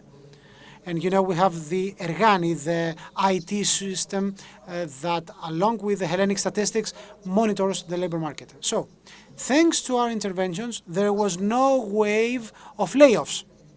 We did lose some job vacancies in the tourism sector because some hotels didn't open, but there was no wave of layoffs. So, as the Hellenic statistics showed, there was a slight increase of 1% of unemployment. At Ergani, the system showed that we have a stable number of job positions, of jobs. This is my remark about employment, and I would like to rest my case here. And if there are any other questions, I'm at your disposal. Okay, super. Thank you very much. Do we have any more questions out in the audience? Any questions? This lady here has a question. Do you have the mic? Okay. Ναι, Αρναούτογλου από το Πανεπιστήμιο Δυτικής Αττικής. Θέλω να ρωτήσω τον κύριο... My name is Arnautoglu from the University of Western Attica. Dear Minister, what is the order of integrating pensions in the new system of Atlas, the ones that are being integrated right now? Thank you very much for this question. Let me repeat that. As of today, the Atlas system went live, okay, with two major categories of pensions. Pensions for widows or because of death, and as that the pilot system stopped and now it went online fully, it's fully fledged, okay? And also this includes the farmers' pensions. Until December 31st of this year, we will include also the pensions because of impairment. This will be in a pilot stage for 2 months. Mid-2021, we will include all employees of the public sector and the private sector. And by late 2021, we will include everything else remaining, which means 85% of all pensions. There will always be a gap of 15%. We're talking about these complicated pensions that cannot be awarded very quickly because of multiple insurance funds, etc. We will use our people for that. I forgot to share you a very important figure. Indeed, the unemployment was going down. The contributions were going up. Because of the COVID, there was a reversal, and this is when the point when the government intervened. Just before I come here, I signed a second financing scheme of 159 million euros for covering social contributions, the social contributions of people who, because of COVID, were laid off, and we gave them a benefit. So we had also to pay for the social security contribution. So until today, and that's something unprecedented, we have paid 421 million euros within 2 months in order to cover both the social security system with money coming from the budget. There was no such need in the past. It's something that was, let's say, produced overnight, and we did that in order to keep the system running. Thank you. Any other questions from you? If not, I have a question I'd like to put to our panelists. Not you for the moment, Minister. I think we'll give your voice a rest for a little while. I'd like to get a sense from the other panelists of, let's forget that there is a government for the moment. Let's just think about what the priorities you think should be for the next 5-10 years in establishing a platform to ensure that social security system and the pension system in Greece can cope with what's coming in the future. So the Minister mentioned, I think, crucially, that there are lots of nice things, there are lots of things that would be good for us to be able to do, but there are limited resources, and any government has to operate within those limits. Given that, what really matters is the priority. So you can have a long laundry list of things that it would be nice to do. How do you prioritize? And when you do, what comes up at the top? What are the top 3 or 4 things that you think need to happen next to arm Greece for the future? Let's start with Mr. Konstantas. I believe that I spoke about that I understand that this very moment we have a lot of needs in various sectors of the economy for financing. Lack of tax incentives is lack of revenues for the government, but this will change and the economy will be assisted. From what Mr. Nectarios said, investments of the private sector from 19 billion should increase. So the increase of GDP will be real and steady.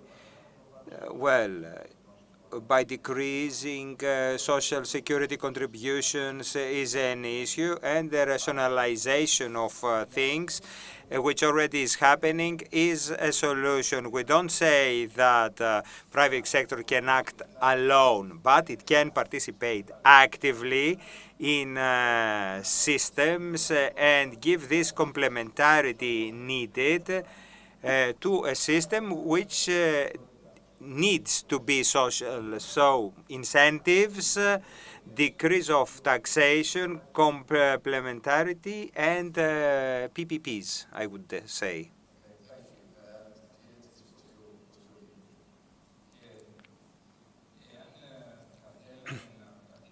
If we want to say what is the top element that could positively affect the whole situation, is how we will be able to achieve growth rates. The minister has already said that in the actuarial study we have 1% growth rate, and some have commented, like IMF,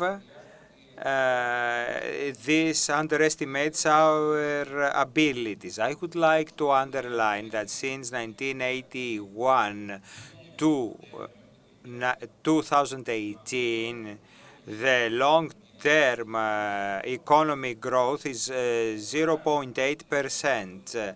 So 1% is even more than 0.8%. And personally, I cannot be persuaded that in the next 40, 50 years we will have so favorable developments to change things. The second problem is that the social security system, with the structures and dimensions and consequences, it does not only depend on the growth of the economy, but it actually determines the growth of the economy. So this system influences downwards the growth rates we can achieve. So we have a vicious circle here.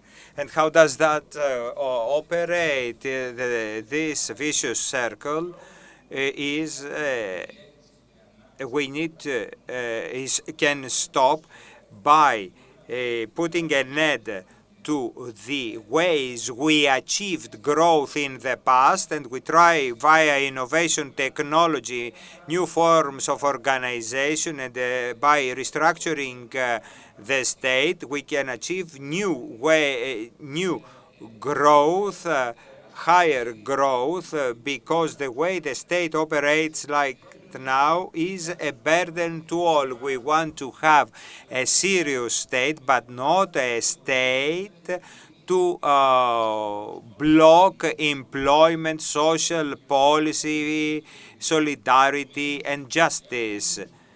If we want to have growth, we need to see how we can achieve higher growth rates under a system of multiple pressures and limitations. These pressures and limitations cannot be overcome, but we need to change our mentality in order to achieve that.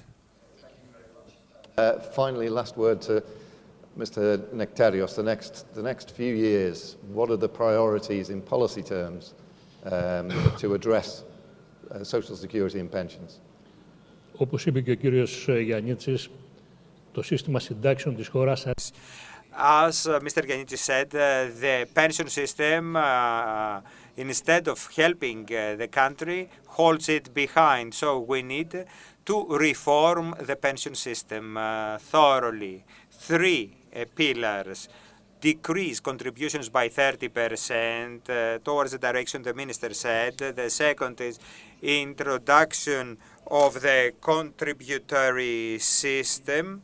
And the third is the decrease of the implicit debt. We have the biggest implicit debt in the Western world. It started from 1 trillion when Mr. Yannitis was a minister, and it was mentioned by IMF.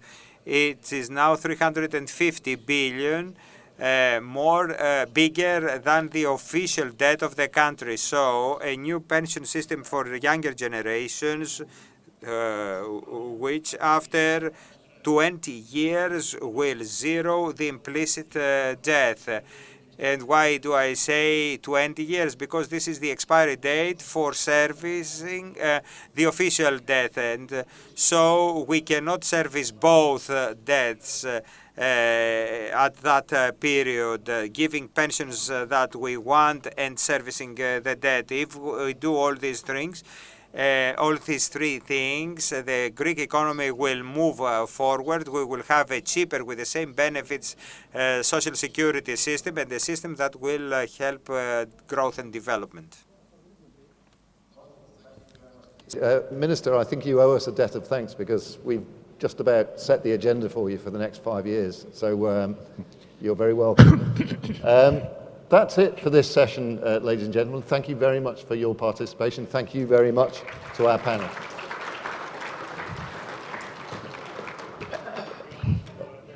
We'll just do our photo shoot, and then and we'll be right back with the next session. Please.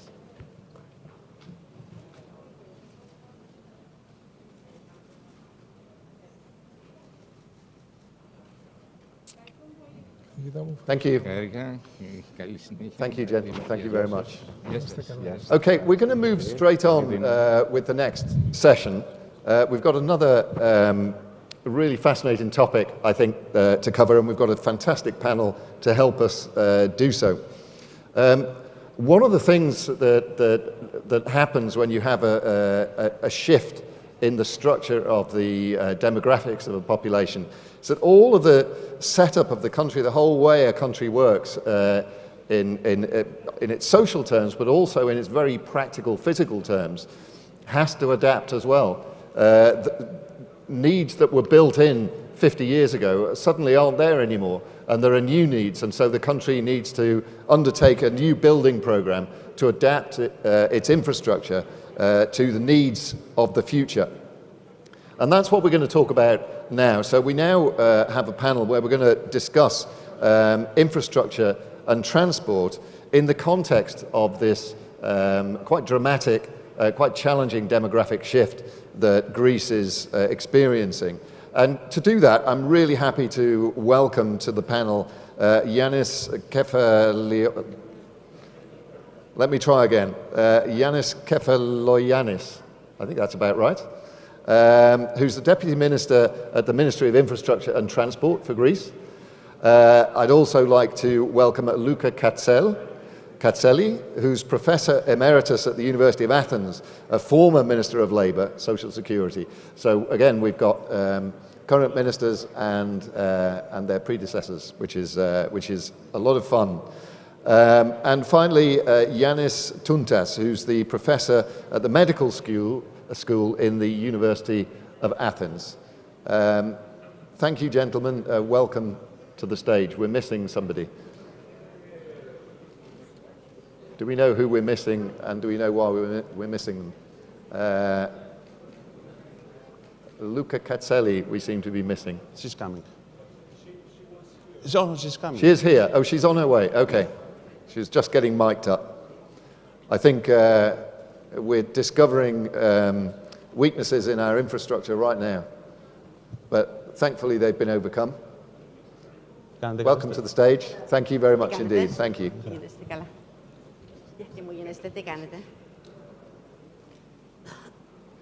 Okay, first question, which I'll put to the Deputy Minister. Fairly straightforward, fairly obvious question. Does Greece have the right infrastructure today for the population that it has and that it's going to have over the coming years? First of all, I would like to welcome you all and thank you for the invitation. It is a very interesting question, what you asked me. To say that Greece this very moment is facing a huge perspective problem regarding demographic is as if I try to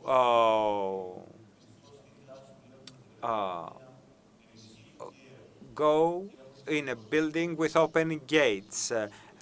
We have experienced a lot of difficulties in the past 10 years. We have an economic crisis. We have a lot of Greeks migrating abroad. And of course, this crisis underlined the long-term difficulties of the state to handle things, amongst which the migration problem. We tried in this government, and we are still trying to overturn things, and we are not focusing only on public policies in order to change things. And we need to see, nevertheless, in the years to come, starting from today, how to set the basis. And when we talk about the basis, we talk about infrastructure and transport. And I will explain later why this sector is of paramount importance. What we need to see as a main question that has a continuity with regard to what you have asked is if in this very moment we are ready. And we are not ready. I need to be clear from starters. Unfortunately, this very moment we do not assure accessibility to public space, mass transportation. We don't have automated systems of transport, and we do not offer high-quality services of transport for people with mobility problems, at least not to the level we would wish to do. When we talk about aging population in the future, means that a lot of these people will have difficulties in their transport and movement. And this is, by accepting that, is the first step to solving this problem. We have to think about the systems in buildings, roads, autonomous cars, things that have been discussed thoroughly or implemented in various countries. Quite recently, there was a government decision which says that all existing buildings should have an accessibility infrastructure. This is a positive decision taken by the government, which takes into consideration people with mobility problems. So the public sector, the public buildings, all should have infrastructure for being accessed by people with mobility problems or elderly people faced with health problem. And I would also like to say that regarding public transport, quite recently we included in NSRF the installation of 409 special platforms that facilitate accessibility of people with mobility problems, especially at bus stops or metro stations. At the same time, we will enhance e-ticket services with the use of a credit or debit card, something which already happens in the UK. That means that will facilitate people who cannot just stand in the queue to buy tickets for the metro or buses. That is why in some metro stations we have opened the ticket sale points to facilitate them. one of the actions that will facilitate the mobility of all those that use mass transportation is telematics, because people who are old need not stay for long in bus stops waiting for the buses, and it's better for them to be informed about the mobility of buses. We also have something else which we considered important, an institutional framework. Sustainable urban mobility is called, some single rules that the municipalities and regions of the country should follow in order to proceed with interventions in the public space in order to have access in EU funds and facilitate public mobility in the regions, and we will increase or upgrade mass transport with the use of new technologies with smart cars, and in order to have smart and friendlier cities. What we prepare as a Ministry of Infrastructure is a framework for micro-mobility, as we call it. It's something that it's part of our cities. All states were taken abrupt by this new reality because they had no legislation to deal with scooters and other smaller vehicles. And we also need to take into consideration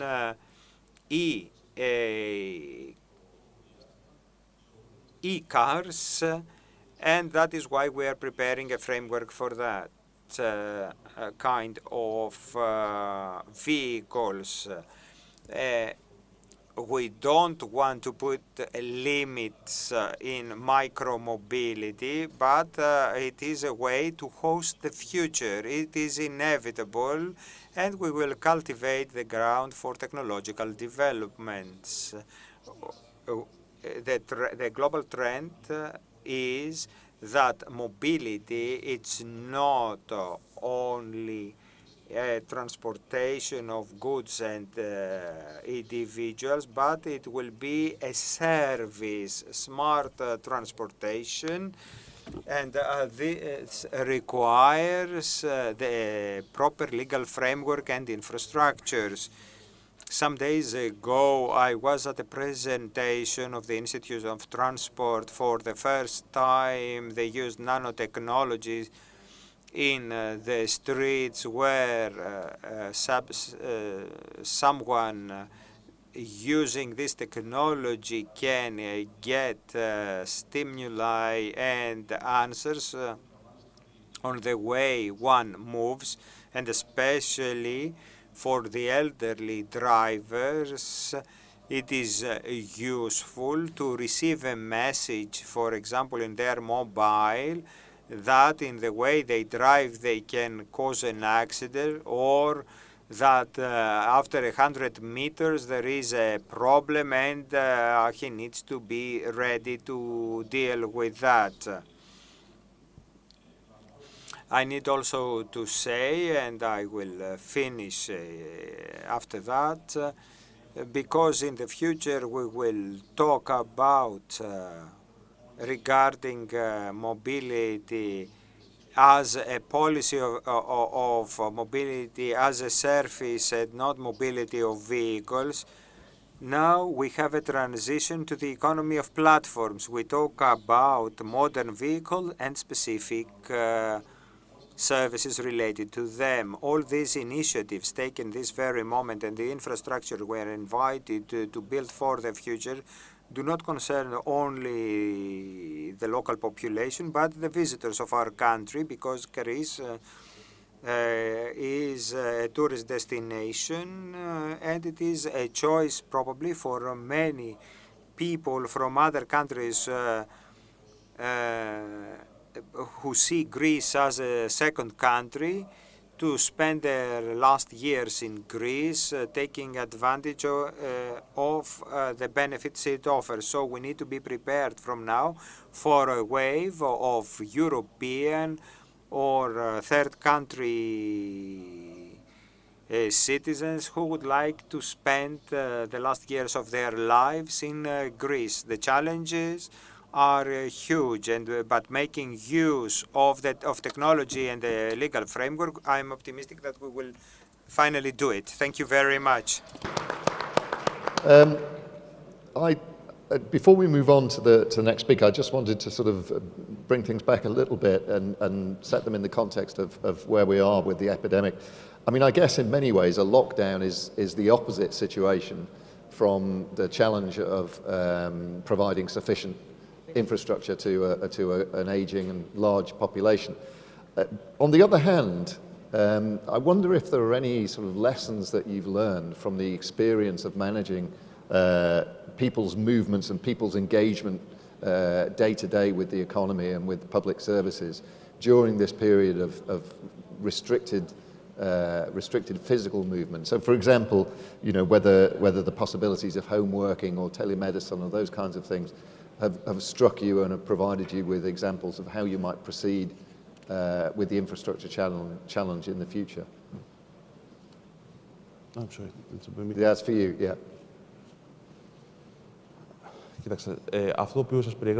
What I described before is that we have to be prepared, institutionally speaking or statutorily, at the level of infrastructures or institutions. And this relates not only to specific population groups, but relates to the entire country, because we have to adjust to a brand new environment,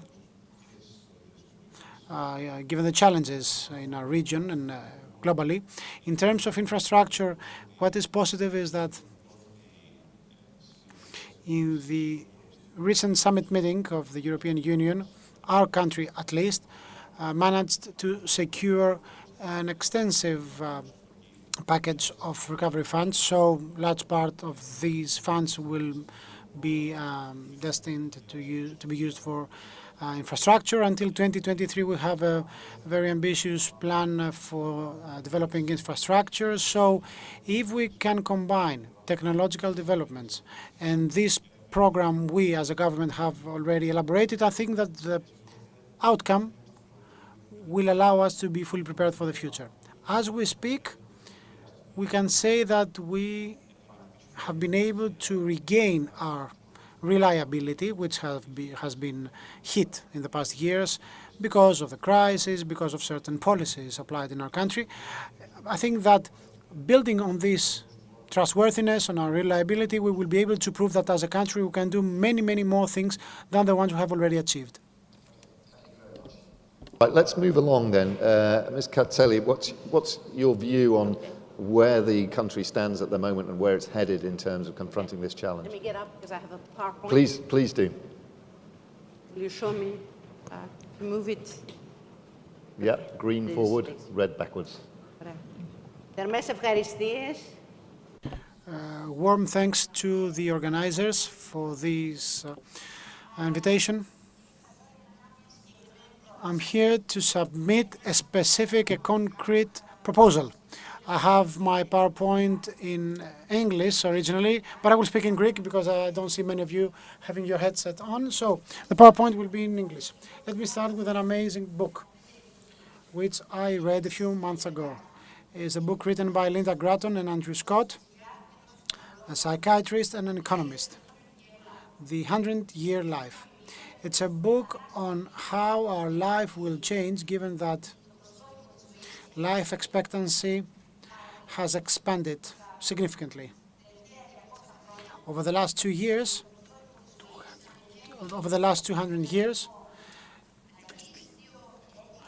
expands at a steady rate of more than 2 years every decade. So every child born in the West today has more than 50% chance of living to be over 105. 1 century ago, the same chance would be less than 1%. If someone today has 20 years old, he has 50% chance of living to more than 100. And the 60-year-old lady has more than 50% chance of making 90 or even more. So given that every week has 168 hours, that means that in a 70-year life span, that means we will have 611,000 hours. If we make it over 100, then we'll have to live 873,000 hours. So how will you make best use of this extra time we have? So the conclusion of this book is we have to rethink, to revisit our identity and the way of living. And having said that, this is the context I would like to set for my presentation on infrastructure. Now, the challenges of longevity for an individual. The individual has to restructure his or her time and life. We used to think we used to discuss about the three-stage life: education, career, and retirement. Now, if we have a life expectancy of more than 100 years, and given that we retire at 65, 67, that means we will have many, many additional life hours, and we will have to get into a multi-stage life. Education, training, retraining, alternatives. So we will have to make specific selections at certain points of our lives. We will have to invest in relearning and reskilling in an ever-changing world. We will have to come up with more flexible lifestyles, different personal relationships, different approach to our healthcare. And as we heard before, this means huge changes that we haven't discussed until today, and as a society we're not prepared for these changes. We're still thinking as if we have a life expectancy of 60 or 70 years old. What does this mean for challenges, for governments? My apologies. It means that we have to rethink the labor market and how we organize working time. We have to rethink the entire pension system on a completely different basis. We have to rethink of how we may create flexible regulatory and legislative frameworks that correspond to multiple stages of life. We have to understand how we can promote open and lifelong educational systems, and most importantly, we have to design a healthcare system that addresses different wellness needs. Let me not make comment about the health inequality, and this will lead us to infrastructure. What does increased life expectancy mean? It means that there's a brand new market being deployed, being created. A new market we can see, but we have not discussed yet. The so-called wellness market.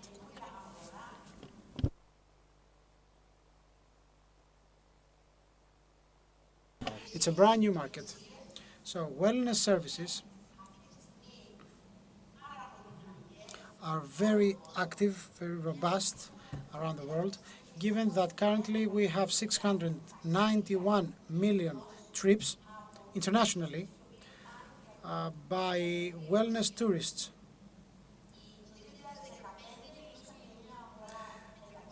In 2015, studies show that we had a $563.2 billion dollars worth of a market, and currently more than 128 million citizens in the EU between 55 and 80 years old are dealing with minor or major motor difficulties, and these people are looking for wellness service providers. As a result, we have a huge wellness tourism market, and at the bottom of the slide you can see what are the drivers of demand for health tourism. Let me just highlight a couple of things which I believe represent a huge opportunity for Greece. You see the bullet point, increased demand for assisted living. Both in Europe and in the US, more and more centers provide services for assisted living. When life expectancy makes it to 100, and it's about to reach 100, you don't have the same needs.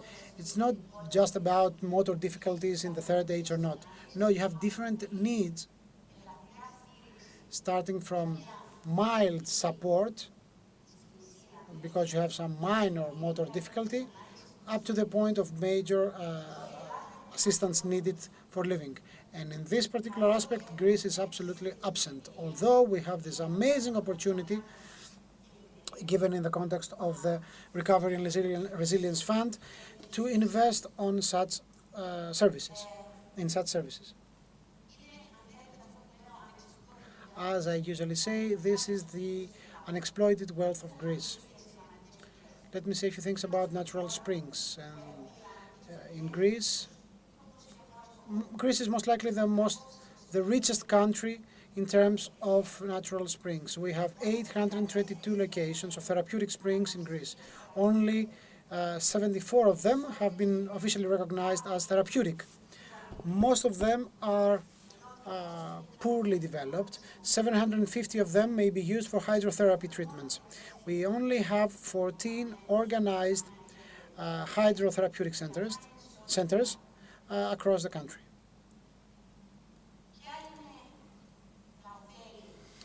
What are the benefits if one invests in this market? They are huge. In our region, neighboring countries mainly, we have such centers being developed rapidly, talking about therapeutic and wellness centers. We have approximately 28,000 facilities in 109 countries, some $51 billion of revenues. We have 6,000 establishments in Europe. The turnover is approximately 20 billion euros. And we have many such centers in Northern Europe and our region, Bulgaria, Turkey, Romania. Unfortunately, we are not present in this market. Here you can see some figures about the top countries: France, Turkey, Bulgaria, Portugal, and Slovenia. Now, in a nutshell, let's see what a SWOT analysis could show about this huge opportunity ahead. We have some amazing comparative advantages because of the tourism industry, the tradition in our country, because the oldest Asclepian center was at Triki back in 1150 BC. Greece is a safe destination, Mediterranean diet was born here.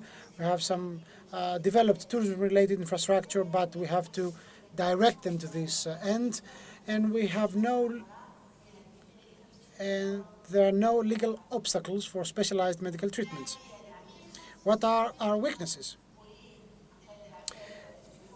The uncertain statutory framework, which is ever-changing.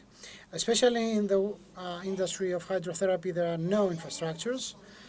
We have no certification, not even for our springs. The ministry currently starts talking about certifying our springs. We have not yet linked our statutory and institutional framework with springs, and we have an absence of statistical data. What can we do? The Hellenic Republic Asset Development Fund, the HRADF, currently owns all therapeutic springs, and they are to call for a tender. They started with Kythnos, Konyavitis, Thermopyle, but there's a long way ahead, and it will take a lot of collaboration between the ministries and the private sector. We can truly attract foreign funds, people who want to invest in that, and this fund represents a major opportunity. In 2018, certain steps were taken. KESI recognized thermal medicine as a complementary medicine, so you can receive benefits and the Social Security covers that. The university also offers a postgraduate course on thermal medicine. Verification, certification process of thermal resources is underway, and in 2018 from 2018 there is a pending bill to be passed.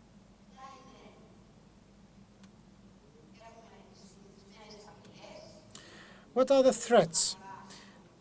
Threats, we have the typical macroprudential risks related to Greek market and the potential delays in issuance of the so-called Eschada and the presidential decree. Delays may occur indeed. Also, there is financing uncertainty, but despite that, we do have the tools, and actually the Jessica project earmarked 100 million euros for such investments already. Let me end with these two observations. Any investment on infrastructure is not just that. If an investment is to deliver, is to return, then there are many, many things that have to be taken into account. Any intervention must be fully integrated. Let's say a thermal spring. Investing means that one has to take care of the infrastructure development, which means certification of the spring. You need to certify the premises themselves, the transportation. Going now to finance. One has to identify the sources of investments, especially when talking about the PPP, public-private partnerships. What is the statutory framework that has to be enforced in order to properly engage the private sector? One has to be certain that the statutory framework will not change for such an investment, especially when involving social security funds, and especially if one involves foreign social security funds. And if we're talking about assisted living and wellness centers, then this has to be taken into account.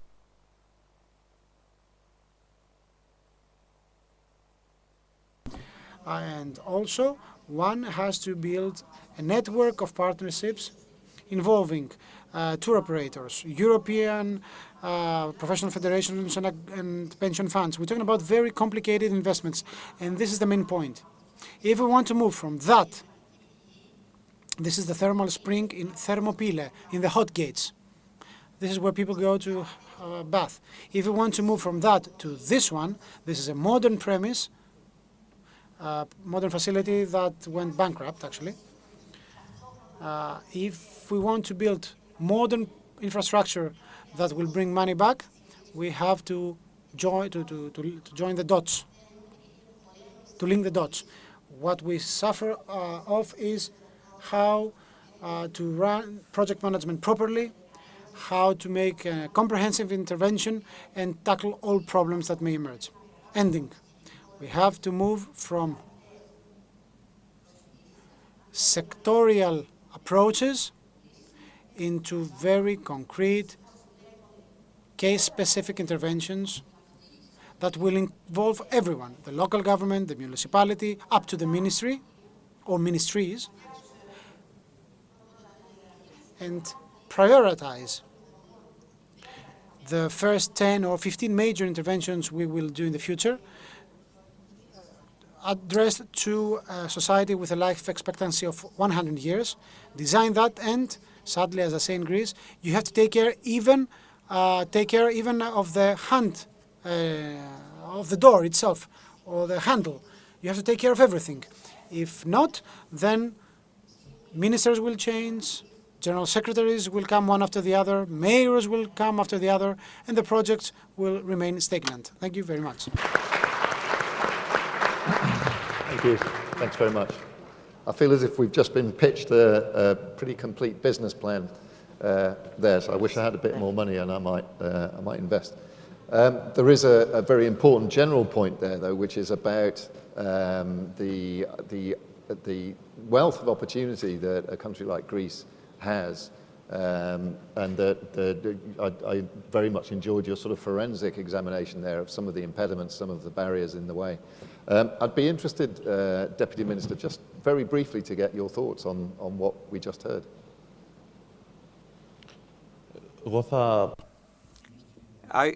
Well, the last sentence of Mrs. Cacelli was that we need to have synergies between the private and public sector. We cannot expect everything from the state to set the stakes. Because either we talk about private or public infrastructure. Personally thinking, I believe that markets should regulate a lot of the issues that have to do with the infrastructure. Of course, the state should play an important central role by setting the framework, but when we talk about transportation or infrastructure, since developments are quite fast, even the governments cannot follow them. From now, we need to be ready, prepared, so as to have a more open, more liberal framework, so as not to be taken by surprise. We have advantages as a country. Mrs. Cacelli mentioned one of the competitive edges of Greece, like thermal springs. But since we are a country that can host a lot of citizens of European or third countries to spend part of their lives here, we need from now to prepare this infrastructure. And we're not only talking about public infrastructure, but private as well. And we need to give the incentives to the market so as to have this preparation and not to be taken abrupt, as we said earlier. Yanis Tountas, Professor, Medical School, University of Athens. Clearly one of the prominent challenges of an aging population is that once we've all gone through our retraining and our portfolio careers and our productive life, if you like, and we've tried out the thermal springs and we find ourselves unwell, we lean back on the healthcare system and the health infrastructure to see us through. Would you like to give us some words on your thoughts of where Greece stands on that and how the future looks? Okay. Thank you. Good afternoon, everyone. I would like to thank the Economist for inviting me here. What I will share with you will actually be within the framework of this conference on how to take advantage of silver tsunami, and I will talk about a study we finished 2 years ago with some of my colleagues, the analysis. Back then, Mr. Pierakakis was responsible for this of research in that body, and in that study we saw on whether our country can take senior citizen senior tourism as a new development model. I will be brief, first of all, because I was told to speak shortly, but secondly, because Mrs. Cacelli talked about the second part of our study, health tourism, which includes wellness, thermal springs, and the third part, medical tourism. An important part as well. I need to tell you that Turkey in 2015 had 600,000 patient tourists with 60 certified hospitals for these tourists. So these three parts are important to help our country in a new model of growth. Regarding senior tourism, all highlighted here, and I cannot say enough. We are over 65, 2 out of 3 have some chronic diseases. We all know today that these people in Europe over 65 will live 8 to 10 years on average in a healthy life. So these are healthy people. At the same time, we have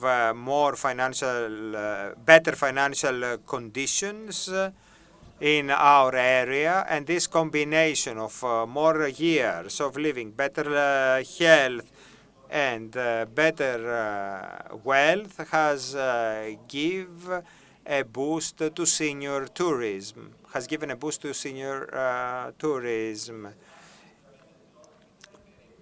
In the past, senior tourists in 2010 were around 15%. In 2030, it will be 25%, and in 2050, they will represent 35%. 1 in 3 tourists in 2050 in Europe will be over 65. In 2050, we have estimated that 1/3 of the total tourist income in revenue in Europe will come from these people. So it is a huge market, a fast-growing market, even though COVID has changed things a bit, which gave us nevertheless an opportunity to reschedule things. Because in the past we lived in this cloud of tourism, which did not allow us to think differently on how to enrich our tourist product, how to make it safer under different circumstances. So I would say that this ideas are important, and we need to take into consideration that from those European tourists, a percentage of 48% say that they travel for health and wellness reasons. 25% of them travel to meet their families, and a lower percentage, 16-17%, say that they travel for sun and sea. 48% travel for wellness and health reasons. In our study, we saw another dimension of senior tourism. It is long-term, long-stay tourism. The minister has already mentioned that people that come to Greece, either buying or leasing a house to spend more time in Greece away from home. We have snowbird tourism phenomenon that people during winter come to the Mediterranean because there is more sun. This part is also important. Think that 9.2% of the Europeans say that they wish, when they become pensioners, to go to a country of Southern Europe to spend the rest of their lives. This is translated into a demand for the next 20 years of 2.7 million for houses. 2.7 million houses.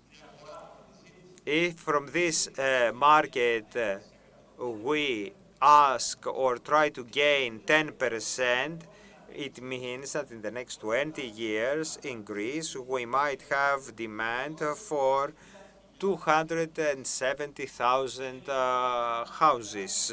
This is a huge size, a huge challenge we are invited to deal with. And here problems start regarding thermal springs. Of course, well, problems are everywhere in Greece. What are the problems here? First of all, in Greece, in the study we carried out by asking tour operators, none of them ever told us that they have a specialized a senior tourism product. When we went to ask the hotels, only 7.2% of the hotels told us that they are willing to offer additional services to people that have some special needs, motor difficulties, that they have some special needs.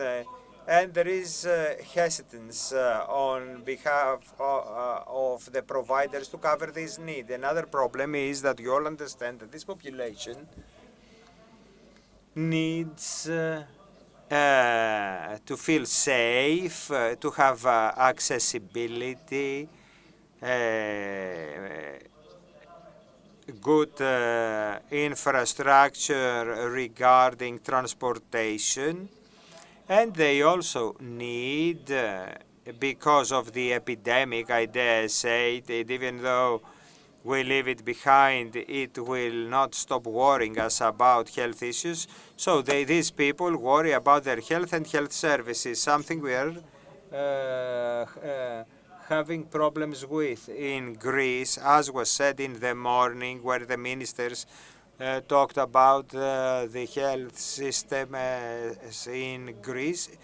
We have a very weak primary healthcare system. Now with the coronavirus, we gained the battle at hospitals because of the low number of cases. But now the battle concerns the community, especially because of tourism and because we want to safeguard the health of these tourists. We need to take steps there because the system is very weak there. And there is also an inexisting sector in Greece, public health. Public health is not part of national health system. So things are totally different.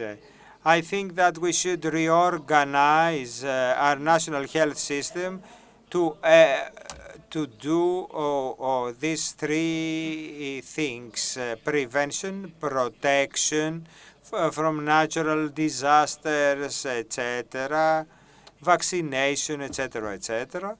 And the third part is the promotion of health. This modern perception of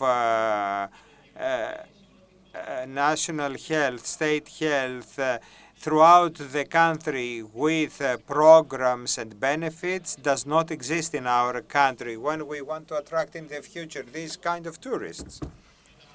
In order to make them feel comfortable, safe, and in order to be able to be competitive vis-à-vis other countries that grow faster than us, we need to take leaps, not steps, in order to be sufficient. And the last thing, the legal institutional framework of ours is very weak. The first study we carried out for medical tourism in 2012, we have suggested for the state to have a council of health, to have representative of all institutions, and a committee of all private providers. We have a gap here.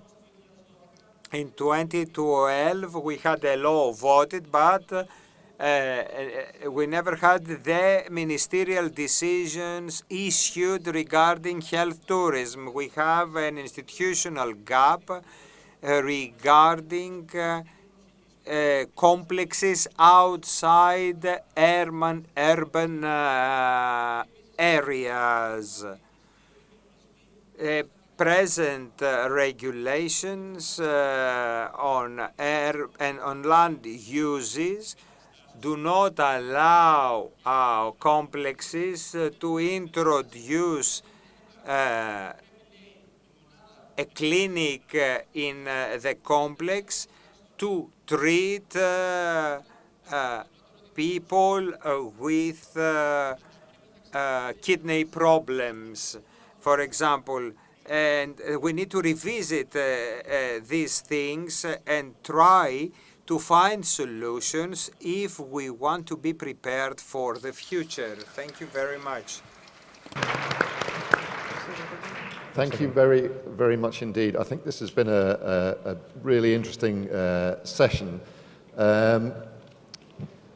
What I've enjoyed has been the balance between scary challenges and fascinating opportunities. So I'm going to move on. We're going to have a coffee break now. We're not going to have a coffee break now because I didn't read the note properly. Okay, we can continue with this session for another few minutes. That's fine, and then we've got the next one coming up. And then I shall have a coffee break. The rest of you can work hard.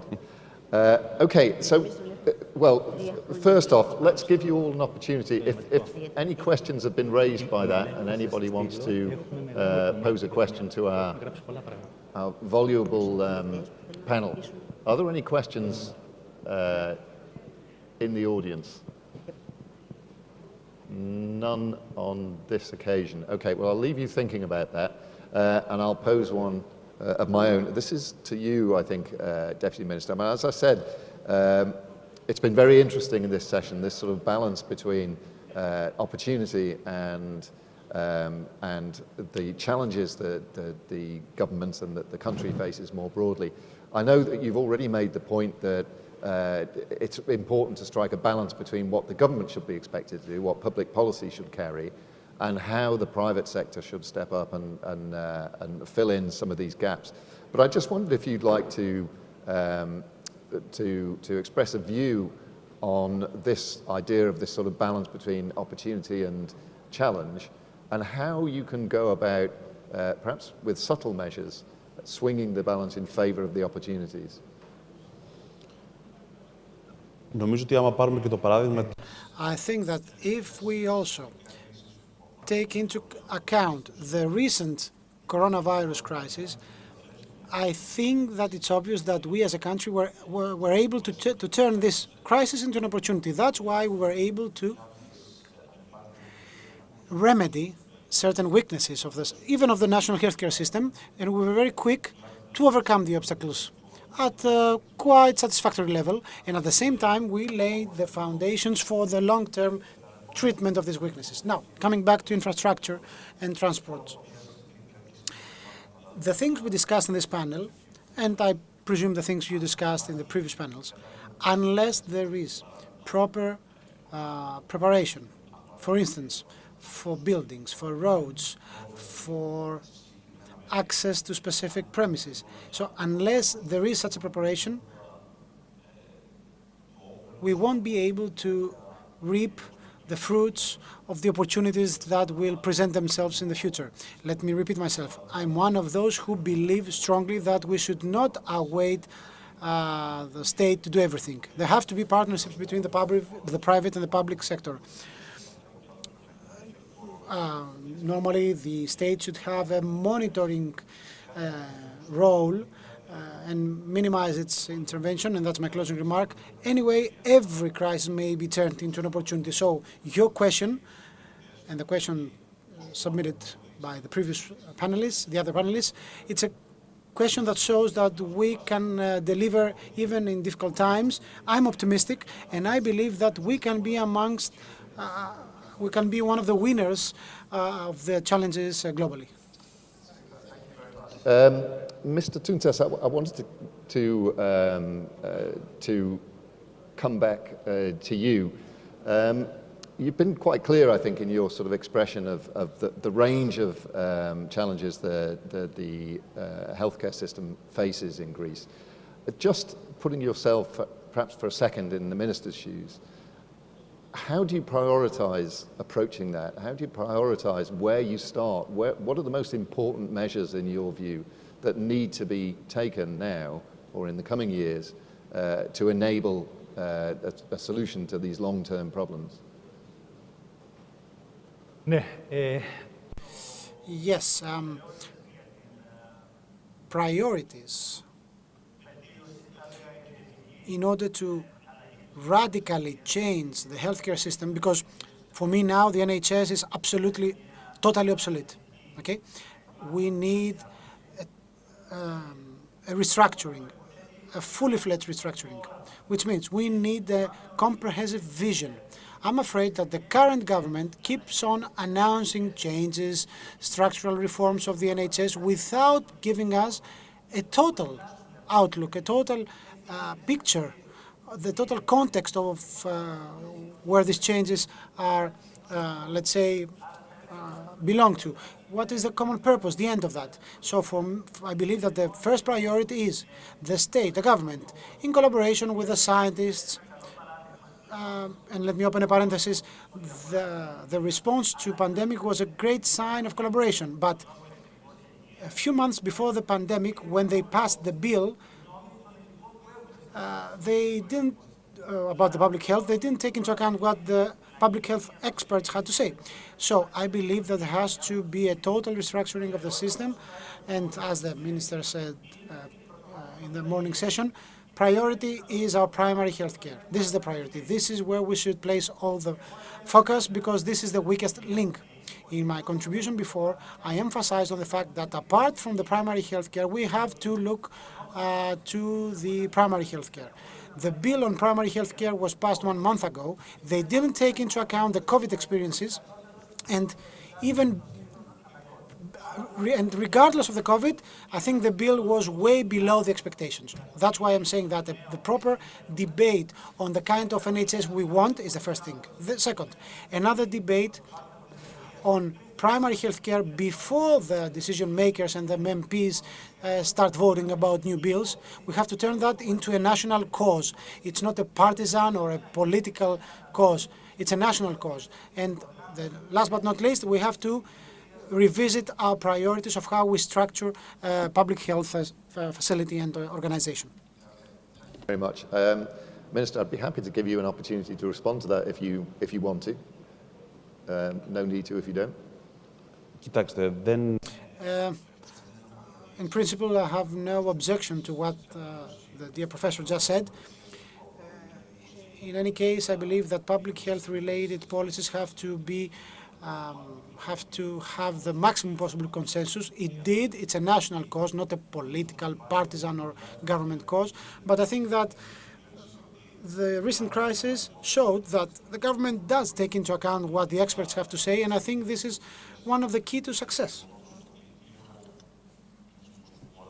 The fact that Greek population showed compliance, inverted commas, with the guidelines by the government, because what they saw was a couple of people who had the expertise and the know-how to tell them what to do, and they believed in them. I think that was a very positive success case study, globally speaking. So I think that this partnership between political world and scientific world and civil society, this example was very good, and that's the best solution. Please. Okay, απλώς... Given that this is the ending part, let me say the following. I fully agree with what Mr. Tunda said before about the need to collaborate at the level of bill making and at the level of Fortunately, we have a slight problem with the sound. Allow me to add one point, says Mrs. Katselli, with respect to investments. What we lack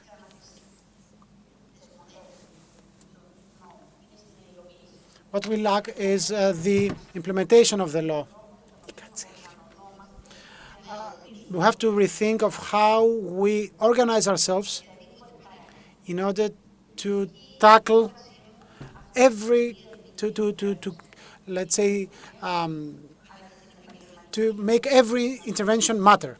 Given my involvement with the public sector and now the private sector, I have to say the following. Unless in Greece we start talking at a project level, at a project basis, with a bottom-up approach, unless we do that, we will always keep on talking and talking. We have no project managers. We have huge issues of coordination amongst ministries, local governments, the government. We do not have the so-called culture of collaboration, which means that we have to be very serious about how interventions are being implemented. Ministers come and go.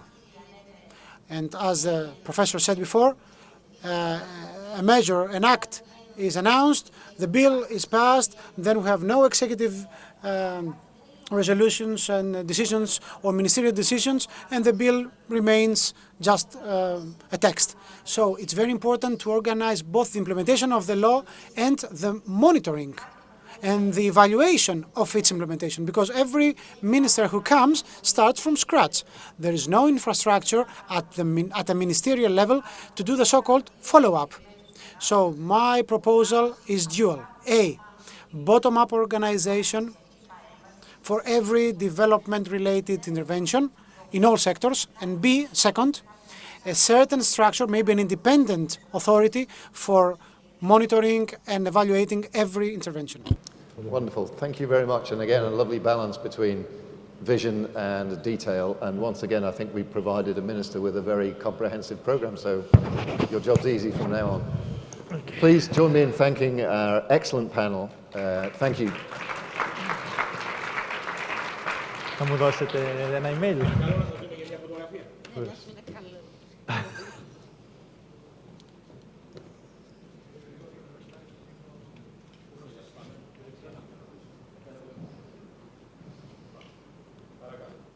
Τι κάνεις?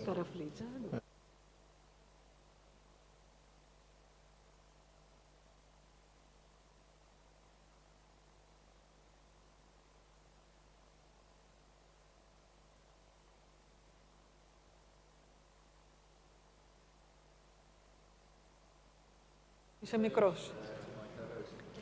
Thank you very much. Thank you. Thank you. This is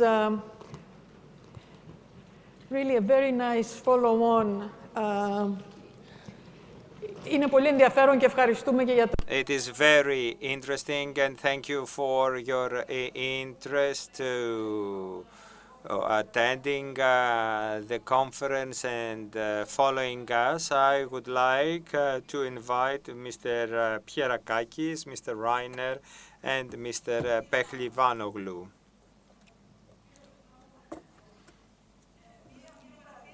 Just a remark. We have heard of the ominous earlier.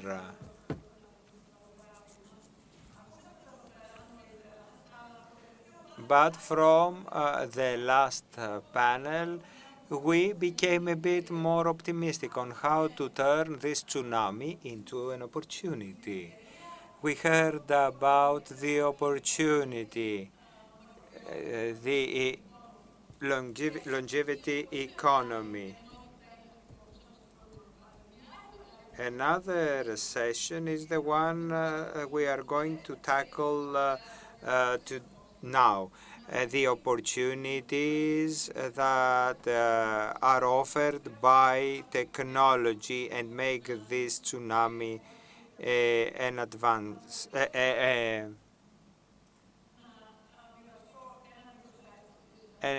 an opportunity and not a disaster. Artificial intelligence today can replace all senses. It can see, talk, listen, feel, smell, and move. Perspectives are huge. Along with the developments that are part of the fourth digital revolution, we are offered opportunities, as I said, that can change our lives for good. Robotics is the second part of this session. Zora, which is a happy robot, is in 16 senior houses in France. It teaches them how to exercise and talk to the elderly. Mr. Reiner will talk about these things later. The future is here, and I would like to give a note of optimism that it's not a tsunami but an opportunity for our country as well. Healthy aging, 20% is genes and the rest is what we do in our lives. So it's policies, Mr. Minister. So what we long for is to see how innovation can allow us to age at home so as not to use other structures, especially for the elderly. And with that, I would like to invite Mr. Pierakakis, the Minister of the Future, Ministry of Digital Governance, on how to make these opportunities a reality. Thank you for the introduction. The problem is ahead. Demographic is one of the most important issues in our country. Mr. Tudas has already mentioned that. When I was head of the survey department at the analysis, we used to make a lot of studies back then. Figures are rather eloquent, if I remember well. 11.1 million in the last census. Now we are around 10 million. The forecast by 2020 is for 8 million. And we are not only shrinking, but we are becoming older. In 2011, the elderly people were 11% of the population. In 2050, there will be 1 out of 3. This is an issue that can allow you to do policies to slow it down, but you cannot stop it. You need to see it in a different point of view and do reverse engineering. An opportunity for the country is, for example, to be able to specialize in issues that have to do with silver economy, the local population, of course, and in order to attract permanent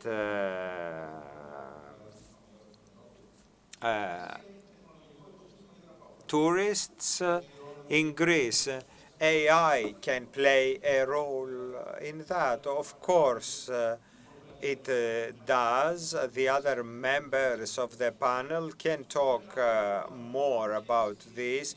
But now we need to see the policies to reach this point. When you are lagging behind, the steps you need to cover are the obvious ones. Before you talk about AI, you have to talk about big data and infrastructure.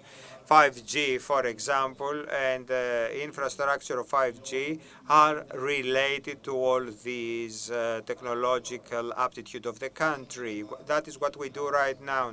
The big data, at this phase, we interoperate in the General Secretary of IT all the data. We try to create a hub of big data there. Why this is useful?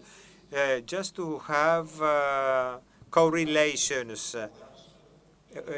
We had a prescription system for 50 years. No one thought of having prescriptions via a message that was an expansion or extension of the system with huge benefits to the citizens. You also can create a digital state, and you can in order to create reasons not to interact physically with the citizens. So we have started with the obvious, but easy things are difficult to start.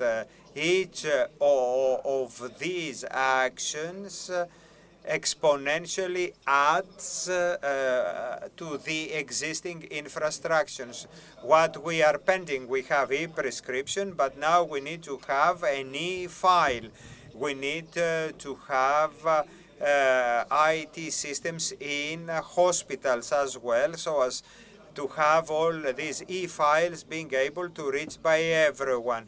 And of course, when we had the system done in the past, we haven't thought that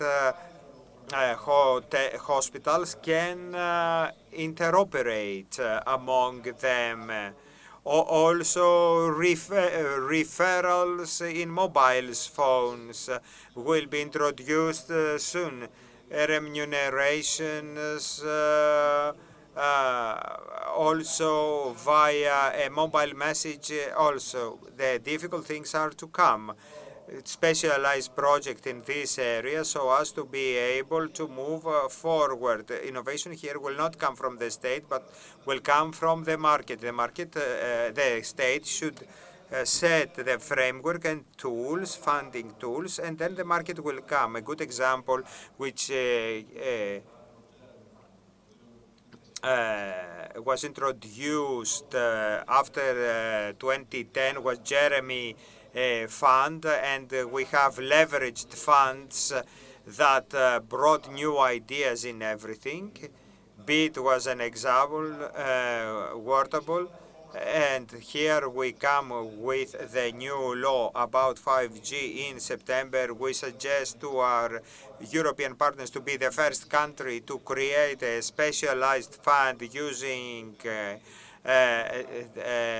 the money of a venture capital that will invest only in SMEs and startups linked to 5G, and a lot of these technologies will touch upon this kind of infrastructure.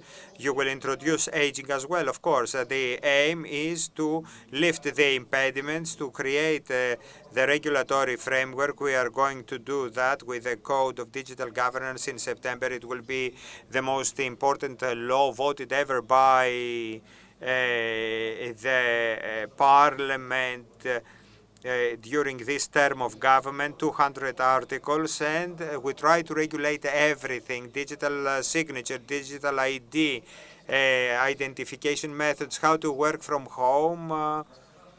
But these are the necessary steps. When we finish with this first phase, with the pending of the third industrial revolution, well, having done that and coming to the age of 5G in Q2 of 21 in your mobiles, you will have 5G within 3 years from December. We will have coverage almost throughout Greece with 5G. And then we will have to think about the competitive edges of Greece. We need to be specialized beyond others. The life of 3 phases has finished: education, work, pension. We are now at a period where things change. Lifelong learning, changing jobs are the new trends. And these are not only linked to aging, but younger people who can be trained and retained in a labor market that is constantly changing. This is part of our plans, 360, and this is a pending issue that we have to tackle. Thank you very much.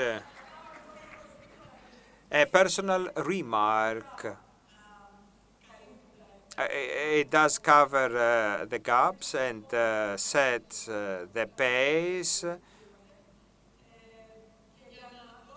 And to give you an example how these that the minister said are linked to aging and better dealing with problems, having 5G, telemedicine from home will be much easier, diagnosis, follow-up, or even operations when everything happens in real time. Let's hope for the best, and in the next conference, probably about AI and aging, we will learn more about progress. Turn the floor to Professor Reiner. Ο κύριος Reiner είναι καθηγητής σε ένα από τα καλύτερα πολυτεχνία στον κόσμο, στο ETH της Ζηρίχης. He's a teacher at the ETH University in Zurich. He works on technology sciences, robotics and intelligent science, and systems. He will tell us about how robotics and AI relates to our discussion today. Thank you for the kind introduction and invitation. Let's speak about robotics and robots. But before we speak about robots, we should define what do we mean about robots. There are too many misunderstandings, actually. So one traditional definition of a robot is, that's a definition as we are used to define it and to think about robots. When we hear robot, we first think about something that looks like a human. The first robots, they were not called like robots, but these were machines, writing machines or machines which could make music. They looked like humans. Later, Hollywood did produce many movies where we see other robots which look like humans. There are thousands of movies where the robots have this typical understanding of this humanoid way of looking. Another more modern definition is that a robot is a machine that behaves like a human, that has a function of a human, that can perform and do things which are helping us as humans.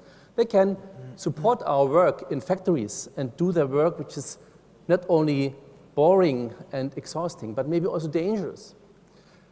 They can do household work, like the successful vacuum cleaning robots. Another very modern definition of robots is about a machine that connects humans. And now we come to the idea of artificial intelligence. Computer codes can help us to connect robots with humans and humans between each other. The Pepper is a famous example which can communicate, which can talk, and in this way maybe entertain people, even in the healthcare sector, as you will see later. Or in that movie, Her, where this actor or this person in the movie did fall in love with a computer code. Of course, here the mechanical aspect of robotics is totally disappearing. That's why I personally do not like this kind of a definition of a robot. I would say everything which has some mechanical appearance. It can look like a human, but it does not have to look like a human, can be defined as robotic. Let's speak about some examples. That's a robot which helps to deactivate, to disarm bombs, a task which is certainly too dangerous for humans. Robots can be mobile and can act remotely, far away at a planet like the Mars or in the deep sea. They can also deliver parcels, like this post robot, which was tested in Zurich. There was drones which can deliver parcels to different locations. It was a successful project in Zurich until 2 of the drones did crash.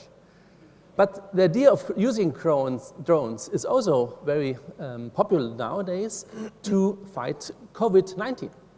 And there are projects now running which have also the goal to deliver probes, for example, or a virus or a medication to hospitals or to patients directly using drones, and not harming other people. Or they can be used to broadcast, to inform people when you connect a speaker to a drone, or you can use them to disinfect areas. There are also mobile versions of robots, and many of these robots have been developed already before, like Pepper, can be used to inform people, to detect fever, to speak to potential patients, to also sterilize spaces, to deliver supplies, and just to answer questions. Quite famous in the media was this project from Blue Ocean Robotics, a robot which is using ultraviolet light to disinfect or to sterilize spaces. Let's speak about other applications. Robotic or telemanipulation machines have been developed and are successfully used in surgery.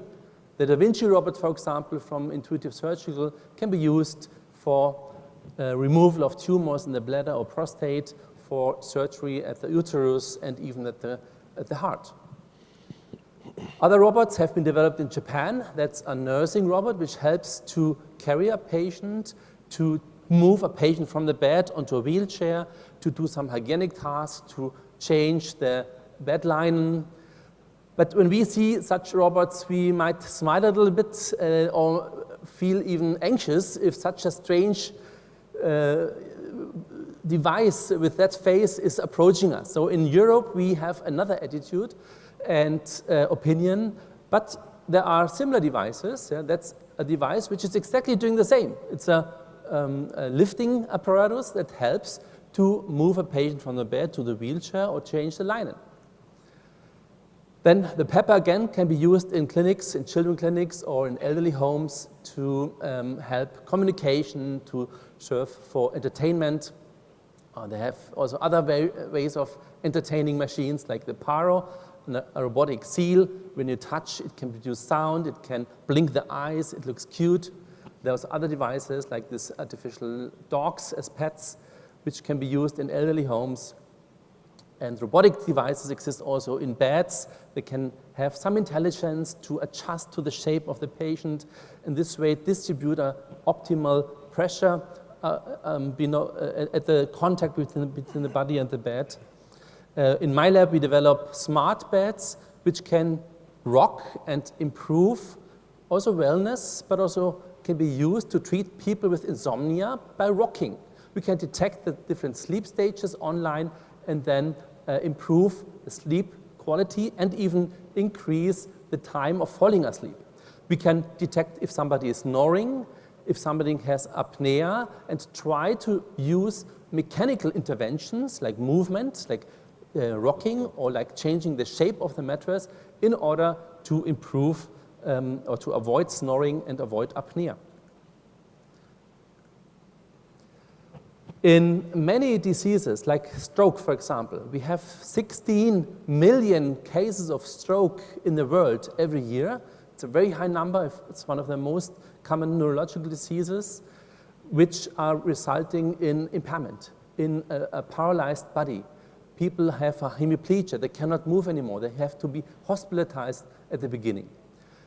And most of the time, people are not being treated because they're lying, they're sleeping, they're eating, they're watching television, they're talking, but the amount of physical therapy done is much too little. And we know we have to do a very high intensity of training, of therapy, of physiotherapy and occupational therapy to improve the function of the body in stroke. But it's exactly the same problem with COVID-19 patients. They're not mobile because there's insufficiency due to cardiopulmonary problems. And what they have to do is training after a while. They have to do rehabilitation. And an intensive amount, or a high intensity of rehabilitation is difficult to reach because we have a limited amount of personnel. We have personnel which costs a lot. And that's where robots can help a lot. That's an arm rehabilitation device which I've developed in my lab and which is commercially available to help the arm training of people after stroke or incomplete spinal cord injury. Other machines like the Locomat can be used for gait training. Robotic legs are helping to move a patient walking on a treadmill, and they're supporting a therapist. It's not the idea to get rid of the therapist. The therapists are using these devices as tools to make the therapy much more intensive. We need a higher intensity to improve the impairment, the quality of life of these patients. These devices can also get mobile, and then they can be used not only for therapy, but also for an assistive device in daily life. That's a patient who was walking the London Marathon. It took her 16 days, but she could finish, and it produced more media interest than all the athletes running the marathon. In my lab, we developed this device. It's a soft exoskeleton, or we call it exosuit. It's like an artificial muscle surrounding the body, helping people with muscle weakness, like after stroke, after spinal cord injury, but also elderly who have muscle weakness can be helped by this device. That's the newer version of the device, and we also used it at the Zurich Marathon. So 1 or 2 patients were joining the marathon, not the full distance, but some kilometers, and they could show that this works for long distance walking. It's quite robust and and it works well for people with different diseases, including muscle dystrophy. I organized a big event, similar like the Paralympics, but with the allowance of use of robotic devices. It was called the Cybathlon, organized in Zurich 4 years ago. We had teams from all over the world, also from Greece, joining with robotic wheelchairs, robotic prostheses, and exoskeletons. And the idea was that the robotic devices can be used to support the people and to promote the development of robotic devices. The acceptance of these assisted devices in our society is still limited, and we have to do a lot to convince the people. And we can use this kind of events, this kind of visibility, to also produce awareness about disability and improve inclusion of people with disabilities. There are many fears with robots. When people hear about robots, first think, oh, they are coming, taking away my job. But I can assure you it's not happening so fast. We don't need to be anxious. There are still many new jobs to be done. And the risk of getting unemployed is much higher due to pandemic than due to the development of robots. Because there are many tasks which robots cannot take over, many human-like tasks. They can robots cannot have empathy. They cannot be sympathetic or sympathetic or religious, and all these things which makes us up as humans cannot be taken over by robots, and that's why we still have a lot to do. There will be new jobs, and we can use the robots as tools. So to finalize, some take-home messages. I hope I could show that robots can support healthcare, but also can support many different functions in our society. Robots are serving us, and not we are serving them. The robots are not the masters. We are the masters. The robots will stay the servants because we decide how we develop them. And human work will not disappear because of the robots, but it will change. We must be ready to change our professions and be ready for further education to adapt to the new situation in our society. Thank you. Thank you. Εντυπωσιακά για το amazing insights for the future. I will keep my questions for later. Now, an introduction for the next speaker, Mr. Pehlivanoglu. We discussed about healthy and successful aging. This means smart aging, which means a smart home, living in a smart home. This, of course, relates a lot to digitalization of all operations and the development of technology. Mr. Pehlivanoglu will tell us more how a smart home can help make our life, those of 65 plus, better. Now we call it 80 plus, but anyway, how we can make our lives better. Thank you very much. Σας καλωσορίζω και εγώ. Very much for the invitation. I would like to welcome all of you. Briefly, I will talk about the developments related to COVID in relation to energy and how these developments can help us in relation to population aging. I will tackle a project we have carried out, which is the energy autonomy of Tilos Island, which was awarded, and it shows its value during crisis. Now that maintenance of infrastructure is difficult because of COVID-19, we saw that the Tilos project can continue provide power to the island without having the maintenance needed. Well, it produces energy from RES, wind mills can give life and keep isolated destinations in life. During quarantine in Tilos, we had more than 100 power cuts. That was disastrous for businesses and people, because we had the businesses that related to tourism, and it is important for all kind of health structures. One important part we dealt with Tilos was the demand of the local society to support electricity on the island for the elderly people, especially living there. We built on infrastructure that is linked to smart homes, production of energy, management of energy, and smart energy at home. This is a simple system of hybrid energy production from various sources. Beyond production, we have also consumption and e-mobility. Cars are part of this puzzle, this energy puzzle, our everyday life we are invited to handle. We have these chargers. We introduce in this series of products what the minister talked about earlier, interconnection. These chargers can operate as 5G hotspots.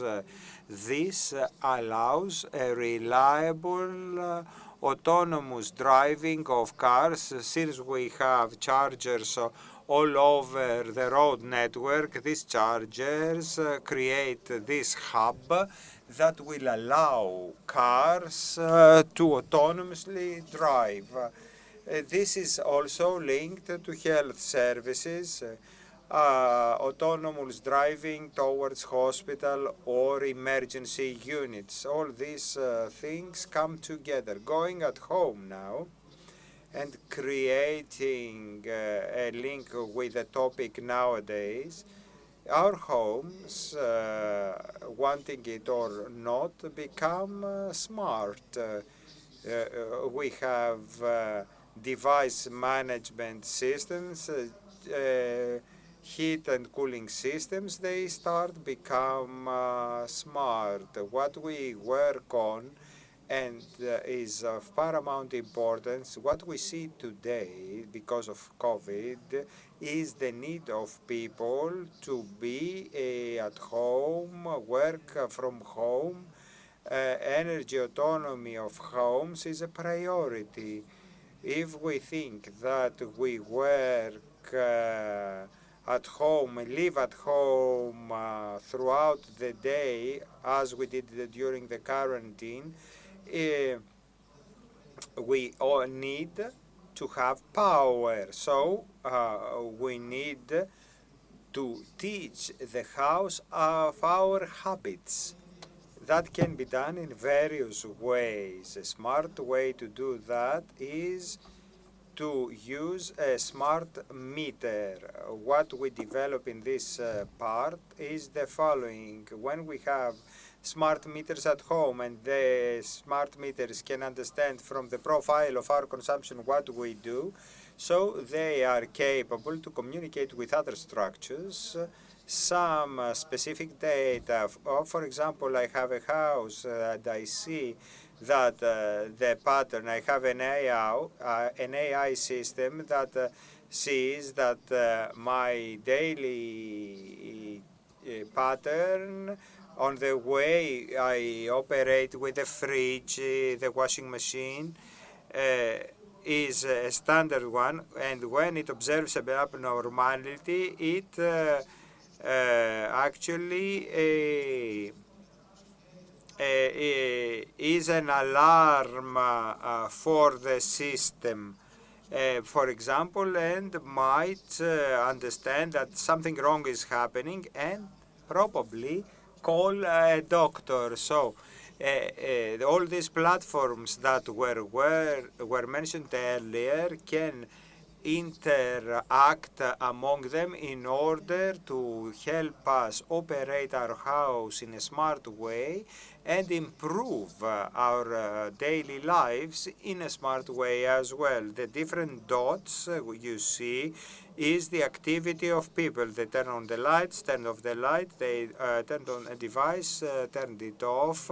This is something the AI system learned, and there is a smart management of energy and a smart management of the daily lives of people.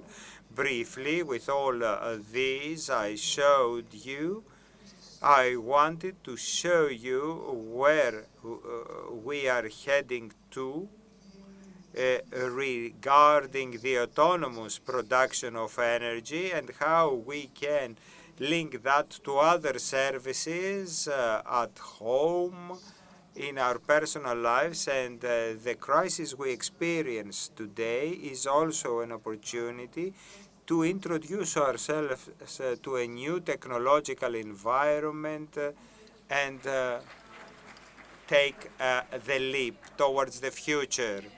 We have heard how AI in energy at home can understand how our daily life has changed. We have heard about robotics and AI. There is something missing, sensors.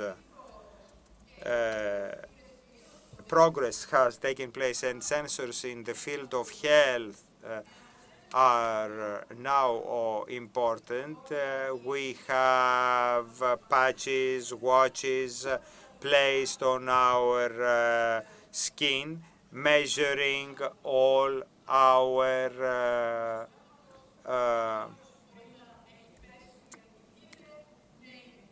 interesting μέσα από την τεχνητή νοημοσύνη, η οποία μπορεί μετά από την εκπαίδευση να καταλάβει αν κάτι πάει ή δεν πάει καλά. Okay, taking, measuring all our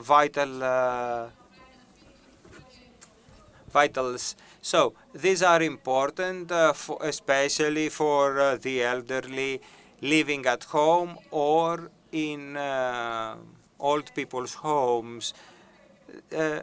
All these are already here, either in a pilot form or already implemented. So I would like to ask, Mr. Reiner, I would like to ask you in English.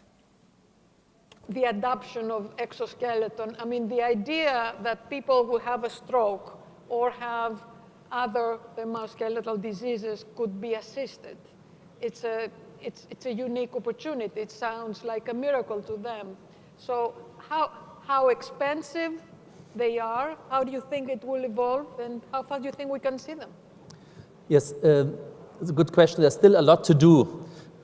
We have some successes. We could show even in some clinical studies that robotic devices or the use of sensors and big data are supportive and can help us, can help people with certain diseases. But you said it actually. I mean, about the sensors, for example, we have a lot of sensors available. We have a lot of data available. We have a lot of machines available. But our knowledge is still very much limited about the use and about the evidence of their use. It's a bit comparable to the point that it was more than 20 years ago that the genetic code was opened about the human. And people said, now we can treat them and solve all the diseases. But we still haven't used the data so much. And there's so much to do with it, so much to prove and to search these things. And that's the same with the robots. We have now the first devices, often just in a laboratory environment, and we need to explore them, and we need to experience them, to improve them, to make them really beneficial for the medical field. But indeed, that will be the case. I was just reading μια πολύ πρόσφατη μελέτη. Quite a recent study showed that researchers found some nanorobots in less size than a platelet, and they convey the medicine at specific hours. will happen, just we are on the way there. Yeah, of course, I'm an engineer and researcher in robotics. I'm a bit biased, but I would say for sure things will come. Nanorobots will come. There's a famous professor in our university in Zurich, Professor Brad Nelson. He developed very small robots which can be inserted via the blood vessels or the eye to repair things in the body. But it will take a while, and it's open when we will have it. When will the robots be there which can treat everything? Will it be in 10 years, maybe 20, or maybe 100 years? I don't know. Let's hope for 10 years then. Κύριε Πεκλιβάνογλου, έχετε σκεφτεί πώς... Mr. Peklivanoglu, have you ever thought that in the energy sector can combine or cooperate with startups that are in the field and see how we can combine sensors, AI, so as to have a more integrated approach in a smart home. We want to create the infrastructure right now to link the house with this kind of sensors that reads vitals. The innovations of smart meters is that can create a network of IoT that can read from the sensors. So we can proceed with these kind of devices. We're open to cooperations, and because we cannot follow the whole startup area, we have an open proposal to startups to come and suggest on how to link these systems, since we are not talking only about the Internet of Things, but also about the Internet of Medical Things. Minister, earlier you talked about the venture capitals and how things evolved, and you are yourself involved in innovation. I would like to suggest something that is linked to aging. The relevant German ministry in cooperation with the research ministry are organizing a competition on aging because they have seen that too few startups are involved in aging. So it is an idea on how you can approach. Look, come and do it together, then, the minister says. Because I believe that it is the economy of longevity. I have a slide which shows that in the United States, the financial benefit from longevity economy is bigger than the GDP of Germany and France. So in Greece as well, we can, via the startups that are involved with AI and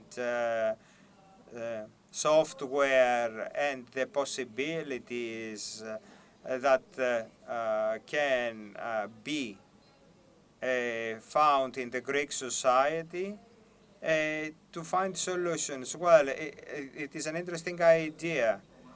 And I think the lesson learned for all of us is that the state can be the catalyst and not the impediment. I saw the presentation about drones earlier and how drones can be part of our lives. What the state can do to have that, to set the regulations. And the second, which is probably news, we will change the postal codes all over Greece. Why shall we do that? They changed back in 1983 last time, and now PC does not give you any information. In UK, we have letters and figures. In that way, I can have a building block identified. If I have this information, I can help drones bring packages in the block. So our work is to make this kind of regulations in order to facilitate the future. Why in 5G we want to build a fund to give birth to this market?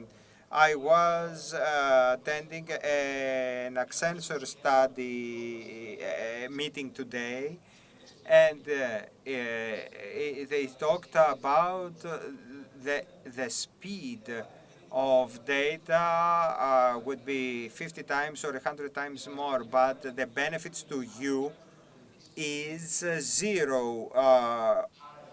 The big difference is for the industry. So we need also to facilitate, in that sense, the birth of ideas, because added value and new jobs and how to bring people back. In Greece, 5G is exceptional for health.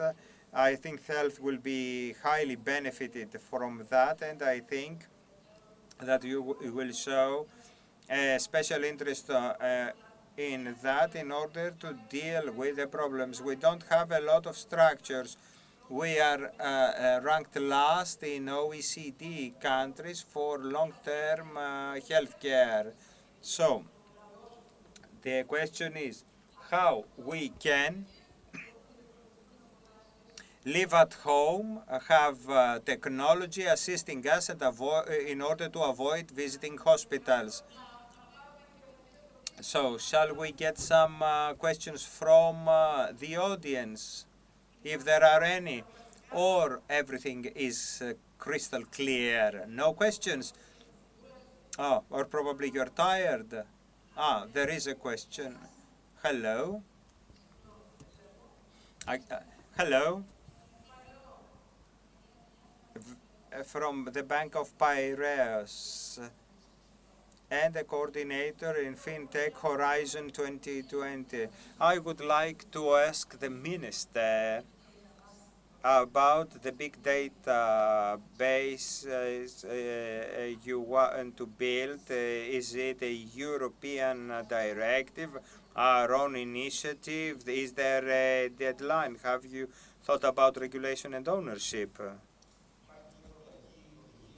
There is a European regulation regarding interoperability. If you want to move from Athens to Thessaloniki, right now we cannot do it with the same device because we don't have interoperable systems. We have agreed that we will solve it soon, but this is an example of good practice.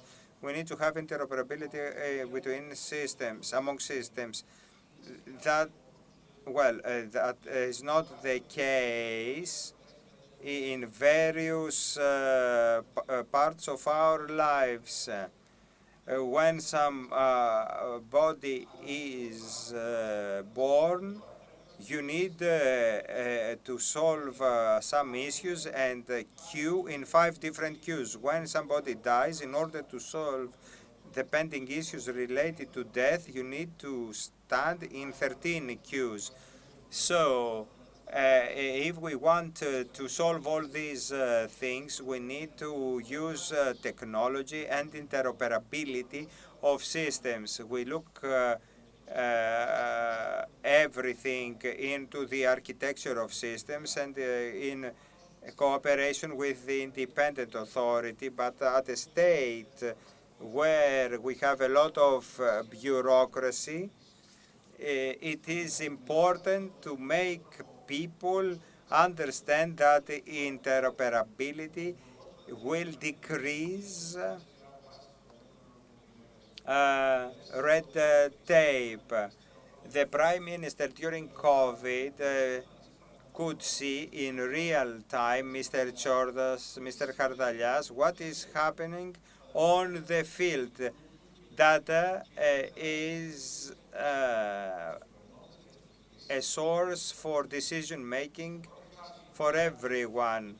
So internally we do that at the beginning. We try to disseminate data among government members, but these all contracts will be for free for the total of population in the year to come.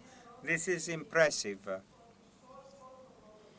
Throughout the world and in the United States, researchers can take databases and do research. And well, they can take the database and do research. But here in Greece, that is not feasible. But will it be feasible in the future in Greece? But we talk about the legal data. Well, we need also to take into consideration GDPR. But all this will open. There is a very good EU directive. There is an active law since 2014. The law was not implemented in relation to the protocols. These databases, when opened, need to fulfill.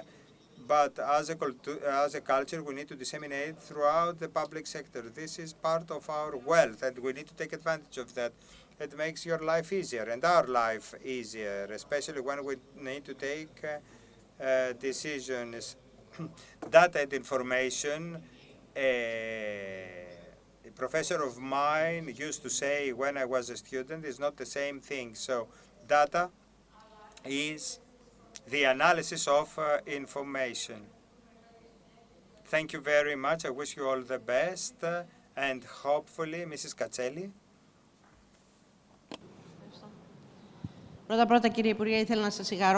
Firstly, I'd like to congratulate the Minister for these initiatives. They are extremely promising. But I have a question. How do you set your priorities? I mean, there are so many things to do. What comes first? What comes second? Let me share my own experience with you. If you can, please pay attention to the trivial things that make an investment freeze. For the past 3 years, there have been efforts made in order to unfreeze the project involving the Ministry of Agriculture and the Ministry of Economy, the so-called 421, but nobody pays attention to that. I don't know if you said something about the third industrial revolution. We're still at the second, you know. Even the simplest of things have to be tackled. For instance, you have a specific agency in the ministry with no IT specialist. You have one platform that's not interoperable with the other one, and somebody forgets to press on the button saying payment for the investor. And we have investments being stuck or frozen for years. I was the one introducing the so-called GEMI, General Companies Register. Until today, there is no interoperability between the tax offices and the register. Have people monitoring the simple things being implemented. This is the only way forward to get unstuck. You're absolutely right, and this was the question that we set at the beginning. Where do we start? We have thousands of minor processes to tackle, and let me tell you that we're doing that in a, let's say, dual manner. A, we take care of the big issues, all right? For instance, what was the number of incoming citizens to the KEP? KEP is the Center for Service of Citizens. Most of them would go there to take a certificate of birth. So we fully digitalized that, which means that we saw what was the big chunk of activities that have to be digitalized in order to facilitate our job. The second thing is something purely subjective. Next week we will digitalize the reimbursement of speech therapy. This is my own priority. Some families have to have speech therapy for their kids. Every week you have to send your kid to the speech therapist. Okay? You have to take the certificate by the speech therapist, go to the tax office and get the money back because there's no register. We have thousands of parents losing time. This is something that's a priority for me. Next week it will be settled. I can give you some hundreds of things we've done and some thousands of things that are still pending. However, we made a start.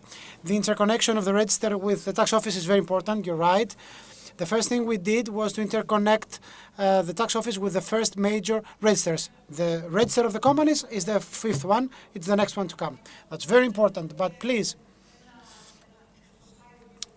could you please add a tab on the ministry's site in order to get some feedback and ideas from the citizens? Yes, I can. Thank you very much for that. I think that's all. Do we have time for one more question? Yes, we do. One last question then.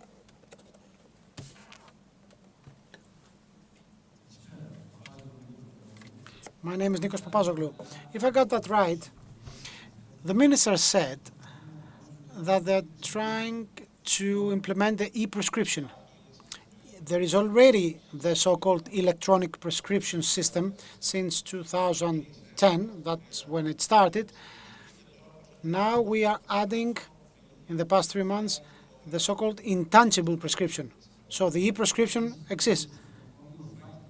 So what we don't have yet is the so-called medical record of the patient since his birth. My company has done that already. So if we're interested, we can make a demo to you. Thank you very much. So I'd like to thank you all for your participation, for your contribution, and your interesting insights. Hopefully see you the next time with many more things to discuss about the improvements made. Thank you very much.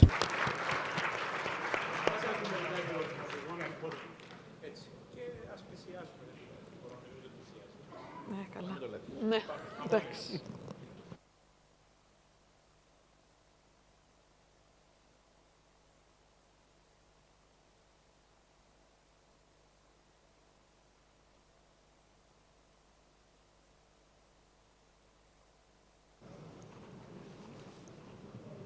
Thank you, ladies and gentlemen.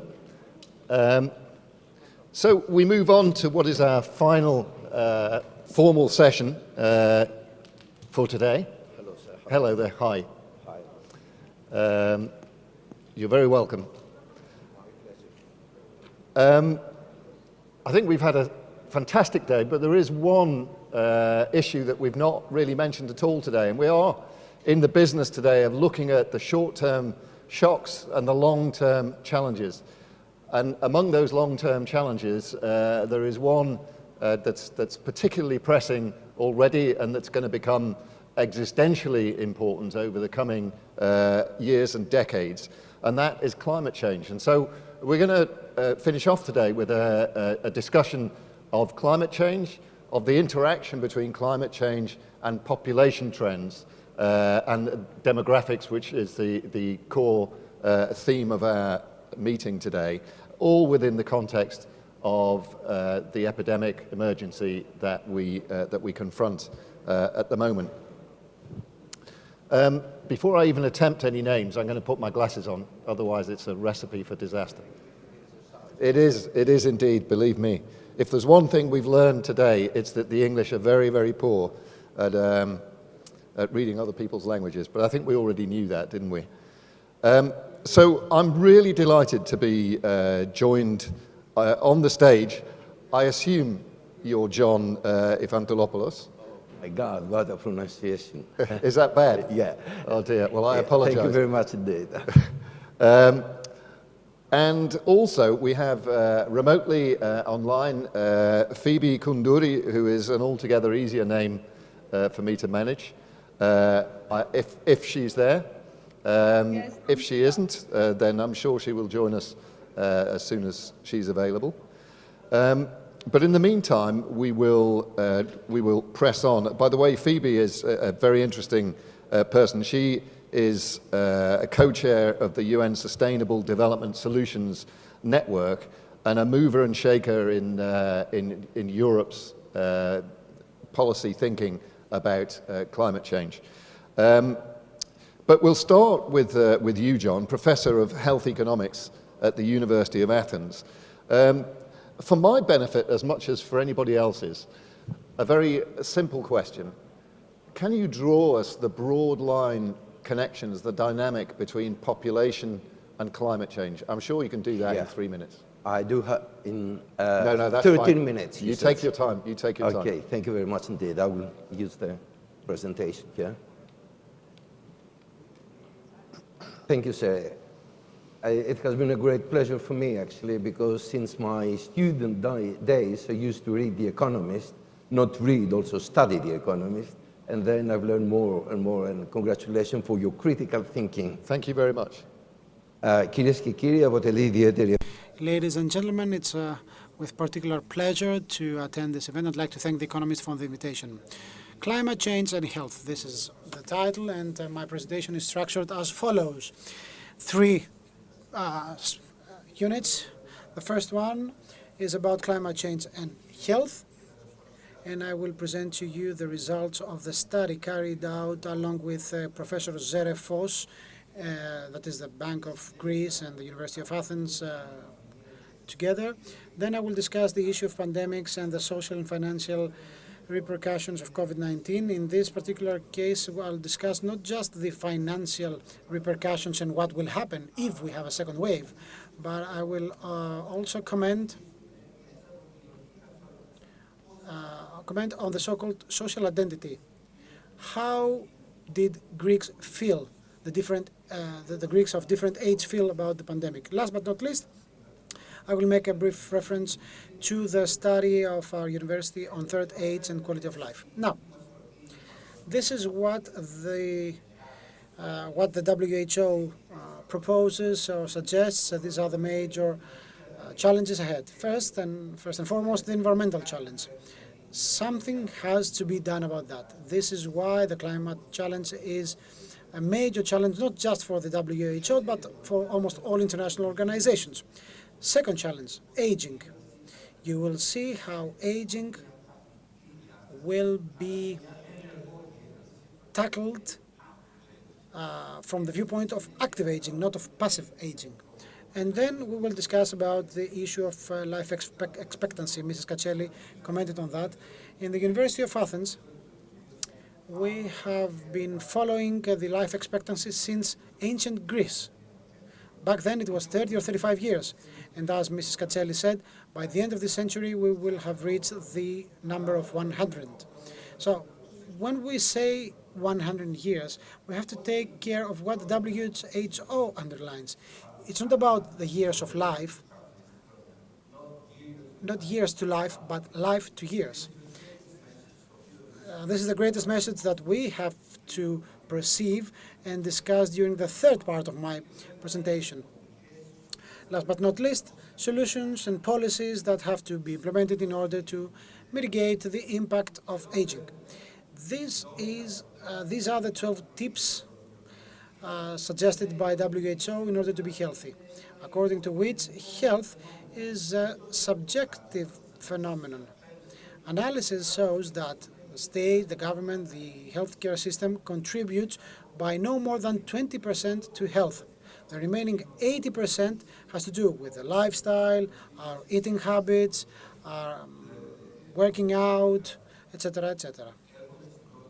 Now, starting with the first component of my presentation, climate change and health. This is the study together with Mr. Zerefos, the University and the Bank of Greece. The message, the finding is that by the end of this century, 2011, we will have an increase of temperature. This increase of the temperature will lead to certain phenomena and repercussions. In terms of GDP, this means a huge increase of GDP. So, therefore, the climate change costs and will affect financial growth.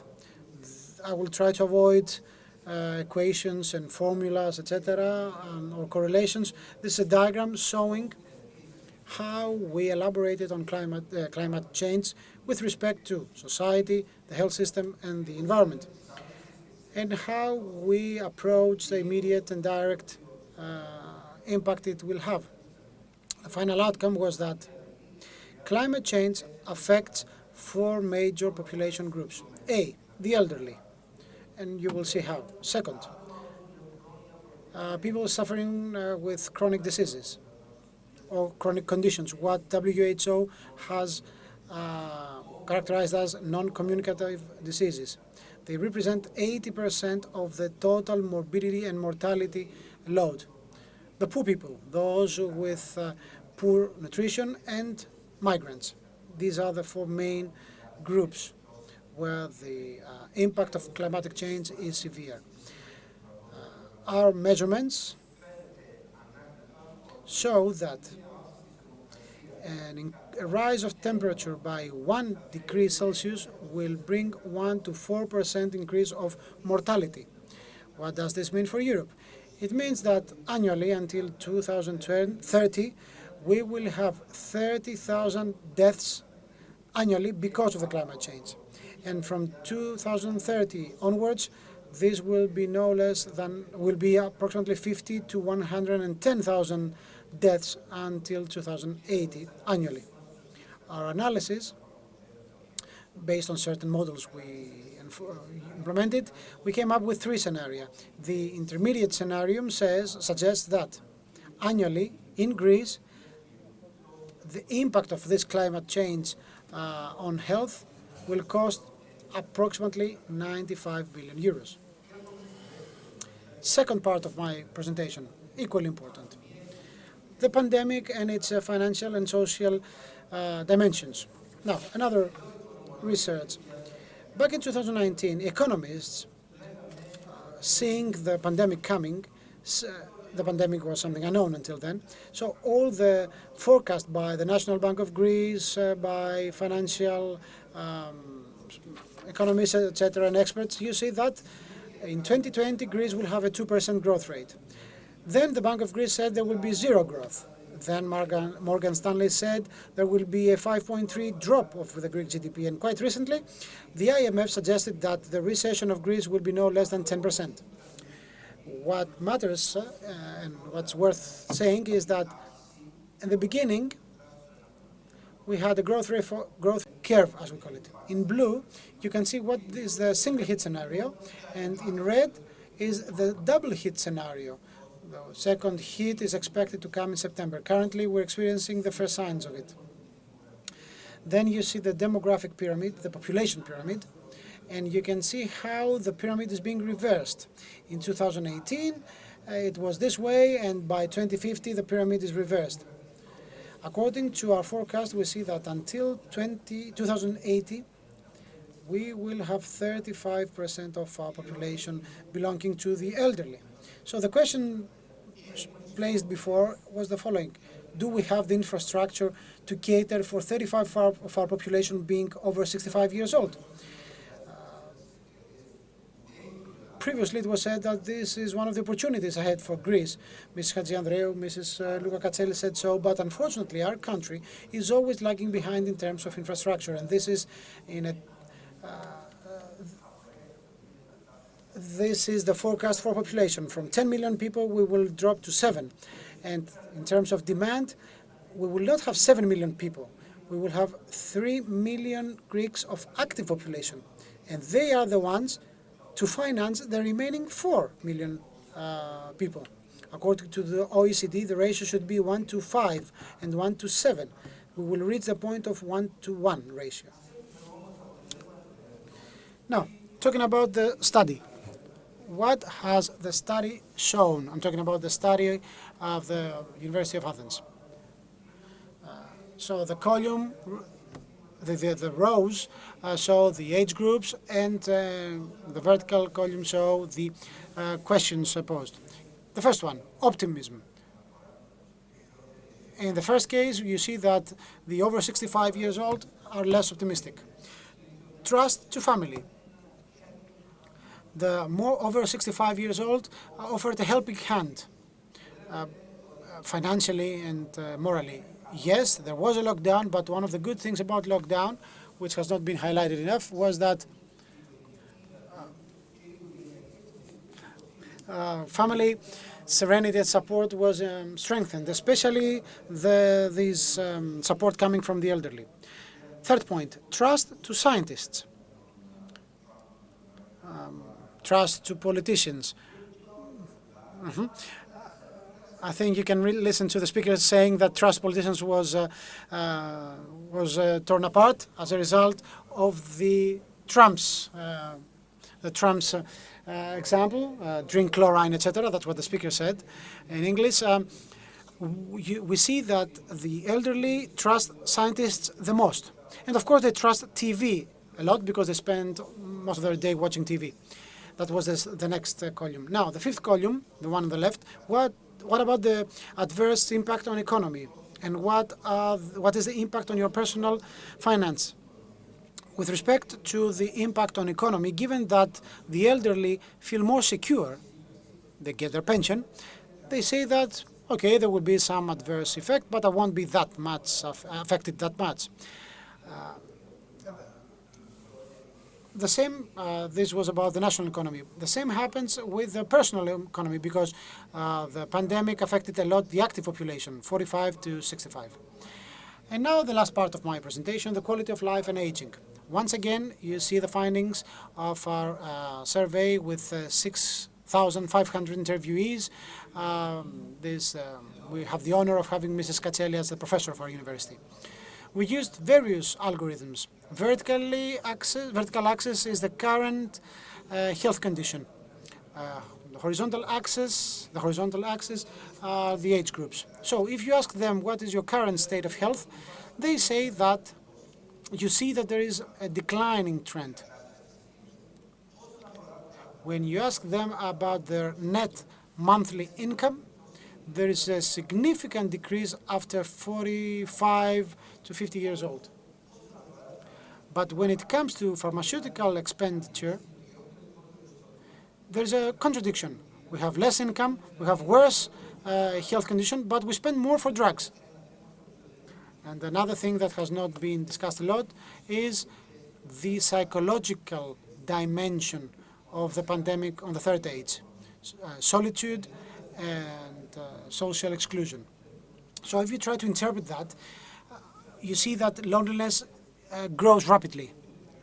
So it's not about cardiovascular diseases, it's not about cancer. No, for them it's about being lonely. Loneliness, loneliness, loneliness. What do we recommend?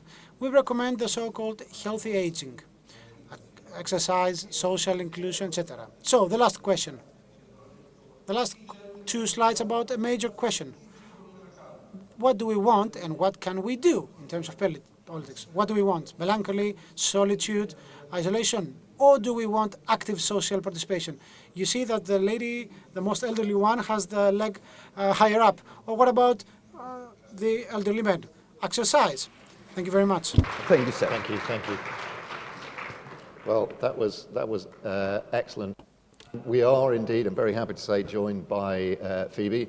Phoebe, you're very welcome. It's good to see you virtually, if not in person.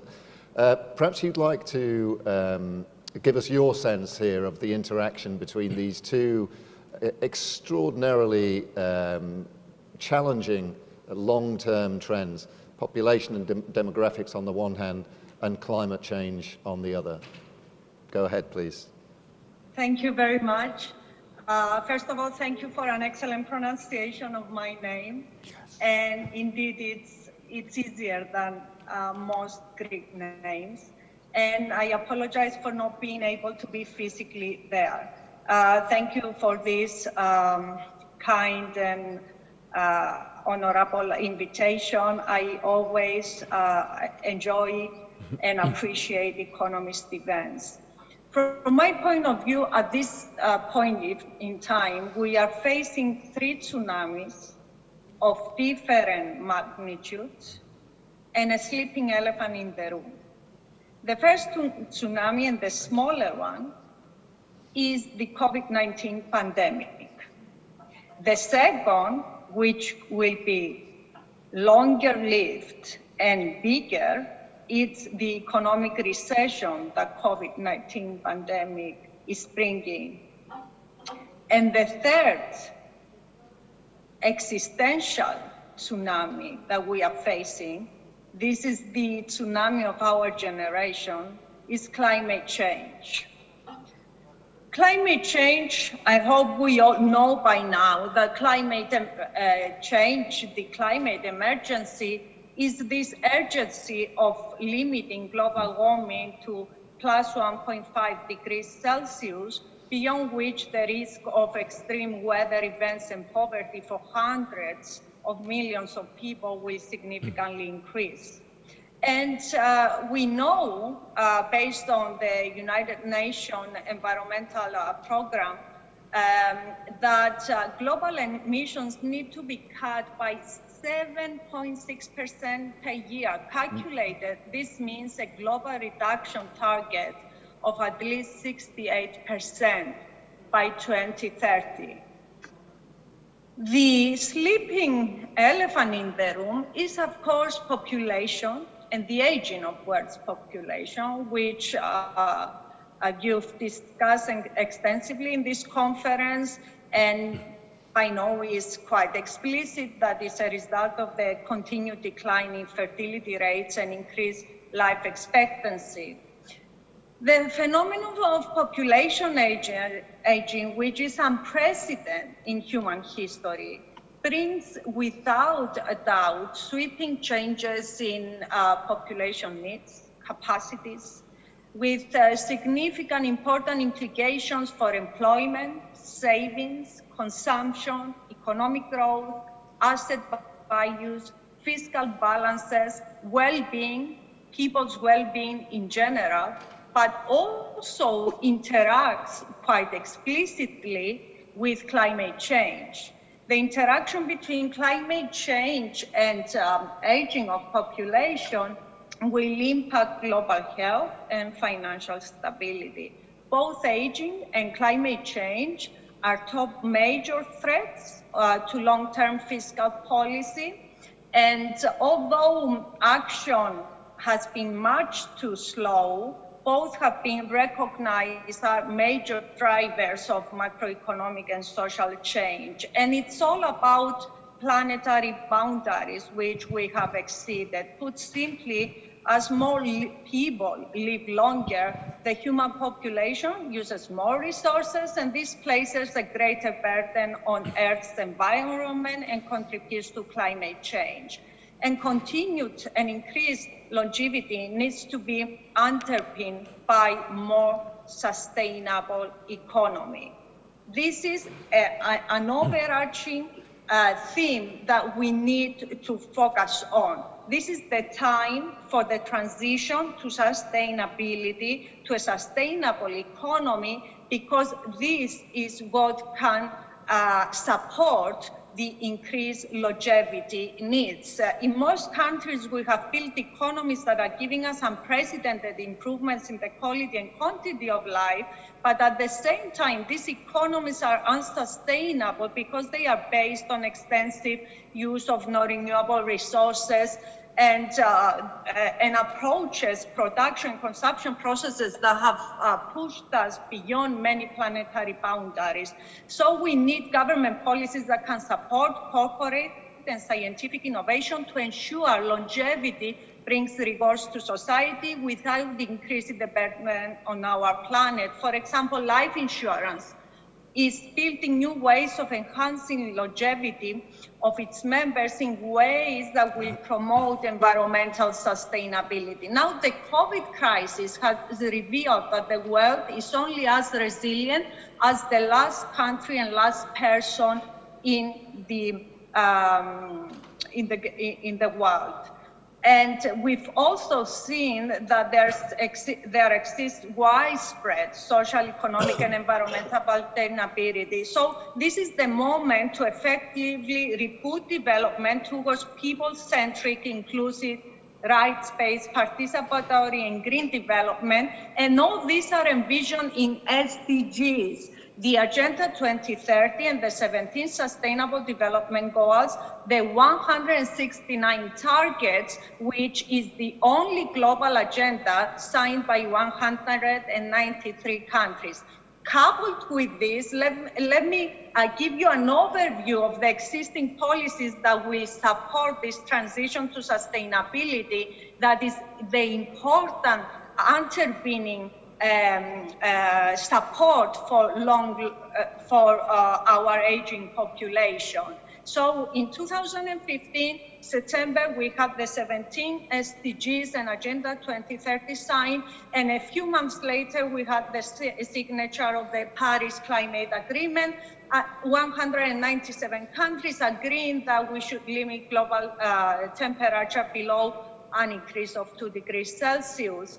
And in 2018, we know that 2 degrees is far too much. We can only handle an increase of 1.5 increase Celsius, which is consistent with zero carbon emissions by 2050, which is the goal of the European Green Deal. 2019, our network, United Nations Sustainable Development Solutions Network, announced the 6 major transformations that each country should devise in order to operationalize the 17 Sustainable Development Goals. And these refer to education, health, well-being and demography, energy decarbonization, sustainable food, land, water and oceans, sustainable cities and communities, and the use of the digital revolution for sustainable development. And a few months later, December 2019, we have the European Green Deal. The European Green Deal, 4 axes: climate neutral Europe by 2050, reduce pollution and invest in the health of humans and ecosystems, leadership in clean tech for European companies, and leaving no one behind. And we know that the European Green Deal have various policies, all of them crucial for transforming each and every country in Europe into a sustainable economy and society, and has 1 trillion budget to support this. Half of it from the MFF, the other half to be leveraged by public-private partnership. And unfortunately, 2020, we have the coronavirus. And we know that flattening the infection curve steepens the macroeconomic recession curve. And 21st July, we have the announcement of the new recovery plan, the EU Next Generation EU, which became part of an enhanced multi-annual financial framework, of an enhanced MFF for the European Union. And at the same time, just let me close there and maybe I come back later on. At the same time, all this, the SDGs, the European Green Deal, the Recovery Fund, the new MFF, the European semester process, which has individual recommendations for each and every country, all of these have to be merged in order to devise pathways for a sustainable Europe by 2030 and also by 2050. And this is exactly what we do. This is the first time that I announce this project. This is a project under the auspices of the General Secretary of the UN and led by Professor Jess Sachs and myself. It's a senior working group on the implementation of the European Green Deal that tries to identify and promote technological and policy pathways for decarbonization by 2050, identify adaptation pathways, identify socially inclusive pathways, and provide strategic recommendations for each and every country. So for each and every country, we are going to put together the SDGs, the European Green Deal, the Paris Agreement, the Recovery Fund, the new MFF, and devise technological and policy pathways supported by the financial budgets of all these instruments in order to lead the way for the sustainability transition. We are preparing 27 different plans and a holistic plan for the whole of Europe. And to support this project, we also have the new Lancet Commission on COVID-19, a world project supported by UNSDSN, again, the Columbia University Earth Institute, and the Lancet Journal, the most prestigious journal in the one of the most prestigious journals in the world, that is trying to promote best practices in the control of the pandemic, the social protection of basic needs, and the recovery of the global economy. And this project will also fit in the European Green Deal project. I will stop here. Thank you. Wonderful. Thank you so much. That was excellent. Now, we're very close to the end of our time, but if there is a question from the audience for either of our panelists, or indeed for both of them, please make yourself known. It'll have to be a short one and a question, please, rather than a commentary. So this gentleman at the table here, wait until you have the mic and then please go ahead. Hello, thank you. However, even criticism is good, but never mind. So I was rather surprised to hear the certainty with which both Phoebe and John presented the results. We all know that these numbers, 3.3 degrees, etc., are coming out of models. I'm doing turbulence modeling. We know very little about turbulence. We use 3 constants. But if you give me 3 constants, I can fit an elephant. Therefore, I believe that we shouldn't really commit ourselves so greatly in saying things, 3.3 degrees, etc. My models, for example, predict that instead of 3.3, that was the least increase of temperature, it's going to be 2.6. I don't claim I'm right. I'm just saying that we should be very, very careful in the measures, because we are not going to diminish industry because we don't want to put 2 kilograms of CO2 into the atmosphere. Yeah. So it's a certain, I like a comment, John, please. Okay, and Phoebe, thank you. yes, That's a fair point, I think. Phoebe, your comment. Yes. I know you had very little time. Okay, the estimates I referred to about the maximum increase in temperature. A very short comment. That the human race, it's a good comment and it's an interesting comment, because it arises every time I talk to energy companies or industry that needs to be decarbonized and so on. The 1.5 degree, it derives from the Intergovernmental Policy Panel for Climate Change. Obviously, there are many models around. I'm a modeler myself and a statistician. There is model uncertainty, and there is deep uncertainty, not just probabilistic uncertainty, because we are facing phenomena that we did not face before. However, the 1.5 degree maximum increase is there to hedge against unprecedented destruction and devastation. And it says that we now do not have the technology or the funds to live in a world with a temperature higher than 1.5 degrees. What is more interesting is that at this point, we need to achieve a fundamental transformation of our economy, of our social and financial system, that will trigger exponential change in strengthening social, economic, health, and environmental resilience. We need to think big, and we need big changes. We need systems innovation. And this systems innovation, if I may, it is beneficial to industry.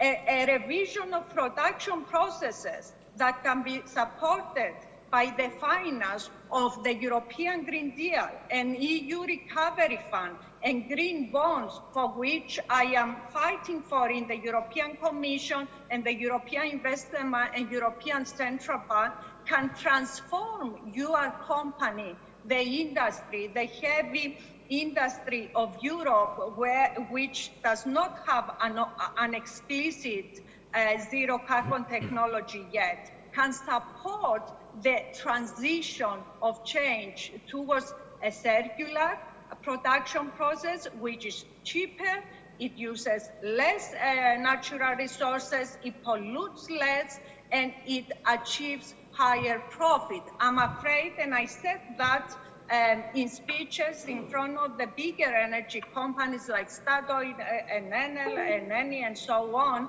it is a one-way road. We need to start investing in our sustainable future, and it is, the good news is that it is a win-win situation. It is a win-win situation because renewables are cheaper, because storage is increasing, because energy efficiency has huge potential, because the transition to sustainable, to circular economy can bring huge profits, all this combined with a green and digital revolution. Thank you very much, Phoebe. John, to you. A very short comment, actually. I quite agree with Phoebe when she mentioned that by the year 2030, what we really should aim at is at sustainability of our healthcare, social, and economic system. However, the COVID-19 has brought a reorientation and new challenges in our society. And one of these critical challenges is to what extent all the governments have to increase towards greater resilience of the system. So it's not sustainability per se, but the resilience is the most challenging objective. And then here is a country, Greece, which over the 10 years of crisis, Greece was the less resilient country in comparison to Portugal and all the rest of the Northern European countries. But in terms of COVID-19, Greece became the most resilient economy and the most resilient country that adopted immediately, and then we had the less possible victims. So an intermediate objective, okay, we have to look at the long-term objectives, but at the same time, we have to look at the short-term objectives. And one of the most challenging ones is resilience of the governments towards the new objectives and the new challenges. Fantastic. Well, that's thank you very much. That's, my pleasure, sir. Thank you for your question. Resilience is part of sustainability. You cannot think of sustainability without the resilience in the short, medium, and long run. Indeed. So I think that I fully agree. That embracing of the short, medium, and long term is a fantastic place for us to finish this particular panel. So please join me in thanking our super panelists. Thank you very much indeed. My greatest pleasure. I think Thank you. It's John and tonic time, actually, isn't it? Almost. Almost. Okay. Phoebe. I know it's the closing, actually. You're here in spirit, Phoebe, as we have our pictures taken. Thank you. Thank you very much. Thank you. Okay, well, that sort of draws things to an end for the day. It falls to me now to the easy task of summarizing the day. One of the great pleasures for me of chairing conferences like this is that it's a fantastic opportunity for me to stretch my knowledge. And I've learned an awful lot today. It's been really good. So I could just very briefly go through, please come up and join us. More or less the course of the day. So I started the day with, I have to admit, a rather gloomy view of the global outlook and some quite stark figures on the outlook for Greece. What we've seen, though, through the day is that our panelists have focused as much on the opportunities, I think, as on the undoubted challenges that Greece faces. Our government spokespeople have, perhaps not surprisingly, emphasized that the administration's successes in suppressing the virus and protecting Greece's health service. And I can only say, coming from where I come from, that is an enviable achievement. I fully endorse it. There is a long way to go, of course, and the challenges are real. But one thing I drew from the official interventions was that the government has drawn confidence from the response to the virus, and it wants the country to share that confidence. Indeed, we heard hopes for a brain gain as young and old Greeks choose to return to a country that looks stable and attractive relative to some richer countries around the world. Another area of opportunity we heard about was the experience of accelerated innovation as the country confronted the emergency. Home working and telemedicines, for example, have helped mitigate the lockdown, but also they offer mitigation to the demographic challenges and some of the other challenges of the future.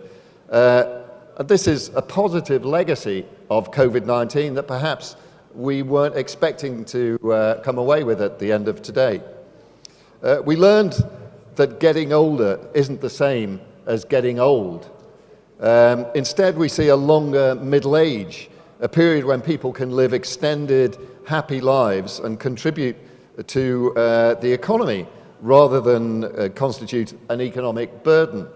But eventually, of course, we will get old and infirm, and I think we've been given a hint of the serious challenges Greece faces in the provision of primary and secondary healthcare. These are challenges that are beyond the reach of a single administration and require a national consensus, a long-term vision, and a sustained policy effort. Similarly, the country's infrastructure, from its buildings to its transport to its hospitals and care homes, needs sustained investment to match it to the changing needs of an aging population. But again, we find opportunity glinting through the clouds. We heard about the country's extraordinary natural endowment and how that could be mobilized to attract wellness tourism, for example, and an expatriate retirement market, among other areas. Finally, we've learned that not only will we all live to 100, which is good news, but that we'll get there supported by robotic exoskeletons and kept cheerful by entertainment robots. And I think that's a future that we can all look forward to. So for our final words, I'd like to hand back to a representative from... Well, Mr. Ross, I can't express it a better way. I think you made an excellent summary of what happened today. If I want to add something, that we have seen so many politicians coming in and out this day, and the optimism and the awareness that they have a difficult task ahead of them, but they are optimists despite of that. I think this is the basic message of the day. We have heard many experts expressing their views. I think it was a very good event, and we covered a lot of things, a series of issues. I suspect now that everybody is tired. We want to take a break, and thank you very much for this excellent day. Thank you very much. Thank you. Thank you. I've You enjoyed did it an very excellent much job. indeed. Excellent. So now we have a brief break where we can all go off and prepare for cocktails. We can put on our sparkling, beautiful evening dresses. The ladies may want to change as well. Before we go, I would like to thank a number of people, you for starters, my co-host Evie, the Economist events team, of course, the simultaneous interpreters at the back who, as ever, have done an absolutely superb job, and most of all of you for sticking with us throughout the day and participating and taking such an interest. So I'll see you shortly for cocktails. Thank you very much indeed.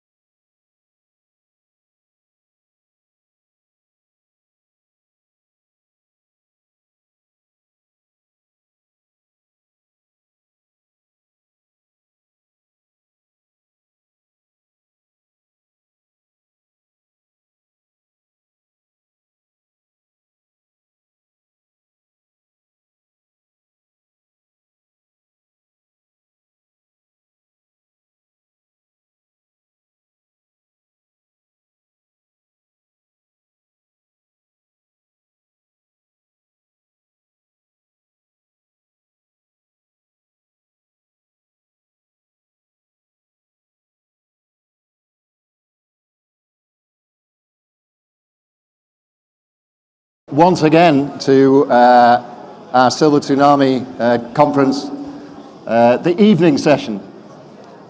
This time we've got the sun to keep us company. I've had some wine, so the whole thing is going to be a lot more relaxed. It's really good to see how many people have managed to stay with us through the day. It's been a long day, but I'm full of admiration for your stickability. You've really come through. It's a tremendous pleasure and quite a privilege for me to be able to introduce my guest at this stage of the evening. This is a man that you're all very, very familiar with, a very, very senior politician in his own right, but a deep thinker and a fascinating talker.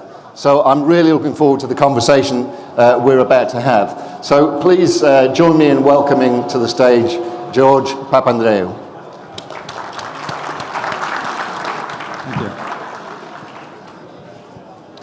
George, I'm going to hand over the floor to you to give us some introductory thoughts on where we stand. Okay, Thank you. Θα ξεκινήσω στα ελληνικά. Let me start in Greek and then I will, during the Q&A session, I will switch into English with my friend Alistair. Firstly, I'd like to thank you for this kind invitation. It's really pleasant to find ourselves, after a long time, in a conference that takes place in a physical way, not via Zoom or on a remote platform. So I wish you the best of health and lots of courage for the time that will follow. There was this university professor at Berkeley. He carried out an experiment with his students. He told them, I use the word old. What are the concepts, the words that relate or are linked to these concepts? So the students wrote on a piece of paper, sick, weak, ill, fable, grey, bold, lonely. So he collected the answers and then told them, now I would like you to write down the concepts, the notions connected to the word elder. So they wrote experienced individual, a wise person, a reliable person, a respectable person. So you see how the narrative may lead to completely different understandings of the same phenomenon. However, this is actually the power of politics, the power of allowing us to imagine, of allowing us to be bold enough to imagine a different, a better world. I think that the issue of the third age incites us, and because there's a huge demographic change to happen, because until 2030 they say that the elderly will be more numerous than the youth, the silver tsunami as it is called. But the pandemic itself, which we experience and we are still living, invites us to explore a different narrative. I think that this is a moment in history, a very important one for the following reason. Never before has it been in the history of mankind that the entire mankind experienced the same thing at the very same moment and share it by means of the internet virtually and share the same emotions, the same feelings.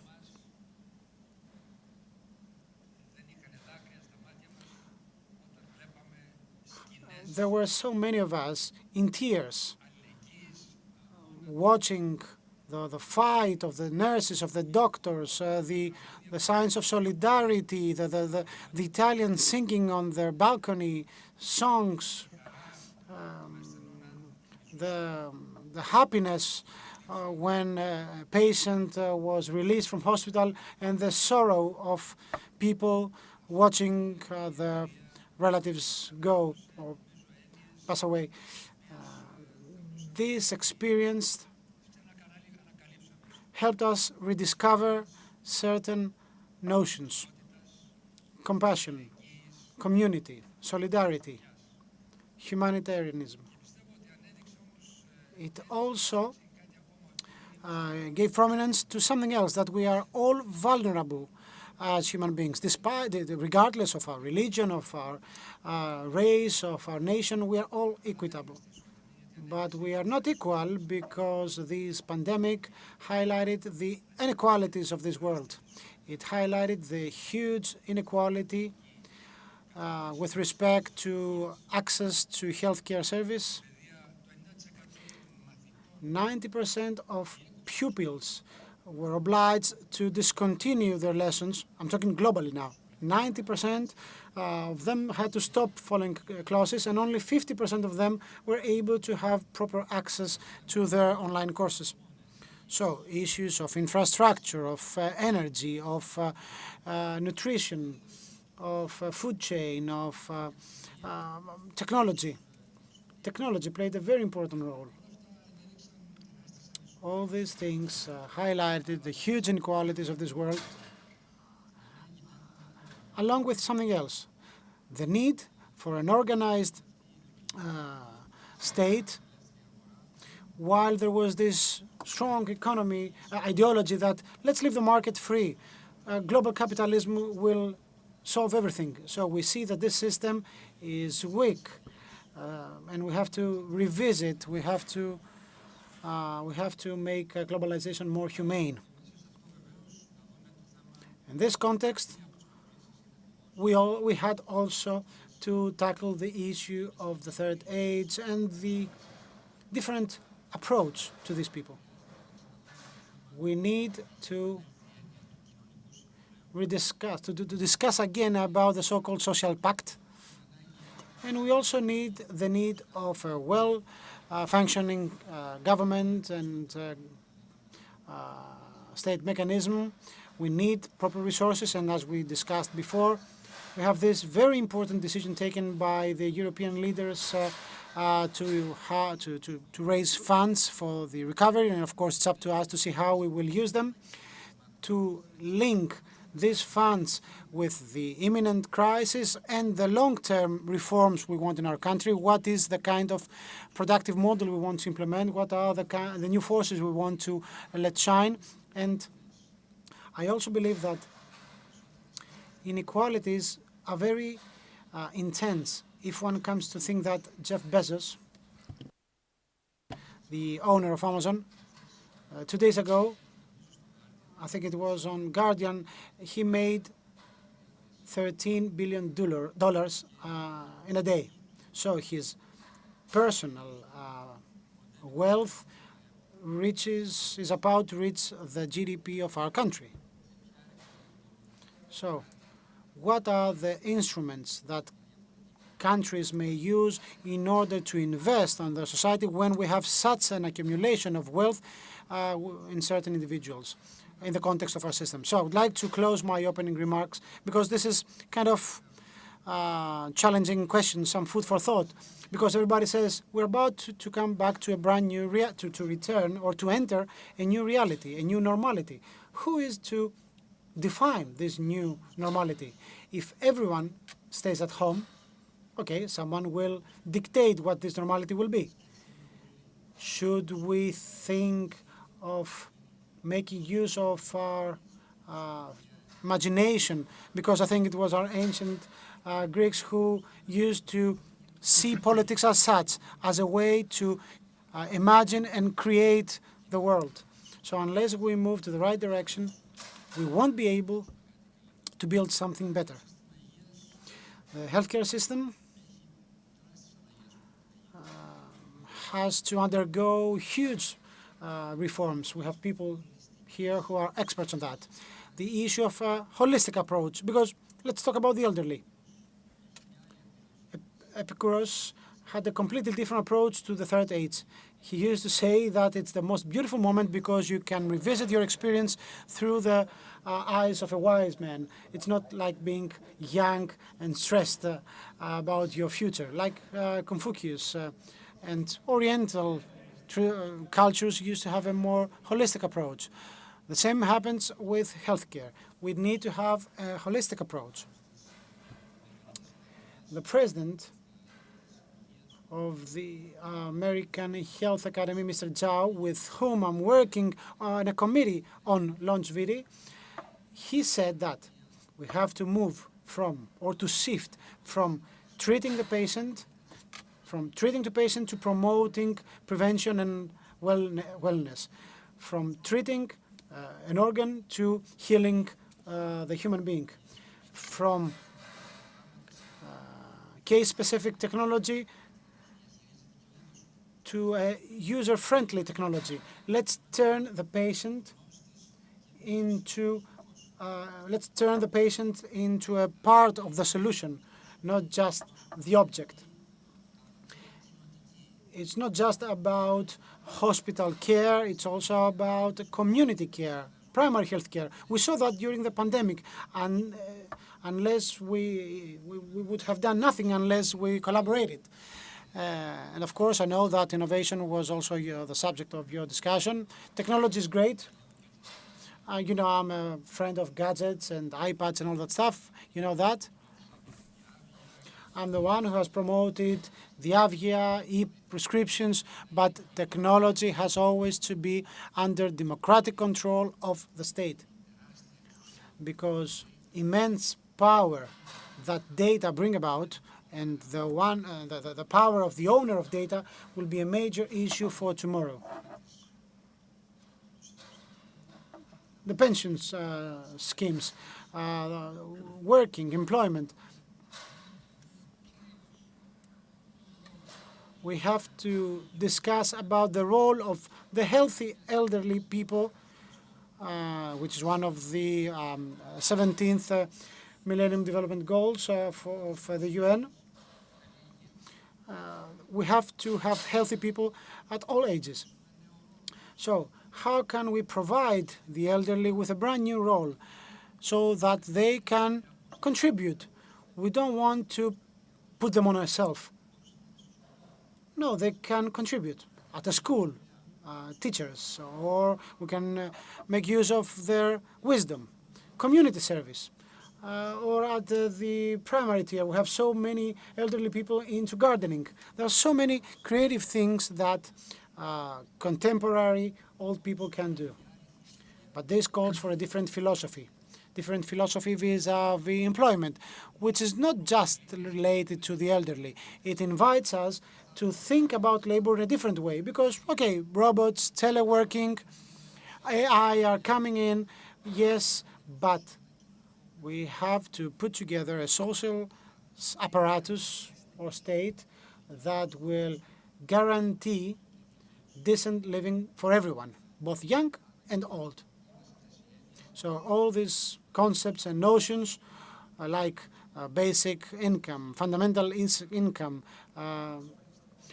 basic fundamental social security, all these concepts are necessary in order to have a proper society, a humane society. Let me close with this remark. I think that the pandemic itself urged us all to revisit the notion of wellness, which was the goal of life, according to Aristotle.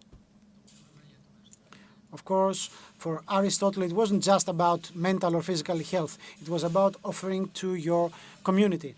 So why? Let's make use of this money. Let's use the symbolism of 2021 in order to build a brand new narrative for our country. Let's turn our country into the hub of wellness, of health. This is a productive approach.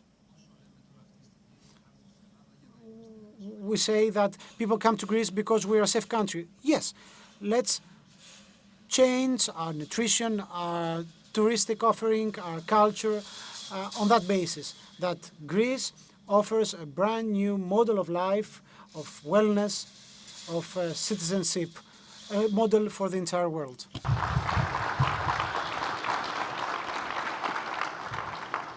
Thank you very much indeed. That was super. You ran through quite a lot of material and quite a broad focus, but I'd say something that stood out for me is what you've presented is a vision. So partly it's a sort of an agenda, but there's also a vision behind that of a way that the world could, maybe should work in terms of equality, in terms of shared experience. You mentioned that this is a crisis that's unprecedented in the way that it's affected all of humanity, all more or less at the same time. I want to first of all, step away from Greece. We'll come back to Greece in a second, but looking more globally, it's sort of clear that not everybody shares that vision. I mean, probably everybody shares it as an ambition, but the mechanisms for getting there, there's a lot of different views of how to do that. And one of the things I notice at the moment is we live in it feels to me we live in a much more fragmented world than we did even 10 years ago. Yes. So I wanted to ask you, if you look at the global response to the financial crisis, for example, a very different crisis from this one, but there was immediately a coordinated global response, joined by political leaders from various parts of the world, all at the same time. And that was probably at that moment key to us getting out of that crisis as easily as we did. Not that it was easy, but it could have been a lot worse. I don't see that this time around. So I see a tremendous amount of collaboration. I've been talking to people here who collaborate internationally with other companies, other institutions. But at that leadership level, I see a very uncoordinated approach. I don't know what the cost of that is in terms of... The financial crisis, I think Europe was a bit slower than, although actually Gordon Brown was very good in the initial stage of bailing out the banks. But then we had the sovereign debt issue, and Greece, of course, was attacked by the markets. We had our problems, but then Europe took quite a while, and the narrative changed to be the lazy Greeks and so on, which was not true. Greeks work, according to the OECD, more hours than any other European. But we did finally manage it. But some things in the system didn't work, and I think that the issue, the sense of inequality, the sense of some injustices, that some people in this globalizing economy are being left out, has created an area of demagoguery. Some call it populism. I like the word demagoguery more, because of these problems and authoritarian leaders, and also this the feeling that we can solve our problems by closing ourselves off. I mean, that's a knee-jerk reaction. You have it in the UK, Brexit. Okay, we have wins. Well, actually, we saw what it means if you close off your borders. We had to do it for COVID. We not only closed our borders, but we closed our houses. But we realized that we could not survive very long with this. So cooperation is absolutely needed. Secondly, the pandemic itself shows that we need cooperation. Now, whether the WHO needs revamping or not, that's another question, but we need these global organizations and we need global cooperation. And I think there is we are fighting for there will be two ways of looking at this. There are those who will say, yes, we need to work together, and there's others saying, no, let's, we'll blame each other. So you have the US and China, this blame game. And this is where I believe, and this is very dangerous, of course. It is very dangerous, not only for dealing with the pandemic, but also for whatever other consequences there may be. We have other types of big issues ahead, already with us: climate crisis, refugee issue, and maybe future pandemics. I think Europe, again, can and should play a role. I think we mentioned this at the table. Even though we didn't get, I think, what everybody wanted in this compromise, it is a big step forward for Europe in working together. The fragmentation of the world would undermine Europe if Europe doesn't work together. Europe will start fragmenting also. It already has, but But if we can show that we can work together and be more effective, I think we will get the extreme, particularly ultra-right sort of anti-Europe voices much more to the margins. But also we could play a role in the world in bridging some of the differences and developing the necessary governance structures so that hopefully even China and US can start working together. Well, that'll of course depend a lot on the next elections. And in areas such as Africa and so on, we should be able to work together on these issues, these big areas which really need help and development and so on. Thank you. I mean, it is true that there's a sort of a bit of a gap there in world leadership terms that we've not been used to for a few decades. But a lot does depend on leadership changes, not just in America, but in Europe as well over the coming years. Something else I heard in your introductory words, and it's been, I think, a common theme today through the event. There's an interesting, strange psychology to crises and the way societies respond to them. So there's an initial sense of shock and fear, and as you would expect, but very frequently you begin quite quickly to get this focus on innovation, on solutions, and there is nothing like a crisis to throw up new thoughts, new ideas. People in their desperation reach out and they find something that they wouldn't have considered previously, and suddenly, yeah, it looks like a pretty good idea. I think I heard some of that in your introductory words, and as I say, certainly it was a theme today. So, just to sort of drill a little deeper on that, first of all, do you agree? And secondly, where do you see the room for opportunity out of this crisis? Where could Greece, and maybe the world, emerge more strongly than it would have done without the crisis? A very good point. Having been in leadership positions, when you are in a crisis, there are two sentiments, and one is that of innovation. Let's find new ways to deal with it. But the other, and it's very strong pressure on leaders, is, just get me back to normal.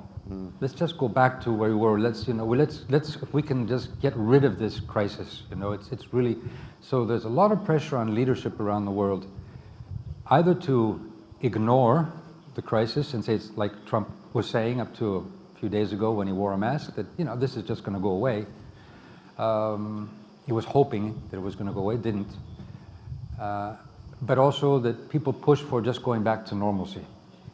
So I think the leadership challenge, and not just the leadership, but for our society and those who are influencing or thinkers or movers in our world, is, as many have said, not to waste this crisis and think of the innovative solutions. But it's not going to happen on its own.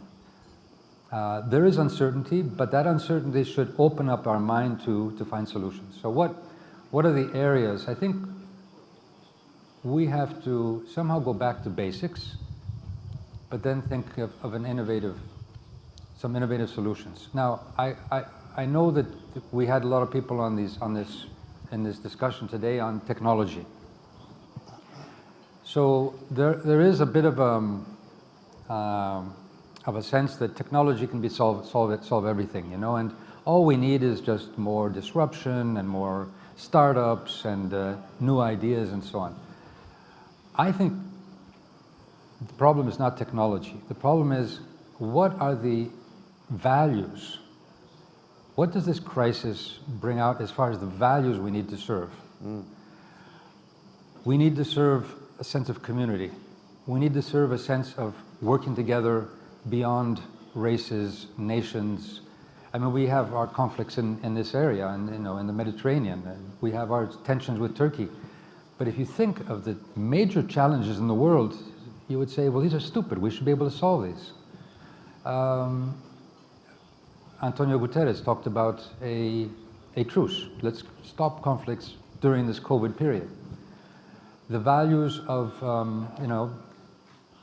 certain types of basic services for everyone, from health to education to, of course, the system of pensions and so on, the environment. So then let's take technology and see how it can serve these values. And let's make sure that technology is serving these issues, because technology can be used in different ways. Let's take COVID-19. There are some countries that use technology to really help tracking and help people more easily avoid, let's say, the sickness, or when they did get the sickness, what they should do, and so on. But at the same time, it also got much deeper into our lives, and is getting deeper and deeper into our lives with IoT, the Internet of Things, and I think we're soon with medical devices, Internet of Body, and not just medical devices, all kinds of it, I mean, our watches and so on.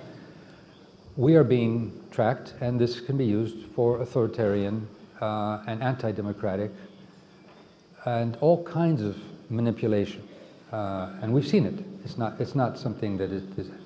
So the idea of an internet which is sort of this democratic paradise could become a real spider's web, you know, in that sense. And we have three models, and again, that's why I say Europe can be of importance. The Chinese model, which the data is controlled by the state. The US model, where the data is basically controlled by corporations. There's an interesting book by a woman called Zuboff called Surveillance Capitalism. And there's the European model, where we're trying to self-manage our data. I hope our model works, you know, comes through as the major one. So I think there's some real ethical and value issues we have to talk about. And then, of course, the innovation, yes. And I would just want to add one thing. I think good politics, you know, we talk about innovation, we usually think about technology and industry and so on. I think politics, the best of politics is innovation, but it has to be in a framework of certain values. You have this innovation. Fantastic. Connected to that last question, something else that struck me quite forcefully actually today, maybe not much of a surprise, but we had a few ministers and officials from the Greek government with us today who spoke very well, very focused on our topics. But one of the things I noted was this, not just a sense of satisfaction in a job well done when it comes to the response to COVID, but maybe a little less selfishly than that, a sense that the government, at least, has gained a feeling of confidence, self-confidence that maybe it wouldn't have had without this crisis, but that potentially that's something that the country can share. So the country can share in this sense, this is something we got right when there was every opportunity to get it wrong. So what I want to ask you is, and feel free to not answer this question or answer it however you want. What I want to ask you is, can you give us a brief scorecard of where we are in Greece in terms of this government's response to this crisis, what's gone well, and what is still to be done? Yeah, I would give a high grade, definitely, but I would add that it was the government's response, but it was also the response of, I would say, pretty much every political party. So actually, I think in comparing it with the 2009-2010 financial crisis in Greece, we had there, rather than having this unity in dealing with the crisis, the opposition used it as an opportunity to undermine the efforts of the government. And I was open to cooperation. I was brought in as much as I could, the other side, but it was too I think, alluring to use it in contrast with Portugal and Ireland and Cyprus, where they worked together. And that, of course, made Greece suffer much longer. And we went through different governments and 3 different memoranda and so on. So I think we actually have matured, and not just as a government, but as a society. Everybody said we put as top priority health, and actually this dilemma between health and economy isn't really a dilemma, because if you don't have health, your economy is not doing well either. If people are afraid to go out, you're not going to produce, you're not going to work. So I think that we get pretty much everyone gets a good scorecard. But I'm glad the government decided to follow quickly, and we were not the first this time. Italy was next to us, and that was quite a shock. Those pictures, and I think following the experts' advice, which is also another important whole big issue, a topic about between the fake news and experts and so on that we have around the world. So yes, I would say that's good. But I think I would add to what you said. It has created a sense of confidence. I wouldn't say that should carry us away, over confidence, but it shows that when we do work together, when we do the right things, when we think about our policies, Greece can do great things. And let's hope that this sense of cooperation, we'll have our differences, and there are issues that we have our differences, but on some major issues, I think we can cooperate and really move Greece in a very different direction. Great. I can hear tummies rumbling as we speak. Yes, we have our stomach to deal with too. So I think we should probably draw this to a close, but I do have one final question. This one is just between you and me, okay? I take the microphone off. I do require an answer. It can be brief. Do you see in the future possibly another run for the top job? Well, I've been asked that question pretty much all my life. And I feel that I can serve in any way. And serving just now my country, just as a voice, I happen to be also head of the Socialist International, so I'm a voice in the 150 parties around the world. I think just doing what you feel is right is enough, and that's satisfying for me. Now, it may take me somewhere, it may not take me anywhere, but I enjoy just living in this beautiful spot called Greece. Fantastic. Well, I'm happy with that answer. Thank you. George Papandreou, everybody. Thank you very much. Thank you very much. Thank you.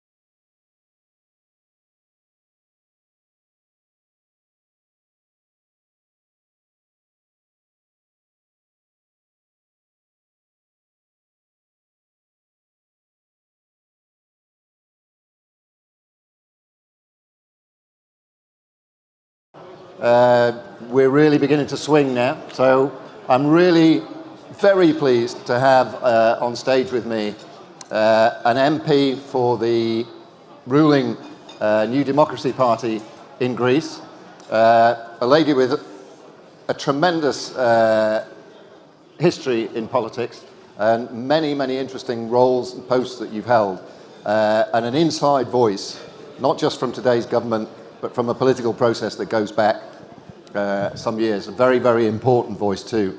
So I'm really looking forward to our conversation. Please join me in welcoming Marietta Giannakou.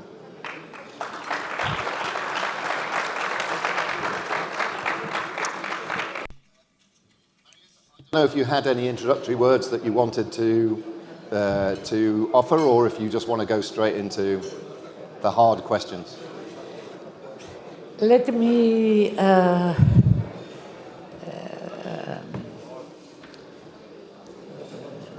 tell some words. Okay. Αγαπητοί φίλοι, χαίρομαι. Dear friends, I am glad to be here at the Economist conference, and the topic of the discussion is of importance: demographic aging. In the light of the pandemic of COVID-19. Demographic aging is one of the biggest problems seen by politicians. They do some things in most countries, and then they marginalize them. If we see the European landscape, we will see that France, in a way, has a more correct approach in demographics, but this comes from North Africans mostly, who take French identity and bear more children. The new member states like Bulgaria and Romania are in a dramatic state. And our country, Greece, has negative data to present. In 2035, we will have lost 1.4 million of our population, and the age groups over 65 will increase by 7% and over 85 by about 4%. Taking into consideration the migration issues, we see what kind of people come in Europe. They are young men, mostly from 18 to 25. If we see that and see the perspective of that, what will mean after 100 years, it gives a lot of answers.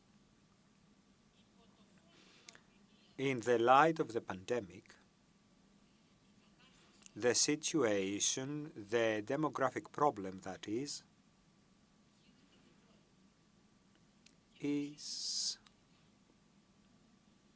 rather serious, and those who in the past were called old are not old any longer.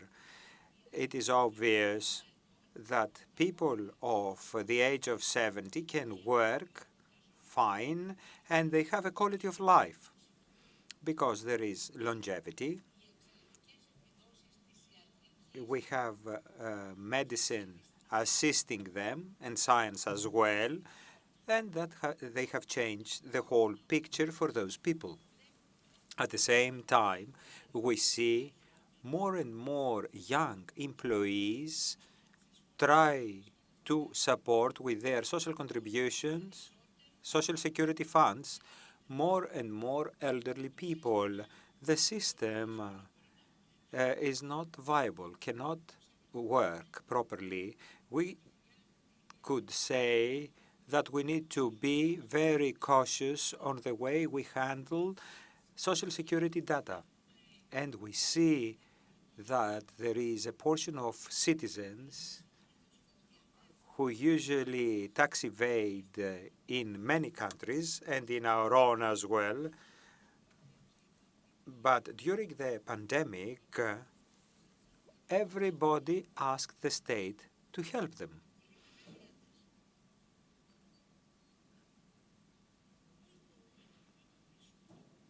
How can we deal with the problems linked to demographics?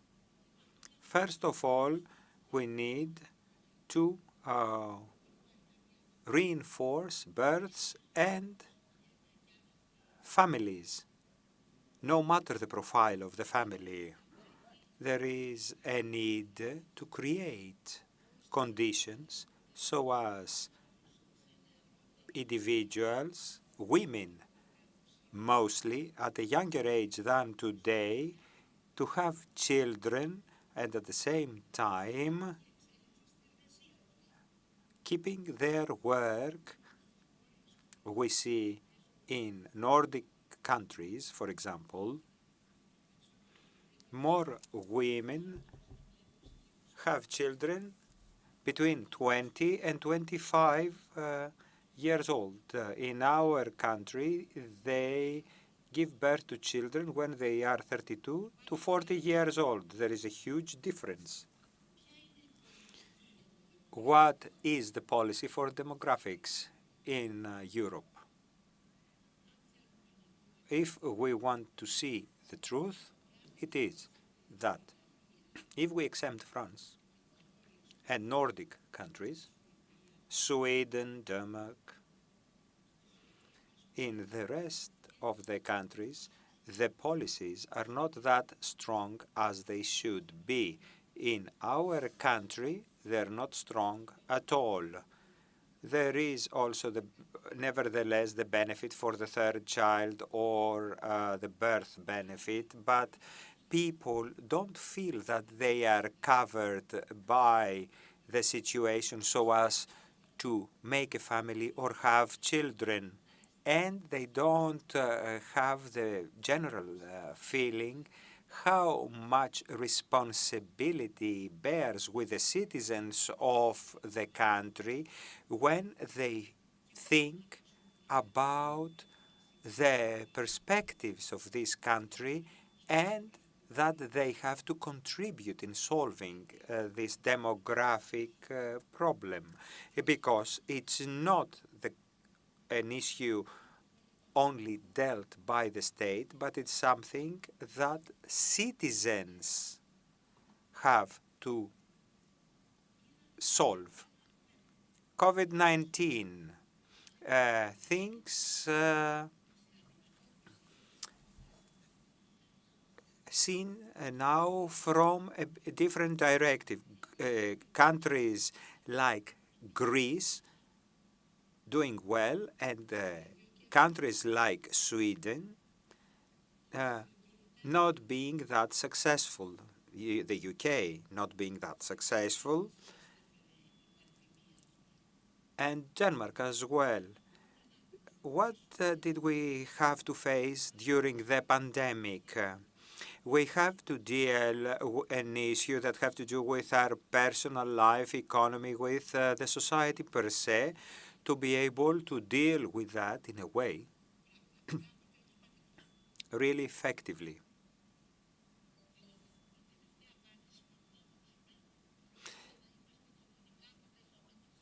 Because the issue there was to be socially effective.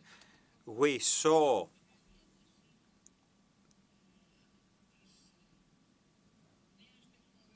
new technologies arising, telework, teleeducation, but we must not think that these advancements can change our lives and make us live a life of wealth.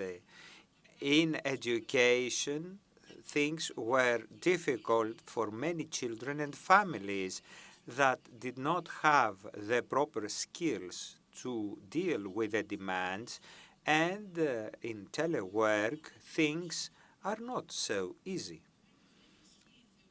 So the theory that because of globalization and new technologies and the fourth industrial revolution, we will create a situation via which all of us will be happy by working from home and by enjoying the goods. In Greece, one of the biggest problems is that we relied on 20% of our gross national product coming from tourism. A country like Greece, of course, you will say, is it possible not to have a tourist policy? Of course it will have, but that is not enough. Probably we need to change a lot of things that we had been taken for granted until recently, when we see actually that a pandemic put an end to all the perspectives we had to get revenues for the state from tourism. So things do change. Demographics, the increase of aged population,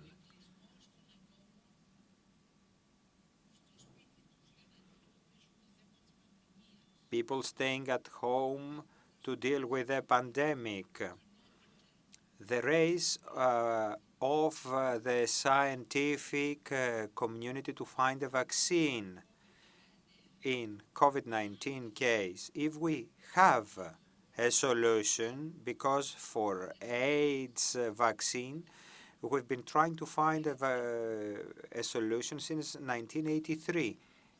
At the same time, we have some other phenomena in the limelight, fake news,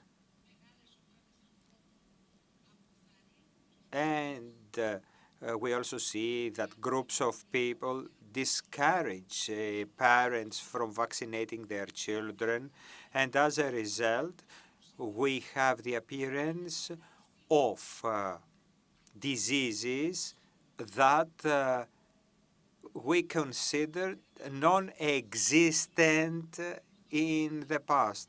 As a doctor, I say so. In the past years, we had forgotten some of the diseases that could be cured via vaccination. And right now, we have reappearance of them, and young doctors, new doctors, do not know how to deal with them. The community understands that, global community understands that there are issues that can be dealt only via cooperation. So it is also understood that governments should be trained so as to study proper solutions suggested by other governments and avoid mistakes based on the already existing experience in other countries and other governments. This is of paramount importance.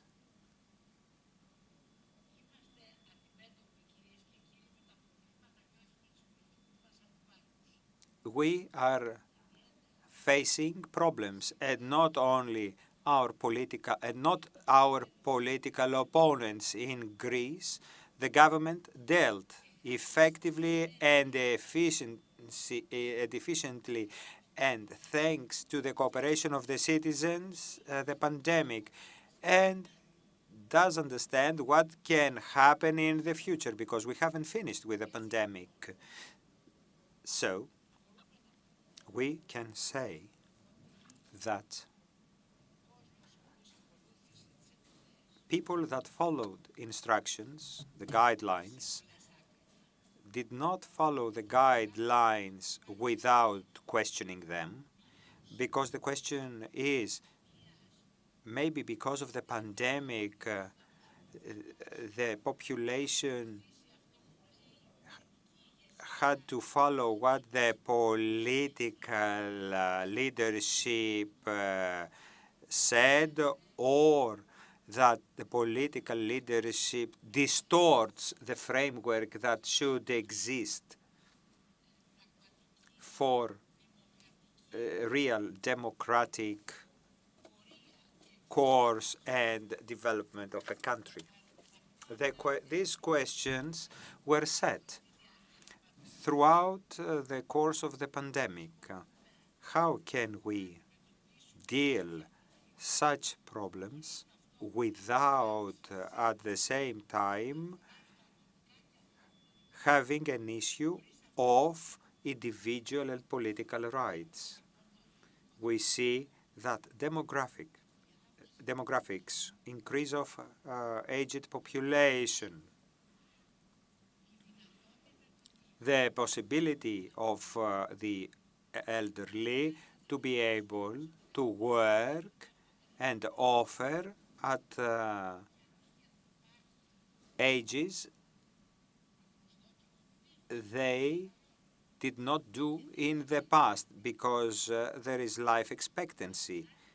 And at the same time, we have quality of life of the elderly. It is totally different to have life expectancy in a person that moves from a hospital to hospital, and totally different to have life expectancy of healthy people that can offer to the society.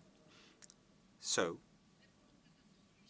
we cannot think that it is catastrophic to have a silver tsunami or cry over spilled milk, meaning that we have more aged people. We need to see third countries, especially the Islamic world, and wonder how is it possible for them to have 60% of their population below the age of 25. We need people with experience. They are important.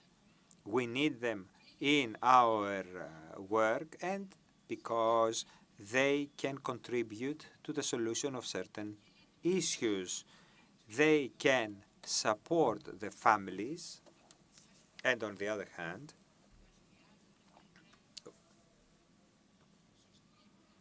we need to train young people properly and have synergies between younger and older people, because I believe that experience is priceless.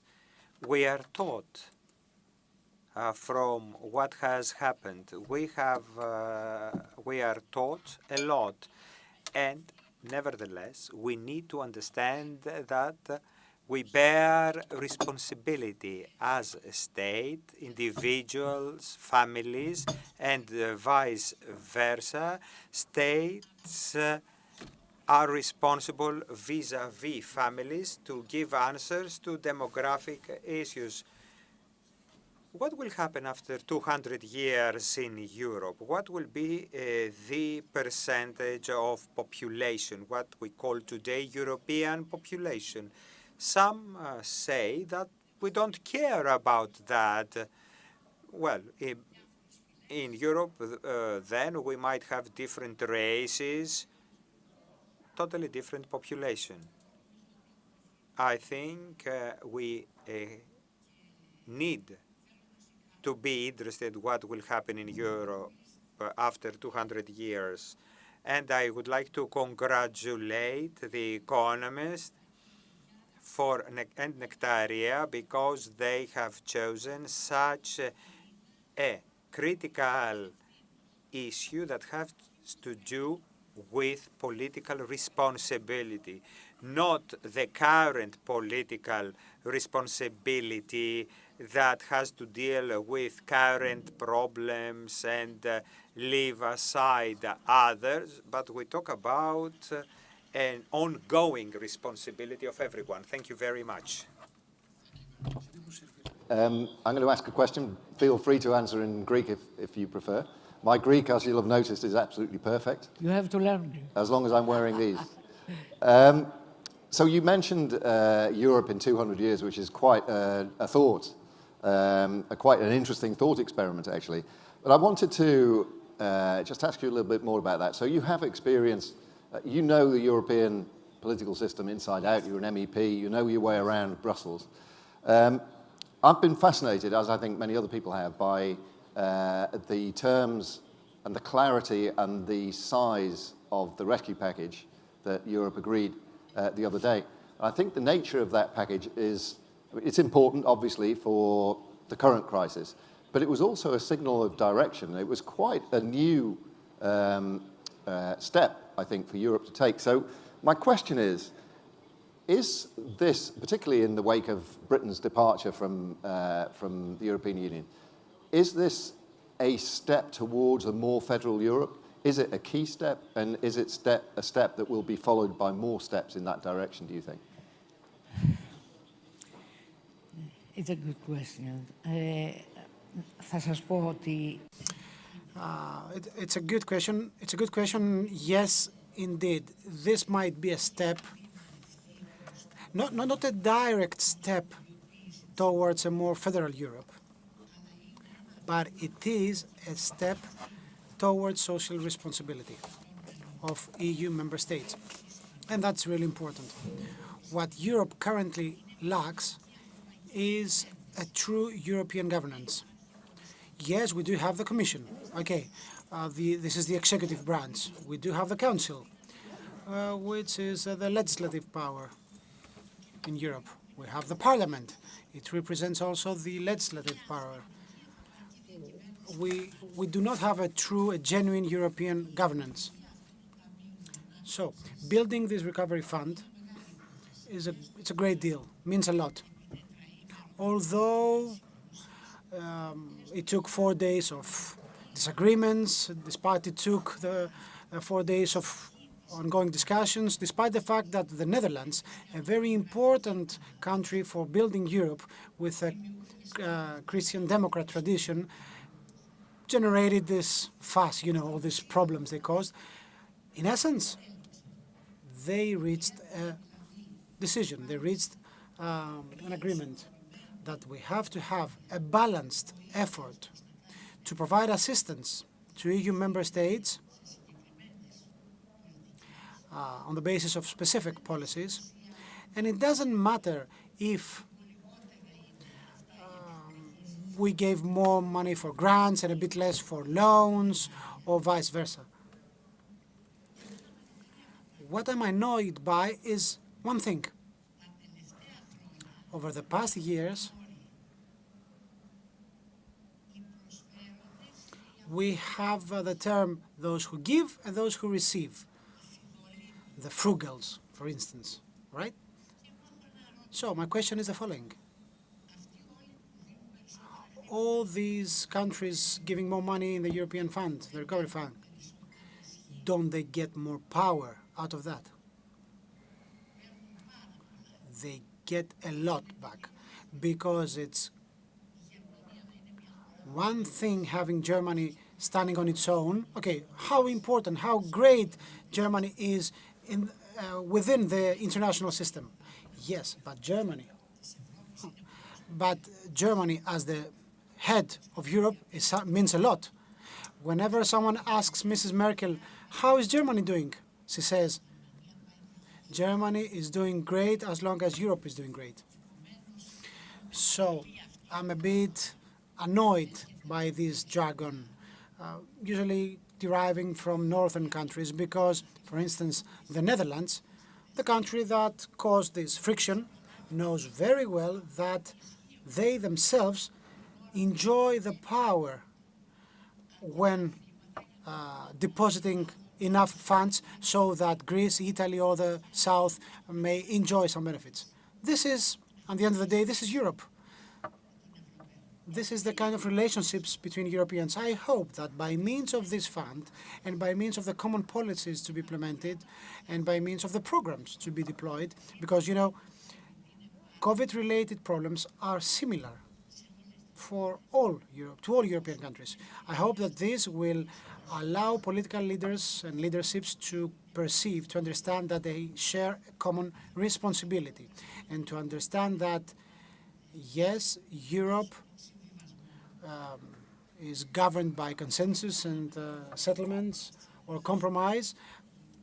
The Next Generation EU was a very important step, but at the same time, they will understand that we're not that far away from a larger step, from a bolder step, because, you know, Europe will not survive the Russian Federation, China, or the US. We are deeply sorry that the UK left us, but I think that the UK was flirting with the exit a long time ago. Yes. Thank you so much. I could literally talk all night, but I can hear tummies rumbling again, so I think we should probably call it a day. Thank you once again, Marietta. It was a delight to talk to you. Thanks very much. Thank you. Chris, come.